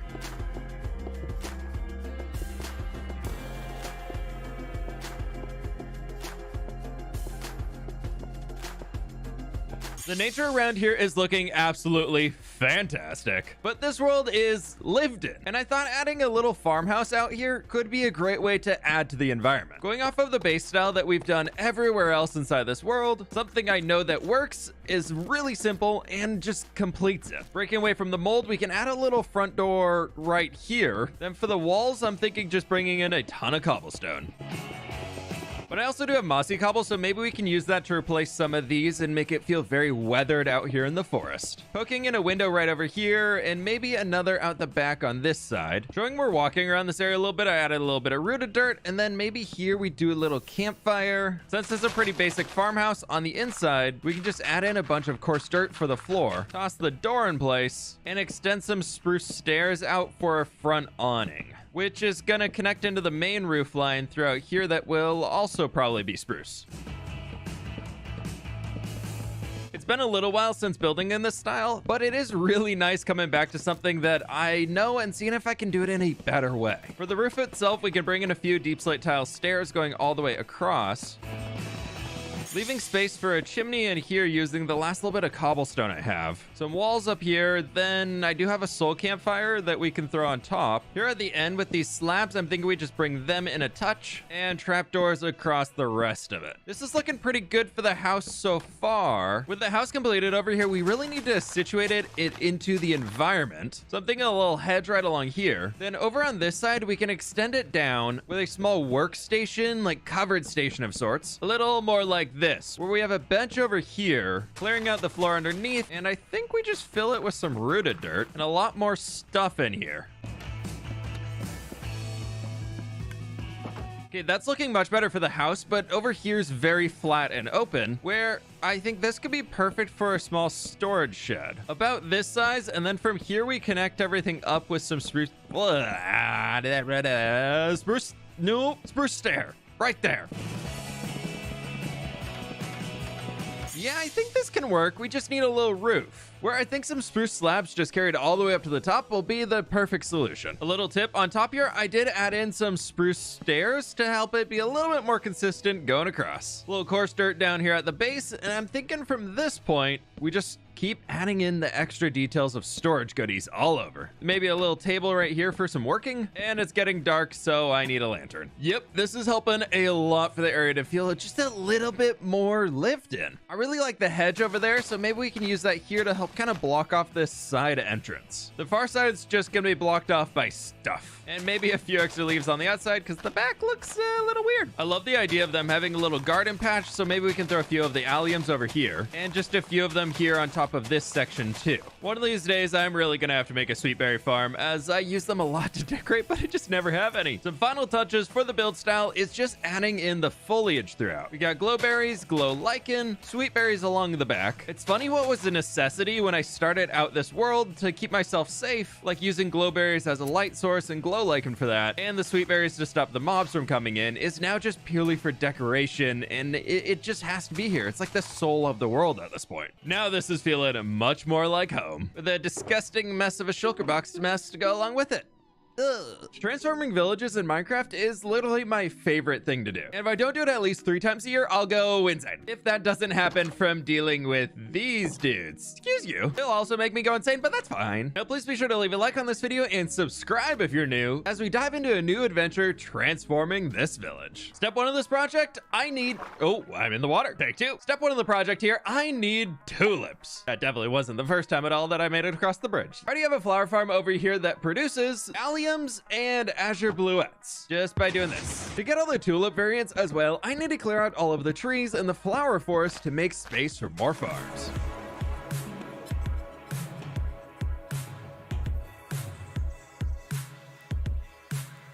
That forest was a lot bigger than I expected. But hey, at least I got logs now. The idea is to surround the entire village with huge, colorful fields of tulips. But first, I need a lot of flowers, which the Wither Skelly farm can help out with, as I've got tons of bones.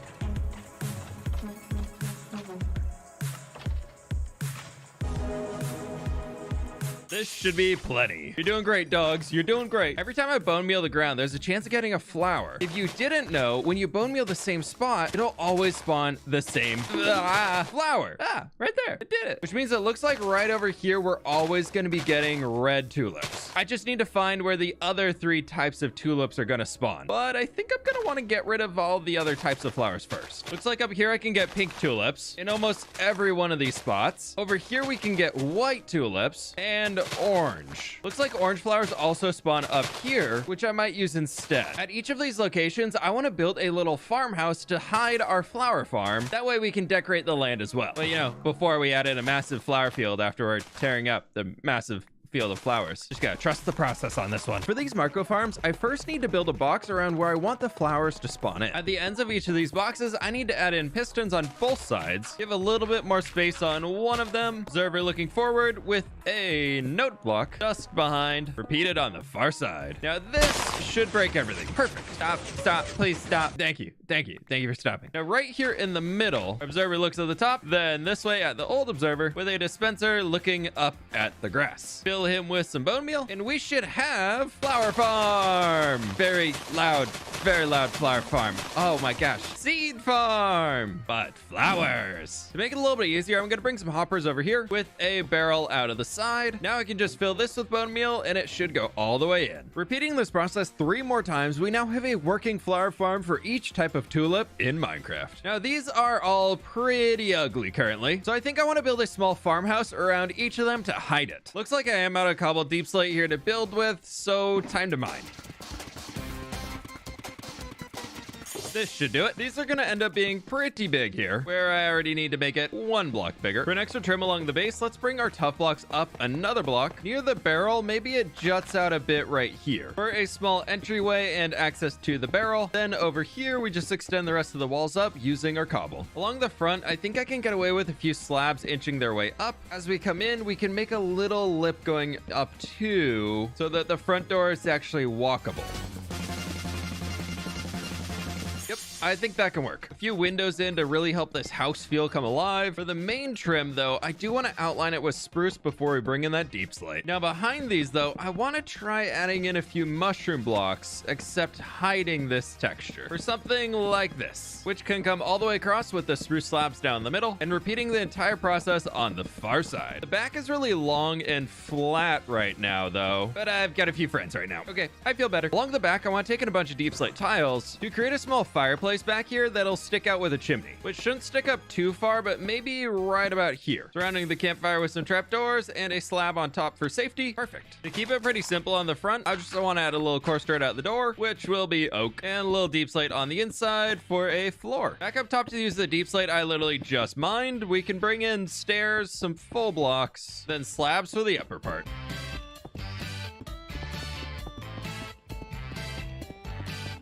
This is looking pretty good, but it definitely will be spawning mobs everywhere. So on the inside, to make it a little safer, it's a working space. It doesn't have to be gorgeous in here. Okay, but even saying that, even I can only allow it to be so bad. Okay, that's much more doable. The perfect red tulip flower farm is ready to go. Just don't look at it for too long, okay? Moving on. With the red tulip farm complete, I worked on the remaining flower farms, trying to make them a little unique from each other as I go. Hold on a minute here. Before I finish building this last one, I want to try something. I'll at least get this finished first. Right now, it's really hard to tell which building represents which flower. So I'd like to grab a few flowers in here. Grabbing 8 of each, I can turn them all into dye. Why white tulip gives light gray dye, I don't know. Please excuse the mess, but somewhere in here, I think I have some terracotta. Perfect. Using the dyes, we can craft a stack of each of the types of terracotta. And I want to try replacing all the cobblestone on the front side of each of them with the matching color of terracotta, which gives us a little something like that I think I like. Maybe here we just go full red. That's gonna do. In here, I have the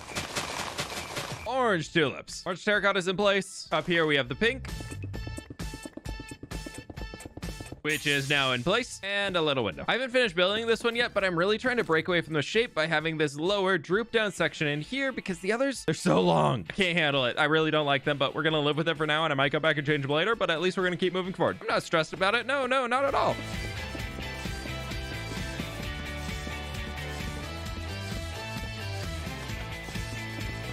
All of the houses in here are looking really good at this point in time, but I definitely have a little bit more cleanup work I want to do and some extra details. Like maybe over here we have a stack of logs, just showing somebody's living in the space, and then maybe we do a little chest there. My next goal is connecting all of these via some roads and pathways that will get sorted in a moment. But at least with this, we can add a little life back here. With the 4 flower farms assembled and housed, I want to link them up with roads. I'm yet again asking for your piggy support in my campaign to create brand new roads, and I need gravel. Nope. Yes. Nope. Yes. This right here should definitely keep me busy for a while. Before I get to the roads, I want to place down some dirt to smooth out the terrain around here a bit further. We're not gonna need these stinking villager pathways, so I can bring in my own new pathways. Imagine making a path out of actual path blocks. I could never, nor will I ever stay up through a night. Crafting a ton of coarse dirt and a few spruce slabs for walkability, we can get to work tearing out all of the grass blocks to make space for a brand new road. For now, the pathway is just gonna disappear off into the distance, but in our little village, it does connect to every single one of the homes. For now, I just need to run throughout here and add in all of the coarse dirt that I just crafted. It's amazing how a few pieces of different colored dirt can really just change the atmosphere of an entire place. This is looking so much better now, especially when we add in a little garden. Yep. That is looking pretty good. That says a little ode to the flower farm back here that for now, it's just gonna stay like that because I don't know what to do with it. If you have ideas, let me know. The farms are now set up. The core X part of our village is ready to go, which now this needs some love. Do I even want to ask why you all are in the animal pen? Come on out. There you go. There's a whole world to explore.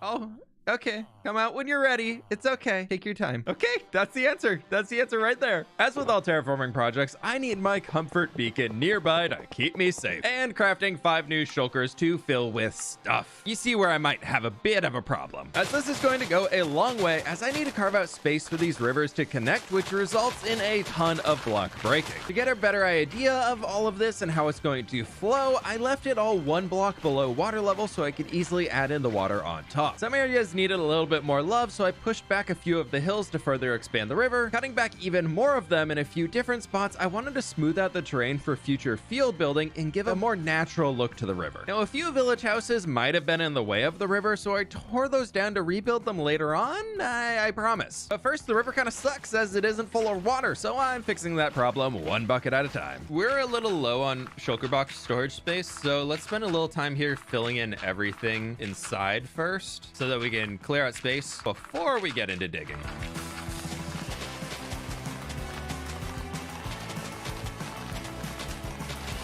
With the base shapes done, I dug out the river to be roughly 3 to 5 blocks deep, just kind of varying across. Drop everything. Emergency emeralds. Where are my emergency emeralds, please? What happened to my emergency emeralds? No! We have to go get more. You stay right there. We need more! I always have a stack of emeralds in the under chest. Where did it go? Yes, he's still here. Oh, drip leaf. Thank you very much, buddy. We got 10. Oh, that's so good. Thank you. You're the best. With that beautiful discovery, I moved on to creating some mossy rocks under the river to break the consistency of all of the dirt so far. Now, for one final step underwater, I wanted to add in some seagrass to make it not feel so bare as you're kind of looking at it. The wandering traders are gathering, and it seems to be worth it so far. I really like it. Next up, we've got to fix the above water portions of the river, and maybe a bridge. We probably need a bridge. A quick jump back to look at where we started today, now with a full connection on the rivers. But I want to take this 1 step further, and I'm really glad I got all that gravel earlier today, as I want to start removing the edge of the rivers where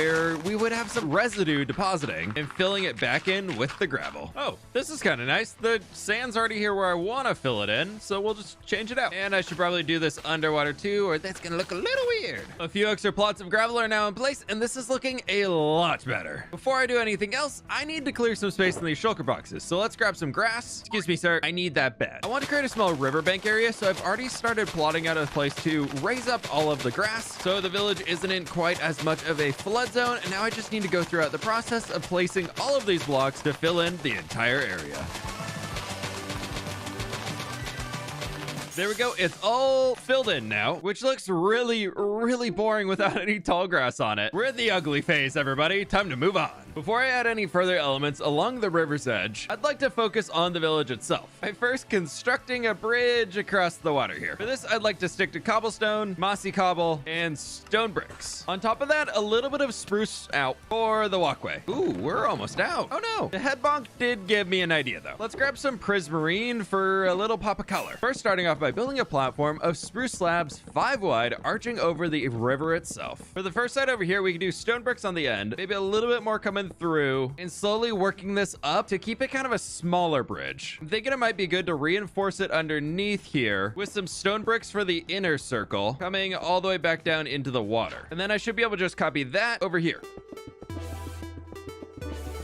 Adding a little bit more cobble here into the middle and extending it all the way up. This is looking pretty good. Now for a little bit of prismarine, where we can grab a few walls and a handful of slabs, as if they're like a colorful railing going all the way across, and then in the middle we do our walls. Maybe on top I can bring in these warp trap doors for a little extra pizzazz. Of course, lamps. Underneath, I do want to bring down all of the slabs so they're just a little bit closer to the water level. With the style figured out for the first side, I decided to duplicate that right over to the side. second. With the bridge in place for now, I'd like to add a little bit of coarse dirt here on the end and probably over on this side too. I was listening to the Spawn Chunks podcast recently, and Joel Duggan gave me a great idea for a little extra detail along the river. If we dig underground here and create a bit of a staircase coming all the way up, we can add in the water and you'll subtly hear the flowing water sounds. Now out of the left side of my ear, I can hear water moving. While we're walking across, at least on this side, we feel like the river's moving, and I just think that's really cool. Playing with sounds in Minecraft is something I really want to get into more, so if you have any ideas for other blocks or ways that we can incorporate sounds into our world, let me know in the comments. I'm removing the houses on the outside as I'd like to have the whole village on one side of the river and connecting the bridge up with the rest of the existing pathway. The entrance to the village is looking great right now, but the village, not so much. And we're gonna keep ignoring that for now. I swear we're transforming a village today. I just have 1,000,001 things that I want to do first. Like along the riverbank here, I want to tear out a lot of the space and bring in some mud, muddy roots, and a little bit of coarse dirt along the back edge, which for now we're just gonna leave along the base water's edge. Water edge along the first side is looking really good. Ooh, made it. Especially compared to the other side, which we're gonna be fixing right now. Underwater, adding in a few mangrove roots to make it look like sticks are kind of building up, which I do need to waterlog. I also got some kelp that'll grow and just add a little bit more movement under the water. Small drip leaf is super rare, so I'm thinking along the edge, we just add it kind of in these flatter areas near the bridge, so we really see them. Yeah, that should be good. Of course, a little sugar cane along the edge, some oak leaves towards the back, a few dark oak saplings, then we can hide a little bit of wheat down here just to have things growing, a few sweet berries, and a tiny bit of bamboo to act as another form of sugar cane. I don't want to go too heavily detailed here as I don't plan to do the entire riverbank, but I think this will work so far. A little more love added in and the village entrance is really turning into something special. Okay, maybe just a little tall grass, just a little. I'll stop detailing soon, just a little tall grass. See,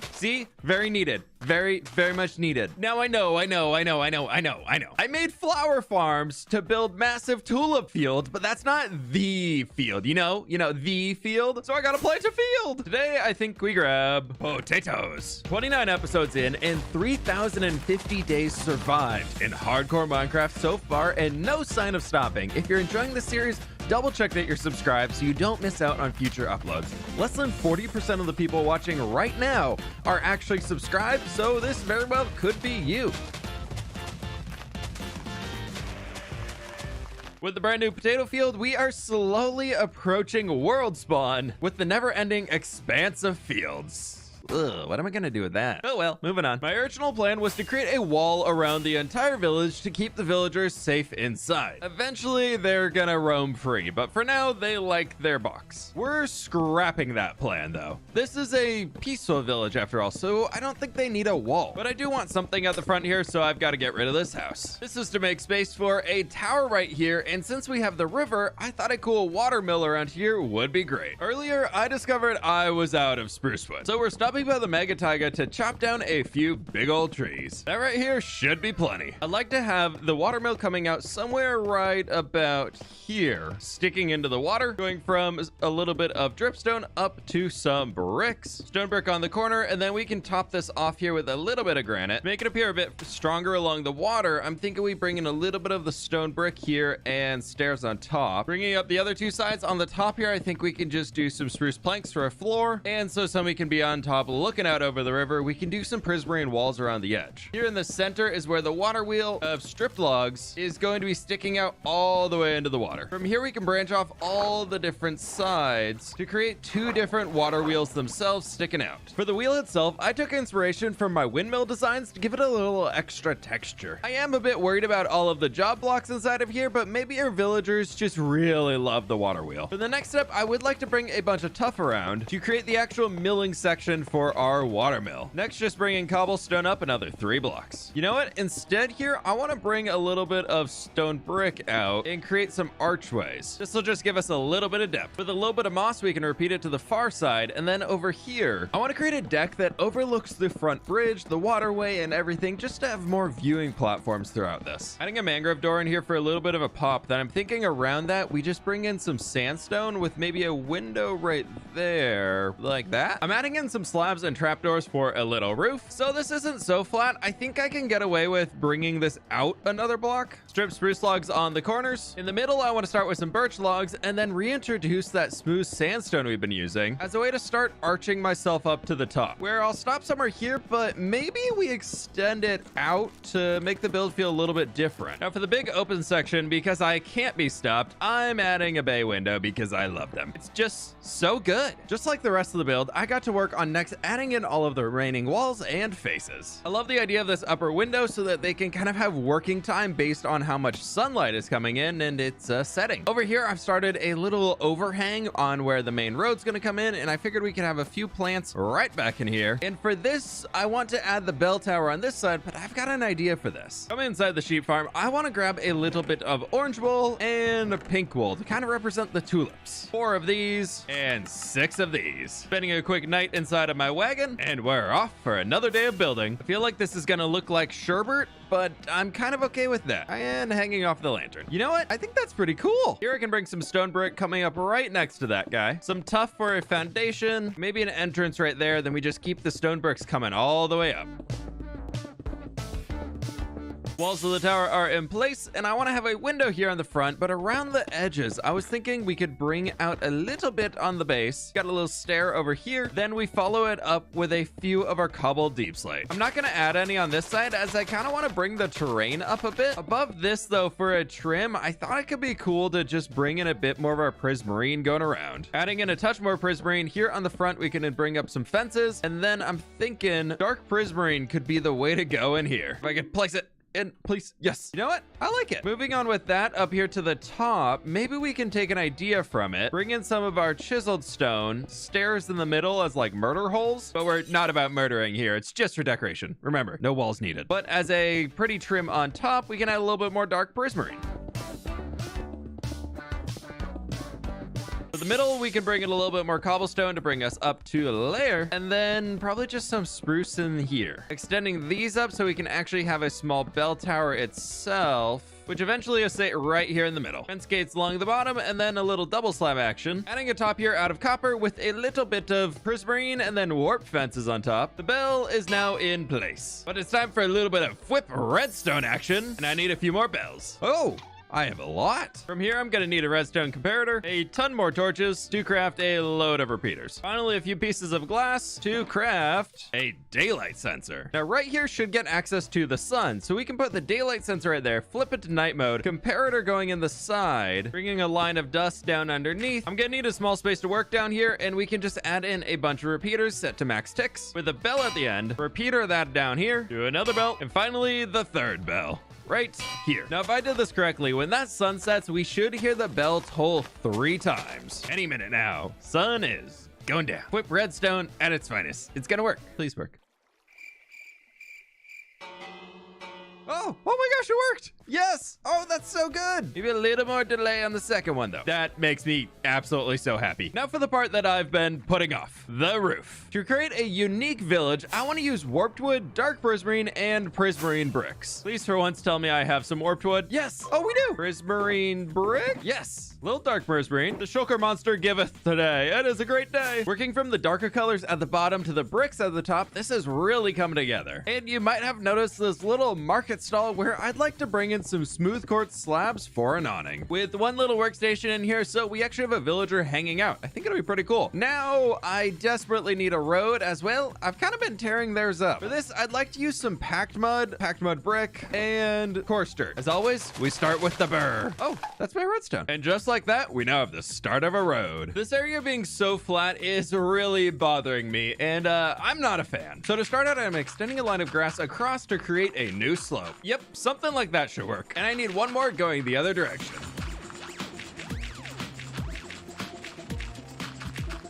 It's probably gonna fill up this entire area in here. With the guidelines in, I wanna speed things up here as it's been a lot of block placing today, so here's me placing more blocks really quickly using all of the dirt that I dug up out of the river. Is it weird or just a coincidence that this isn't the first time I've just buried a village in this world? Huh.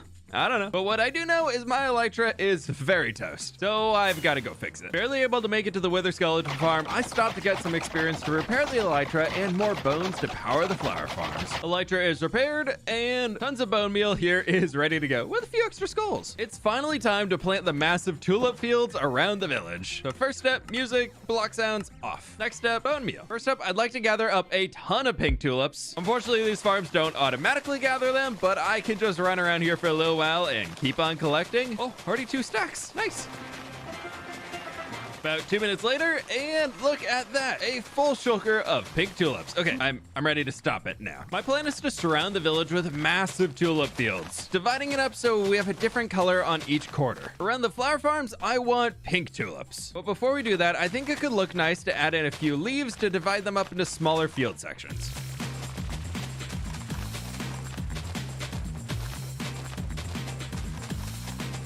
Plotting out the remaining fields with more oak leaves. And now, so it's not just a massive blob of color of flowers all over the place, I want to create individual rows about 2 or 3 flowers thick and going across at an angle. Test field is done, and that's looking pretty good. So with that, I got to work completing the remaining pink tulip fields, which are looking pretty spectacular. Next, I'm here at the white tulip farm to try and gather up as many of these as I can. Full shulker box and some change later, we can leave the seeds in here. I thought the white tulips could look really cool going against the mountainside for all of the birch forest and everything like that. So villagers, I need you all to go into the village. I'm sorry I took down your little barricade, but over there is safe, I promise. There's a bell, there's barrels. They're gonna have to figure it out later. To prepare for fields, I smoothed out the terrain a touch so the slopes weren't so crazy and, well, Minecrafty. Next up, I want to build hedges to outline the fields again, trying to leave additional space for some farmhouses down the road, which I'm actually also leaving space for.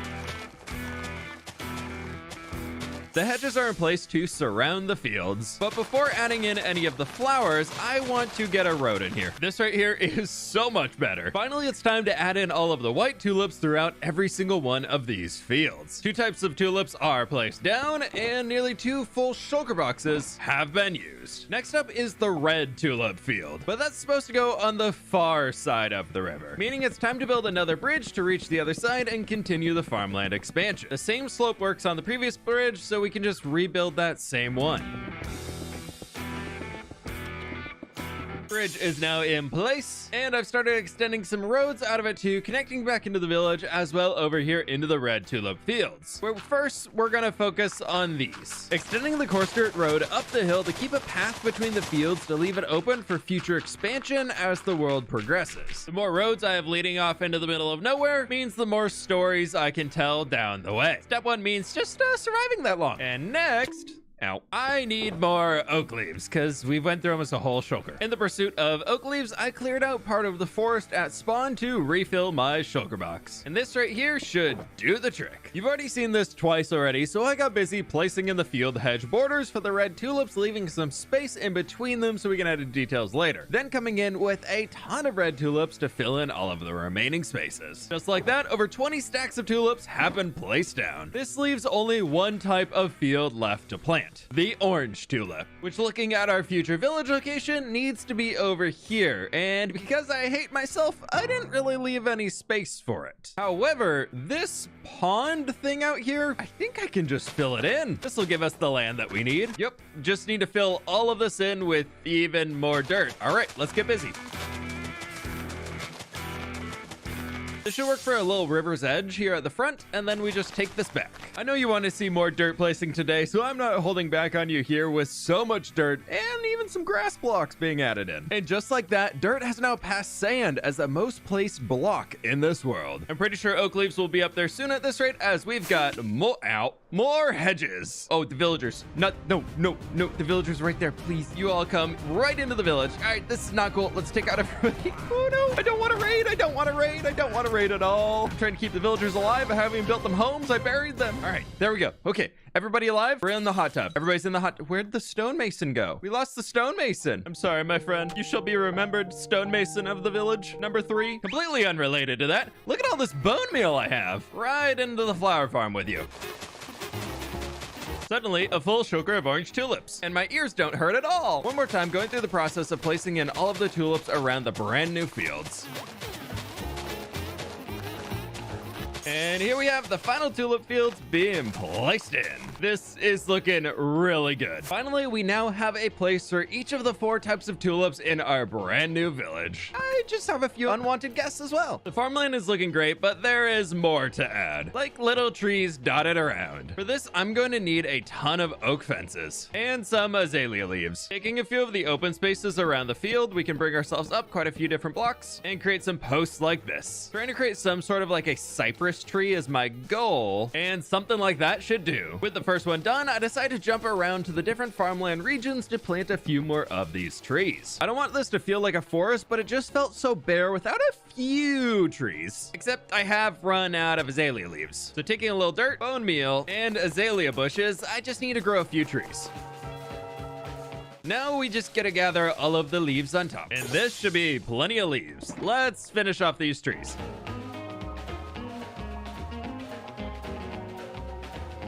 This is much, much better. But you know what every giant field of flowers needs? Bees! Taking some leftover flowers. A long time ago, I built this mini greenhouse that should be full of bees. Hopefully that means I can take all of the flowers and we can breed up a few more baby bees. We're gonna need a few more than 4. The entire next day went by and I've got a lot of bees in here now. I just need to figure out which one actually, you know, has bees in it. Ooh, it's gonna be a problem. Oh, it's Wandering Trader. What's up, buddy? Red tulips. Yeah, I definitely need to buy those from you. Thanks for that. I'm thinking the perfect spot for a little apiary is right over here. This is for the cosmetics, and I just want the bees to be able to fly around the field and have a home that they can come back to. This should be enough space for the bees, and I'm thinking we use some scaffolding, beehive on top with a bee. I hear a bee. That's good. That's a good start. Oh, we have bees. Look at them. Wait, come here. You too. Baby bee. Baby bee. 6 beehives are down, and the bees are already enjoying the field, so I'm thinking right back here, we just make a little shack for some workers. Just a little spot like that. Except maybe some trapdoors on top. And maybe we add a few lilacs right back in here just for the extra pop of color. This leaves us with a pretty good spot for the bees, and they'll just be hanging out there. But I've got a few that I need to return back home for any future bee breeding tasks that we need to do. Creating the atmosphere around the village, I want to revisit the riverbank, so I'm running around replacing a lot of the large lower areas with coarse dirt and mud and muddy roots along the river's edge. With that in place, I'm adding in all of the extra details to the riverbank that I already went over previously inside of the video.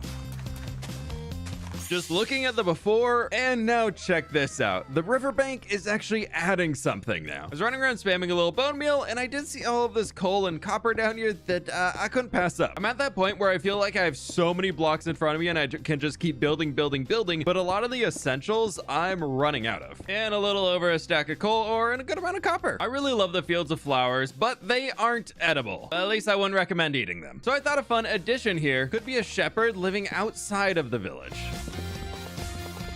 Something like this should work for the base shape of the house. Bringing a few pillars up on the corners. Then this little jut out I made, I want to do purely out of oak. Stripping it all down. Going with my classic style for the rest, we're just going to bring in a little bit of cobblestone for the walls. Hooking out a few places for some windows so we can actually see outside. And I think I want a back door here so we can get back to where the sheepies will live. We actually already have 2 on top of the hill. Oh, this is so good. I just need to create a big old flat area for them to live on. Now out behind the house, we do need a small space for a lean-to for the sheep to actually stay inside. That's gonna require a touch more terraforming back here. A little coarse dirt in for the floor, and I think only 2 of the walls being made out of stone could be kind of cool. So we'll leave this open here as some fence, and I'll fix that in a minute. We'll work on the roof and some finer details later, but for now I want to get a fence throughout here so that the sheep can't just leave. This size should be pretty perfect for a bunch of sheep to hang out. Just maybe a few bushes to cover up a little bit of the fence. With the base shapes in, I threw on a quick roof with a spruce trim and some dark prismarine in the middle. And at the top of the mountain here, there are so many sheep. What is going on? Okay, come with me. We've picked up some cows and a black sheep along the way. They're gonna have plenty of wool, hopefully. Come on, everybody. Let's go slowly down the mountain together. Oh no. We lived. We've made it down into the valley, and I just need them to jump over this fence for me. Oh, they're professionals. Here's your reward for being on time and actually getting through. Thank you. Okay, the whole herd is inside, and we have our safety cows here to watch over them, and this is going to be fantastic. Now for the little building here that we have for the lean-to, I need to get a roof over it. I think the more airy we make it, the better it's gonna look in the end. So adding in a few fence gates right here, a few slabs along the front, full blocks, and then if we do slab with an S coming all the way down, this will actually work out. And there we have it. The lean-to is ready to go for the sheepies to sleep inside. The extra bits added around with a little bit of glow lichen and glow berries. This is looking pretty good for the shepherd's house. Now to get the shepherd themselves, where we can take a little string and craft ourselves a loom and fix the trapdoors. I definitely didn't miss. But now I need one of you villagers to come on up here. Anyone want to be a shepherd? You look like you want to be. No? Out of the hot tub. Don't back in the hot tub. Get out of the hot tub. Look at the loom. Look how great it is. I don't know where you're going, but get in the boat. I think the easiest way to get them over there is just going to be to take the river, and hopefully he doesn't bunk his head on the bridge. It'll be okay, right? Yeah, we're fine. All right, Mr. Villager, I need you to follow the loom. Nope, that's the wrong way. Wrong way. Follow the loom. Yeah, you like the loom. Come on. Again with the wrong way. Oh, it's working. Now just get inside over the fence. Our shepherd's now home. I want the shepherd to be able to walk inside the house and not out the front door. So we're gonna put the trap door right there. There's your loom. Look how great your loom is. With all the sheep out here, I can shear a few of them, or one of them because he gave 3 wool, and craft a lovely bed for our shepherd. He's got his workstation, he's got his bed, and what trades? Ooh, white wool. What a smart shepherd. Buying the color of wool that is right in front of him. Thanks, buddy. The pale sunset vibes of these banners are pretty great, but I think we can do something a little bit better. Excuse me, get out of the field, please. You're gonna smash all my potatoes. I'm not ready to make a stew, but here we do have purple wool to make purple banners. On top of this, I need a little light blue dye, red dye, orange dye, and a magenta dye. Where you'd think after 3,000 days, I would have a loom somewhere in my house. No? The neighboring house? Loom! Yes! Taking a purple banner, starting with the red, adding in a chevron, magenta to add a losange. Next with the magenta, we can add in a diamond in the center, orange to add a gradient from the bottom for sunset vibes, and finally, light blue for a little bit of a border. To me, this village is going to be a combination of sunset vibes with the colors of all of the tulips that we have, as well as like light blues and colorfuls and just bright, cheery, happy, but kind of mystical is the vibe I'm going for here. And this, I think, is gonna be perfect. Just need that back for a minute though, so we can do this, and whoop, look at that. Okay, so first I'm going to transform our village, but I need to tear down the village, then get distracted by a few other things. We still build the village, right, Fwip? We definitely still build the village, right, Fwip?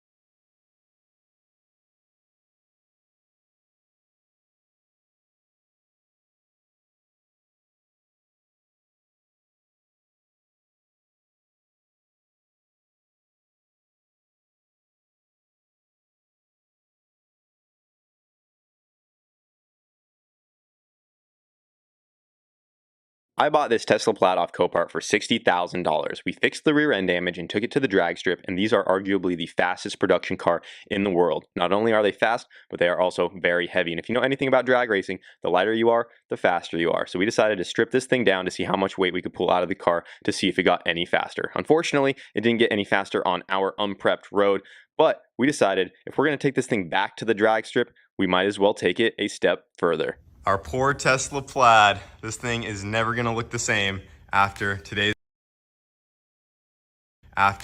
video. Technically, the car is at a point where we could put this thing back together as is, have a perfectly normal Plaid, but we're about to do some irreversible damage to this thing. As you guys saw in the last video, we completely gutted and stripped down our Tesla Plaid here. We removed the doors, the interior rear hatch, front end, hood, bumper, headlights. We took it all off and we took about 700 pounds out of this thing. And today we're taking it a step farther, and this is a pretty drastic step. So I was working on this thing yesterday, and you can see we're missing these rear windows back here. So these are like panel bonded in, and these things are on there really tight. They're really tough to get off without breaking. You have to get pretty much all of this stuff cut out of the way. And I was actually watching B is for Builds video, and he did this to the Model 3 and went and picked up the same oscillating tool he did to get those guys out. And it was my first time trying to pull one of those windows. I thought I had the first one out.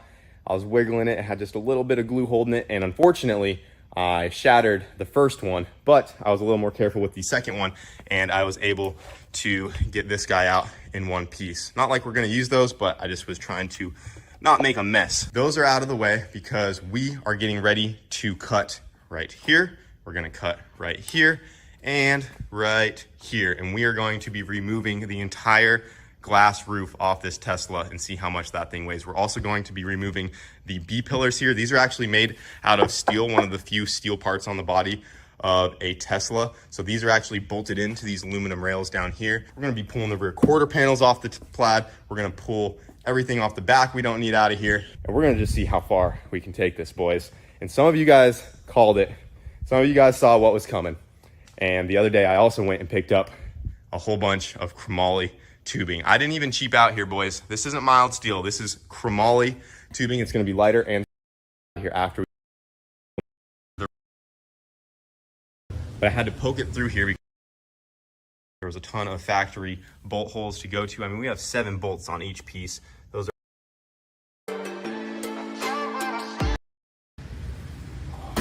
Check this out, boys. Was that a ski mask? Nah. No, it's a helmet liner because we're about to go racing. Where did you get that? Why does it have a 1320 sticker on the side of it? Don't worry about it, but I figured this would look sweet. Oh yeah. Dude. Now it's E-Roy. That's safe. Yeah, whip up some mounts, get this thing on there, put a little downforce back in this thing since we made it so freaking light. All right, guys, the wing is on. That is looking so freaking sweet. We are ready to power this thing up. Go ahead and plug her back in. We disconnected all of this while we were welding just to make sure we don't hurt something electrically. She is booting back up. Any minute now, we should see some Tesla logos. There it is. E-Roy is alive. We also got these tail lights hung up on there for right now. That looks so freaking sweet. Well, should we pull this thing out? Looks ridiculous. We have to get at least one Ricer flyby. Yep. It's gonna be the quietest Ricer flyby you've ever heard, though. Open me up. Oh, it moves. Looks ridiculous. Looks great. You know, if you stand back and squint, it looks like Leroy.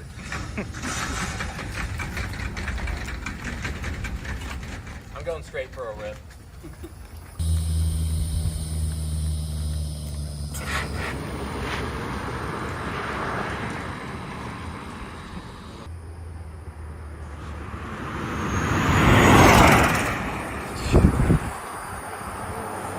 What is flapping around in there? I don't know, but that looks so sketchy. Dude, it looks ridiculous. Did you hear the wing? Yeah. Was that what that was? Yeah, the wing makes a little noise. Shatter. Might have to adjust it. All right, let me rip this thing one time.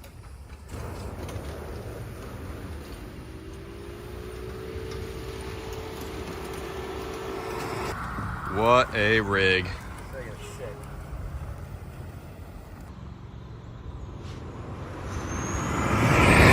Oh my god.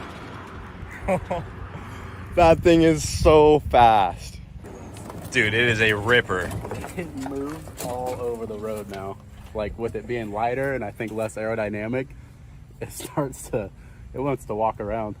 That's pretty wild. Yeah, hopefully the drag strip keeps her planted. Yep, hopefully so. Dude, that is nuts. Well guys, I hope you enjoyed today's video. This thing turned out so freaking sweet. I believe in the next video, we're gonna go right to the drag strip and see what it does. We still have some small improvements that can be made. Freaking sweet.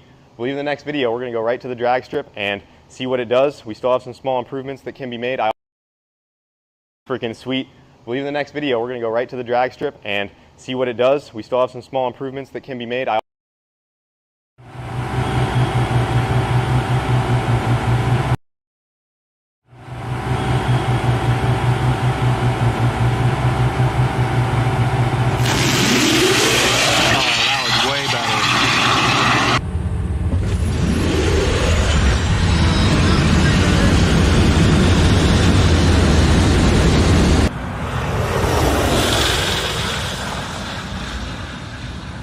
Today's video is brought to you by HelloFresh.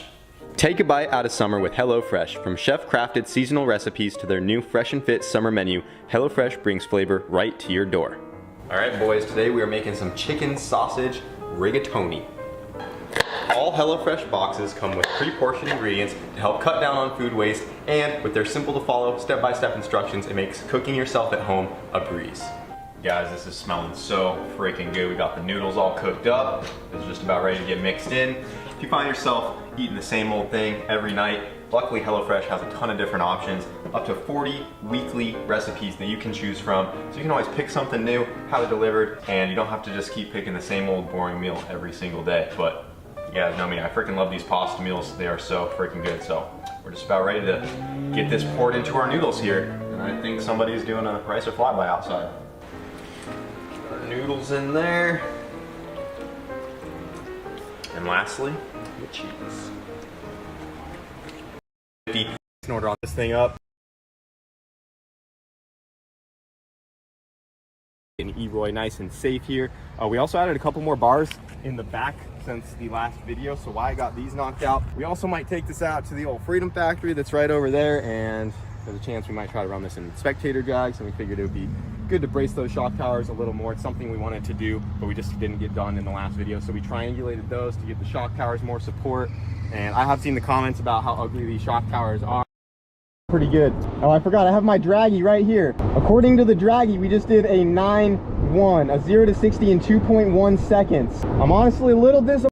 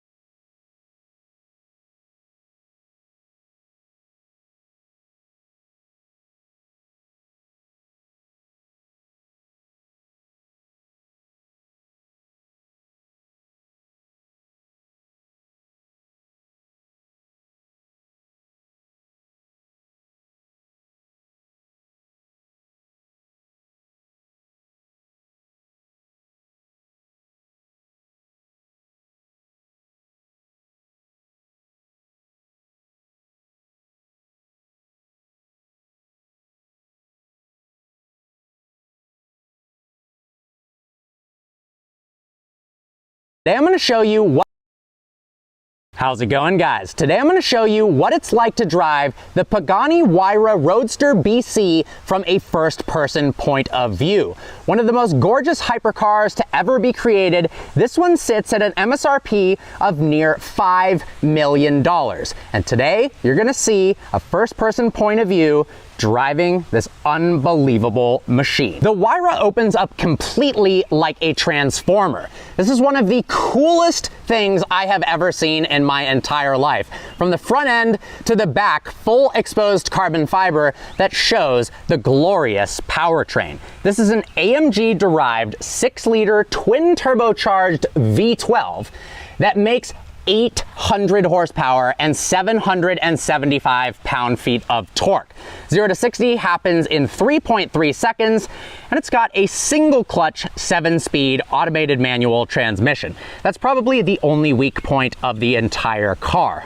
This thing is way too cool. The aerodynamics in the back are absolutely incredible. We have this stationary fixed wing for extra downforce. Then we have these active flaps right here and a massive rear diffuser as well. One of my favorite parts about the car is this quad titanium exhaust that is so gorgeous. It says BC on the exhaust, and I also love these triple taillights. The interior of the Wyra Roadster BC is as gorgeous as the exterior. Everything in here is an absolute work of art, from the speakers to being able to see this massive floating roof scoop in the rear view mirror. I love the fact that they were able to integrate a roof scoop even though this is a Roadster.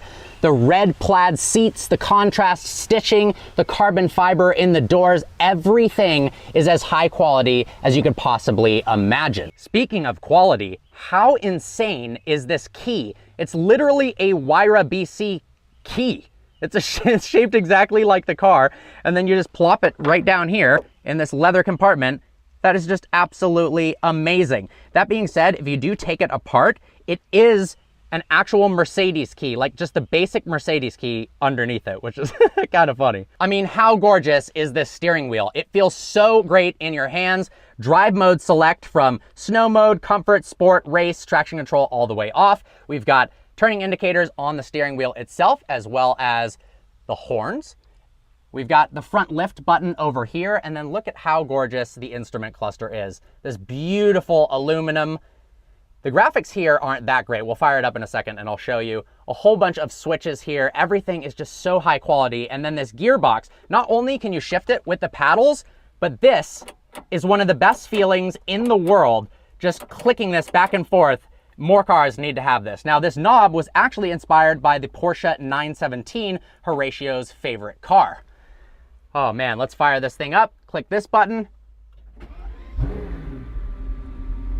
Absolutely incredible. All right, behind the wheel of the Roadster BC now. To turn it on, click this massive start-stop button. Look how beautiful this gear selector is. We are in drive right now, neutral, pull the paddle, first gear, and off we go. The first thing you notice in this car is that roof scoop noise right behind your head. It is so intoxicating.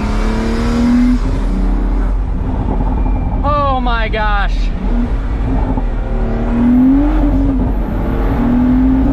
Oh my God. Watch those active flaps coming up as I'm braking to slow me down, acting as an air brake. That is just the coolest thing. The amount that this car pops and bangs is unbelievable. I was not expecting that at all. But there you go, V12 twin turbo Mercedes engine. It's gotta have some crackles for the AMG. But this thing is so much faster than I was expecting. It's just ridiculous. But when you really think about it, Pagani gets a bad rap for being a art car and not a performance car. This thing has 800 horsepower and weighs 2,750 pounds dry. That's a power to weight ratio better than a 765 LT, which everyone knows to be an extremely fast car.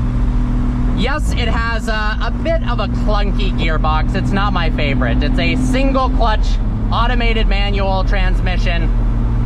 It does downshift instantaneously, but the upshifts are pretty sluggish, and around town it kind of bucks back and forth a little bit. But the thing that kind of is really interesting, if you come to a stoplight and you're in first gear, eventually after like 5 to 7 seconds, it pops out of gear into neutral. So you really got to be paying attention to make sure if it does go into neutral and you're on a little bit of an incline, you put it back into first so you're not revving it while you're rolling backwards into somebody behind you and then smashing the back of your $4 to $5 million Pagani. This might be the most expensive car I've ever reviewed. Legitimately. I mean, this is just ridiculous. Truly ridiculous. but it's not quite as intimidating as I was expecting. It doesn't feel that big. It doesn't feel that sketchy, even in race mode right now, which has very limited traction control. I'm curious, let's put it into comfort mode. Oh wow, the throttle response is so much less. And then we've got no cracks and bangs. Wow.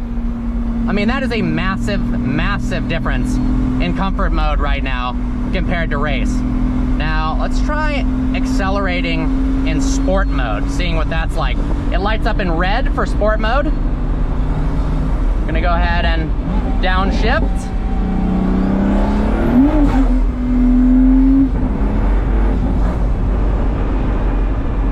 Interestingly, in sport mode, it seemed to have lost more traction than in race mode. How is that possible? We'll try one more time, but that, I mean, the tires just lit up. Oh my God.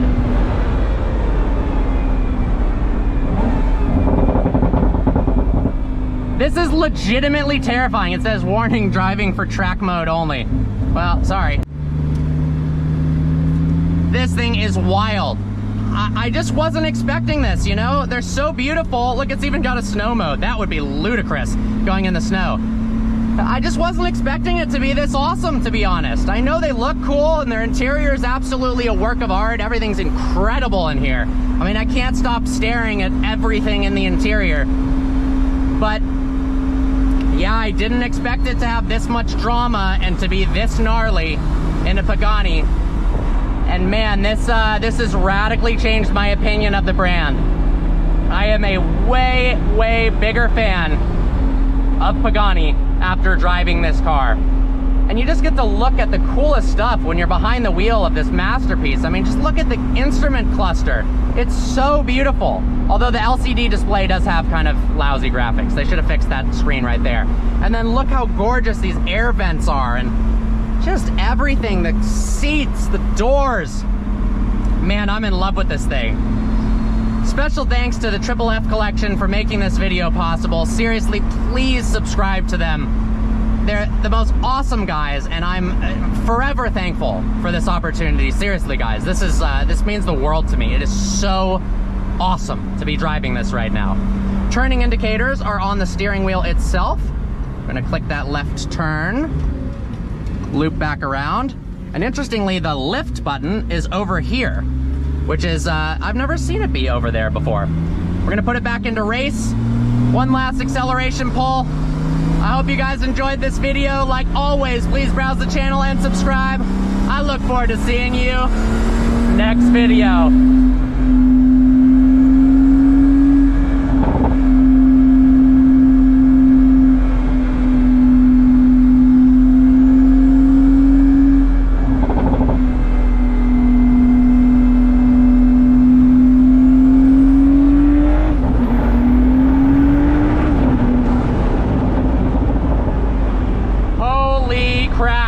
How cool is this? Being able to shift not only with the paddles, but also with this gear lever like a sequential manual. That is so cool. More cars need to have that. I love it. And it's wood to commemorate the Porsche 917, which allegedly is Horacio Pagani's favorite car. Just feels such good quality. Oh, those clicks. The engineering is marvelous.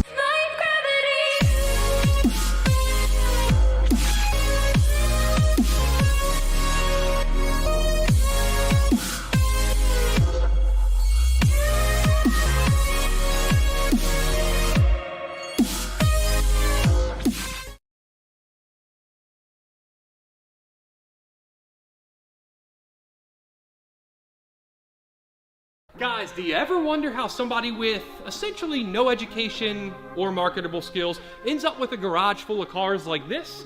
Would you believe me if I told you it was for buying junk like this Corvette ZR1? No, I wouldn't. Yeah, I don't blame you. But lucky for me, I can prove it. For the past decade, I've been making a living off salvage cars, and I'm about to show you exactly how I do it. Even by salvage auction standards, this ZR1 is rough, but it was the cheapest in the country at $15,283. I'm gonna strip it completely, see how much money we make, and of course, see how it stacks up on the Salvage Stories high scores list. We might have done it with this one. This is something. I'm excited that we're finally gonna have spare parts, that way we can get the ZR1 completely. Spare parts. I'm just trying to be positive here, man, because why do you buy this? It's a $15,000 ZR1. Why would you not buy it? That is the real question here. How can you not buy a $15,000 ZR1, even if it looks like this? I promise you, hold on. I don't promise. I don't want to make promises I can't keep. I think we're gonna make some good money on this, even though it looks like it's... I thought that we're trying to stay away from those kind of cars, you know? Speak for yourself, I'm not. Jokes aside, it does look like the fire was kind of high up. If I had to guess, I'd say it started there from those aftermarket fuel fittings. Just a theory, I'm not an investigator, I don't really know what happened to this. One thing I can tell, however, it's a big hole in the frame. These frames are aluminum and it is quite literally melted away. Not only that, but our nice chrome ZR1 wheel is properly heat treated. It's actually warped. That's wild. It's wrinkled and it is just the coating, but that is tough. Moving back up the frame, there's another massive hole here where the door goes. Looking at this section, in comparison at least, that car looks like a light burn. And yes, I know you guys are going to give it to me in the comments for calling something that looks like this a light burn. But it was. In fact, the roof was still attached to that car, albeit barely, the roof of this car.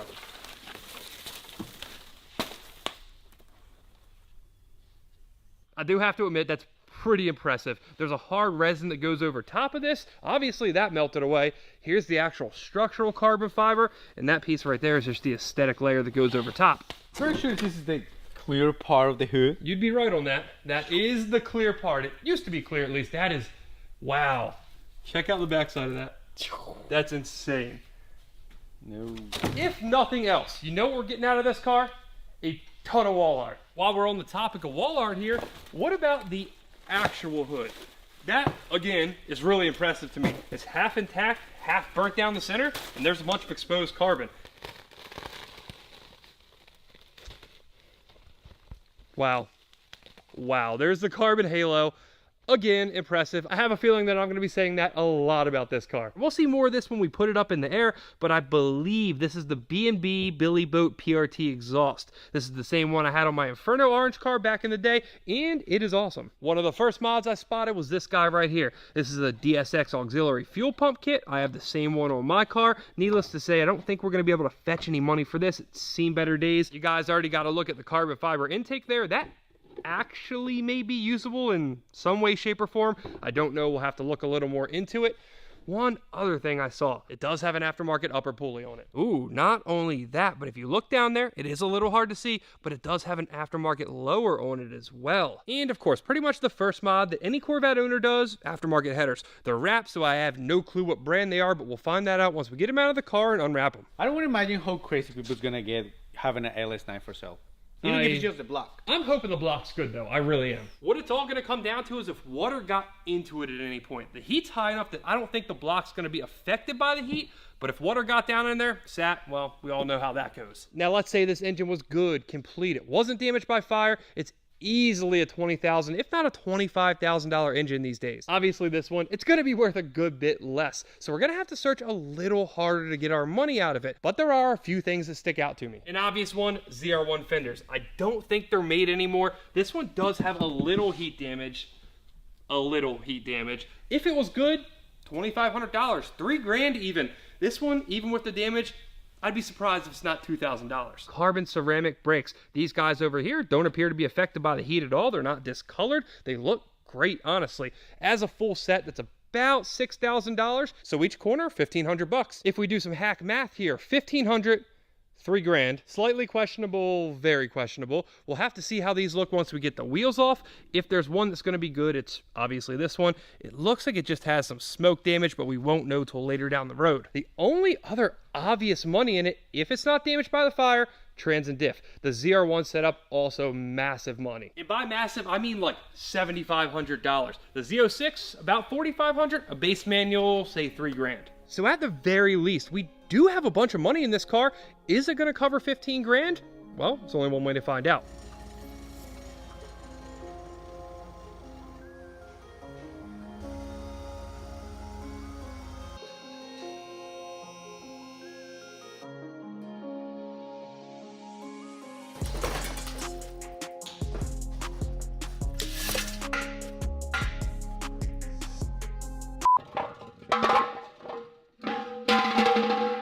Hey, don't tell me this is trash. Trash. Because you're just wasting money right now. Trash. This is wall art. Look at Okay. this pile of awesome stuff. We already talked about the hood. The front bumper's pretty cool. We have a half of a carbon lip on there.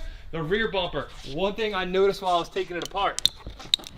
Ooh, that's awesome. We can actually put this for sale. Neochrome ZR1 wheels. I know what I got. Yeah, I don't 5K. know if anybody's gonna buy this. It needs a little work. Just a little bit. Minor scratches. The brake caliper, I mean, maybe it's usable. I don't feel comfortable selling it. With how much heat this rotor took, I don't feel comfortable selling that either. So I think I'm gonna do something cool with that whole assembly. The first look, I haven't even got so much as a glimpse under here. I'm not super worried about it. I'm a little worried, but I think it's gonna be fine. The exhaust, that's the most heat wrap I've ever seen. That's excessive. Do you need that much on a ZR1? You don't need that on a space shuttle, all right? Starting with the good news already, though. The trans, the diff, at least it's pretty much silver. It's not completely burnt to a crisp. I think the top's gonna look about the same. I mentioned earlier that I think this is the same exhaust I had on my Inferno ZR1. I'm hoping we can get a brand name somewhere. There we are. Forgot where the badge is. That is indeed the PRT. The best I can tell right now, this exhaust did get some dirt, some nasty stuff up in the tips, but otherwise it doesn't look too bad at all. Everything else under here looks pretty standard, except the giant hole in the floor, but I guess that's to be expected when you consider what the top of the car looks like. Coming back to the front of the car, the plastic shroud did get melted over the heat exchanger pretty good, but the heat exchanger itself actually looks like it might be usable. Is this aftermarket? It is not. That's actually stock ZR1 stuff, believe it or not. It's a really cool welded aluminum piece that you wouldn't expect to see on a factory car, but it is indeed factory. We obviously have ourselves a massive amount of work here. The financials on this are pretty much gonna come down to the health of the engine. We'll get to that in just a little bit, but for now, we gotta sort through all this stuff, get rid of the stuff we don't need from it, find somewhere to store all the wall art, and then see if we can pull any money out of this pile of parts. Yep, this is it. About $100. We obviously have some work to do.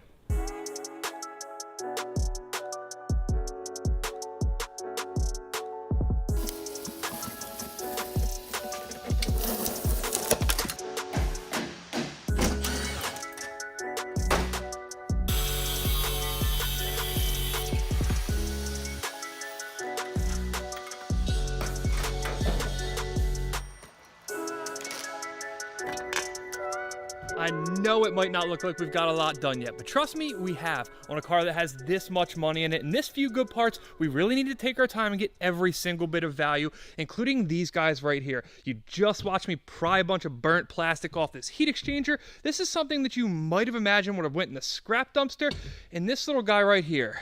This is important for a different reason. Honestly, these two parts right here are a microcosm of why I love the salvage industry. We'll go ahead and start with the heat exchanger pump. This guy right here used to not be that expensive. When they were available from GM, I think they were $200, $300, $400 brand new, so there wasn't a huge market for it. The thing is, they got discontinued some point during COVID, and now they're worth a ton of money. There's definitely better aftermarket options for that kind of money, but when somebody wants to replace a part on a $100,000 ZR1, sometimes they want OEM, and in this case, you kind of have to pay up for a used one. If we were doing this part out a year ago, best case scenario, we're looking at like $250. Obviously, things have changed, so as long as this powers up,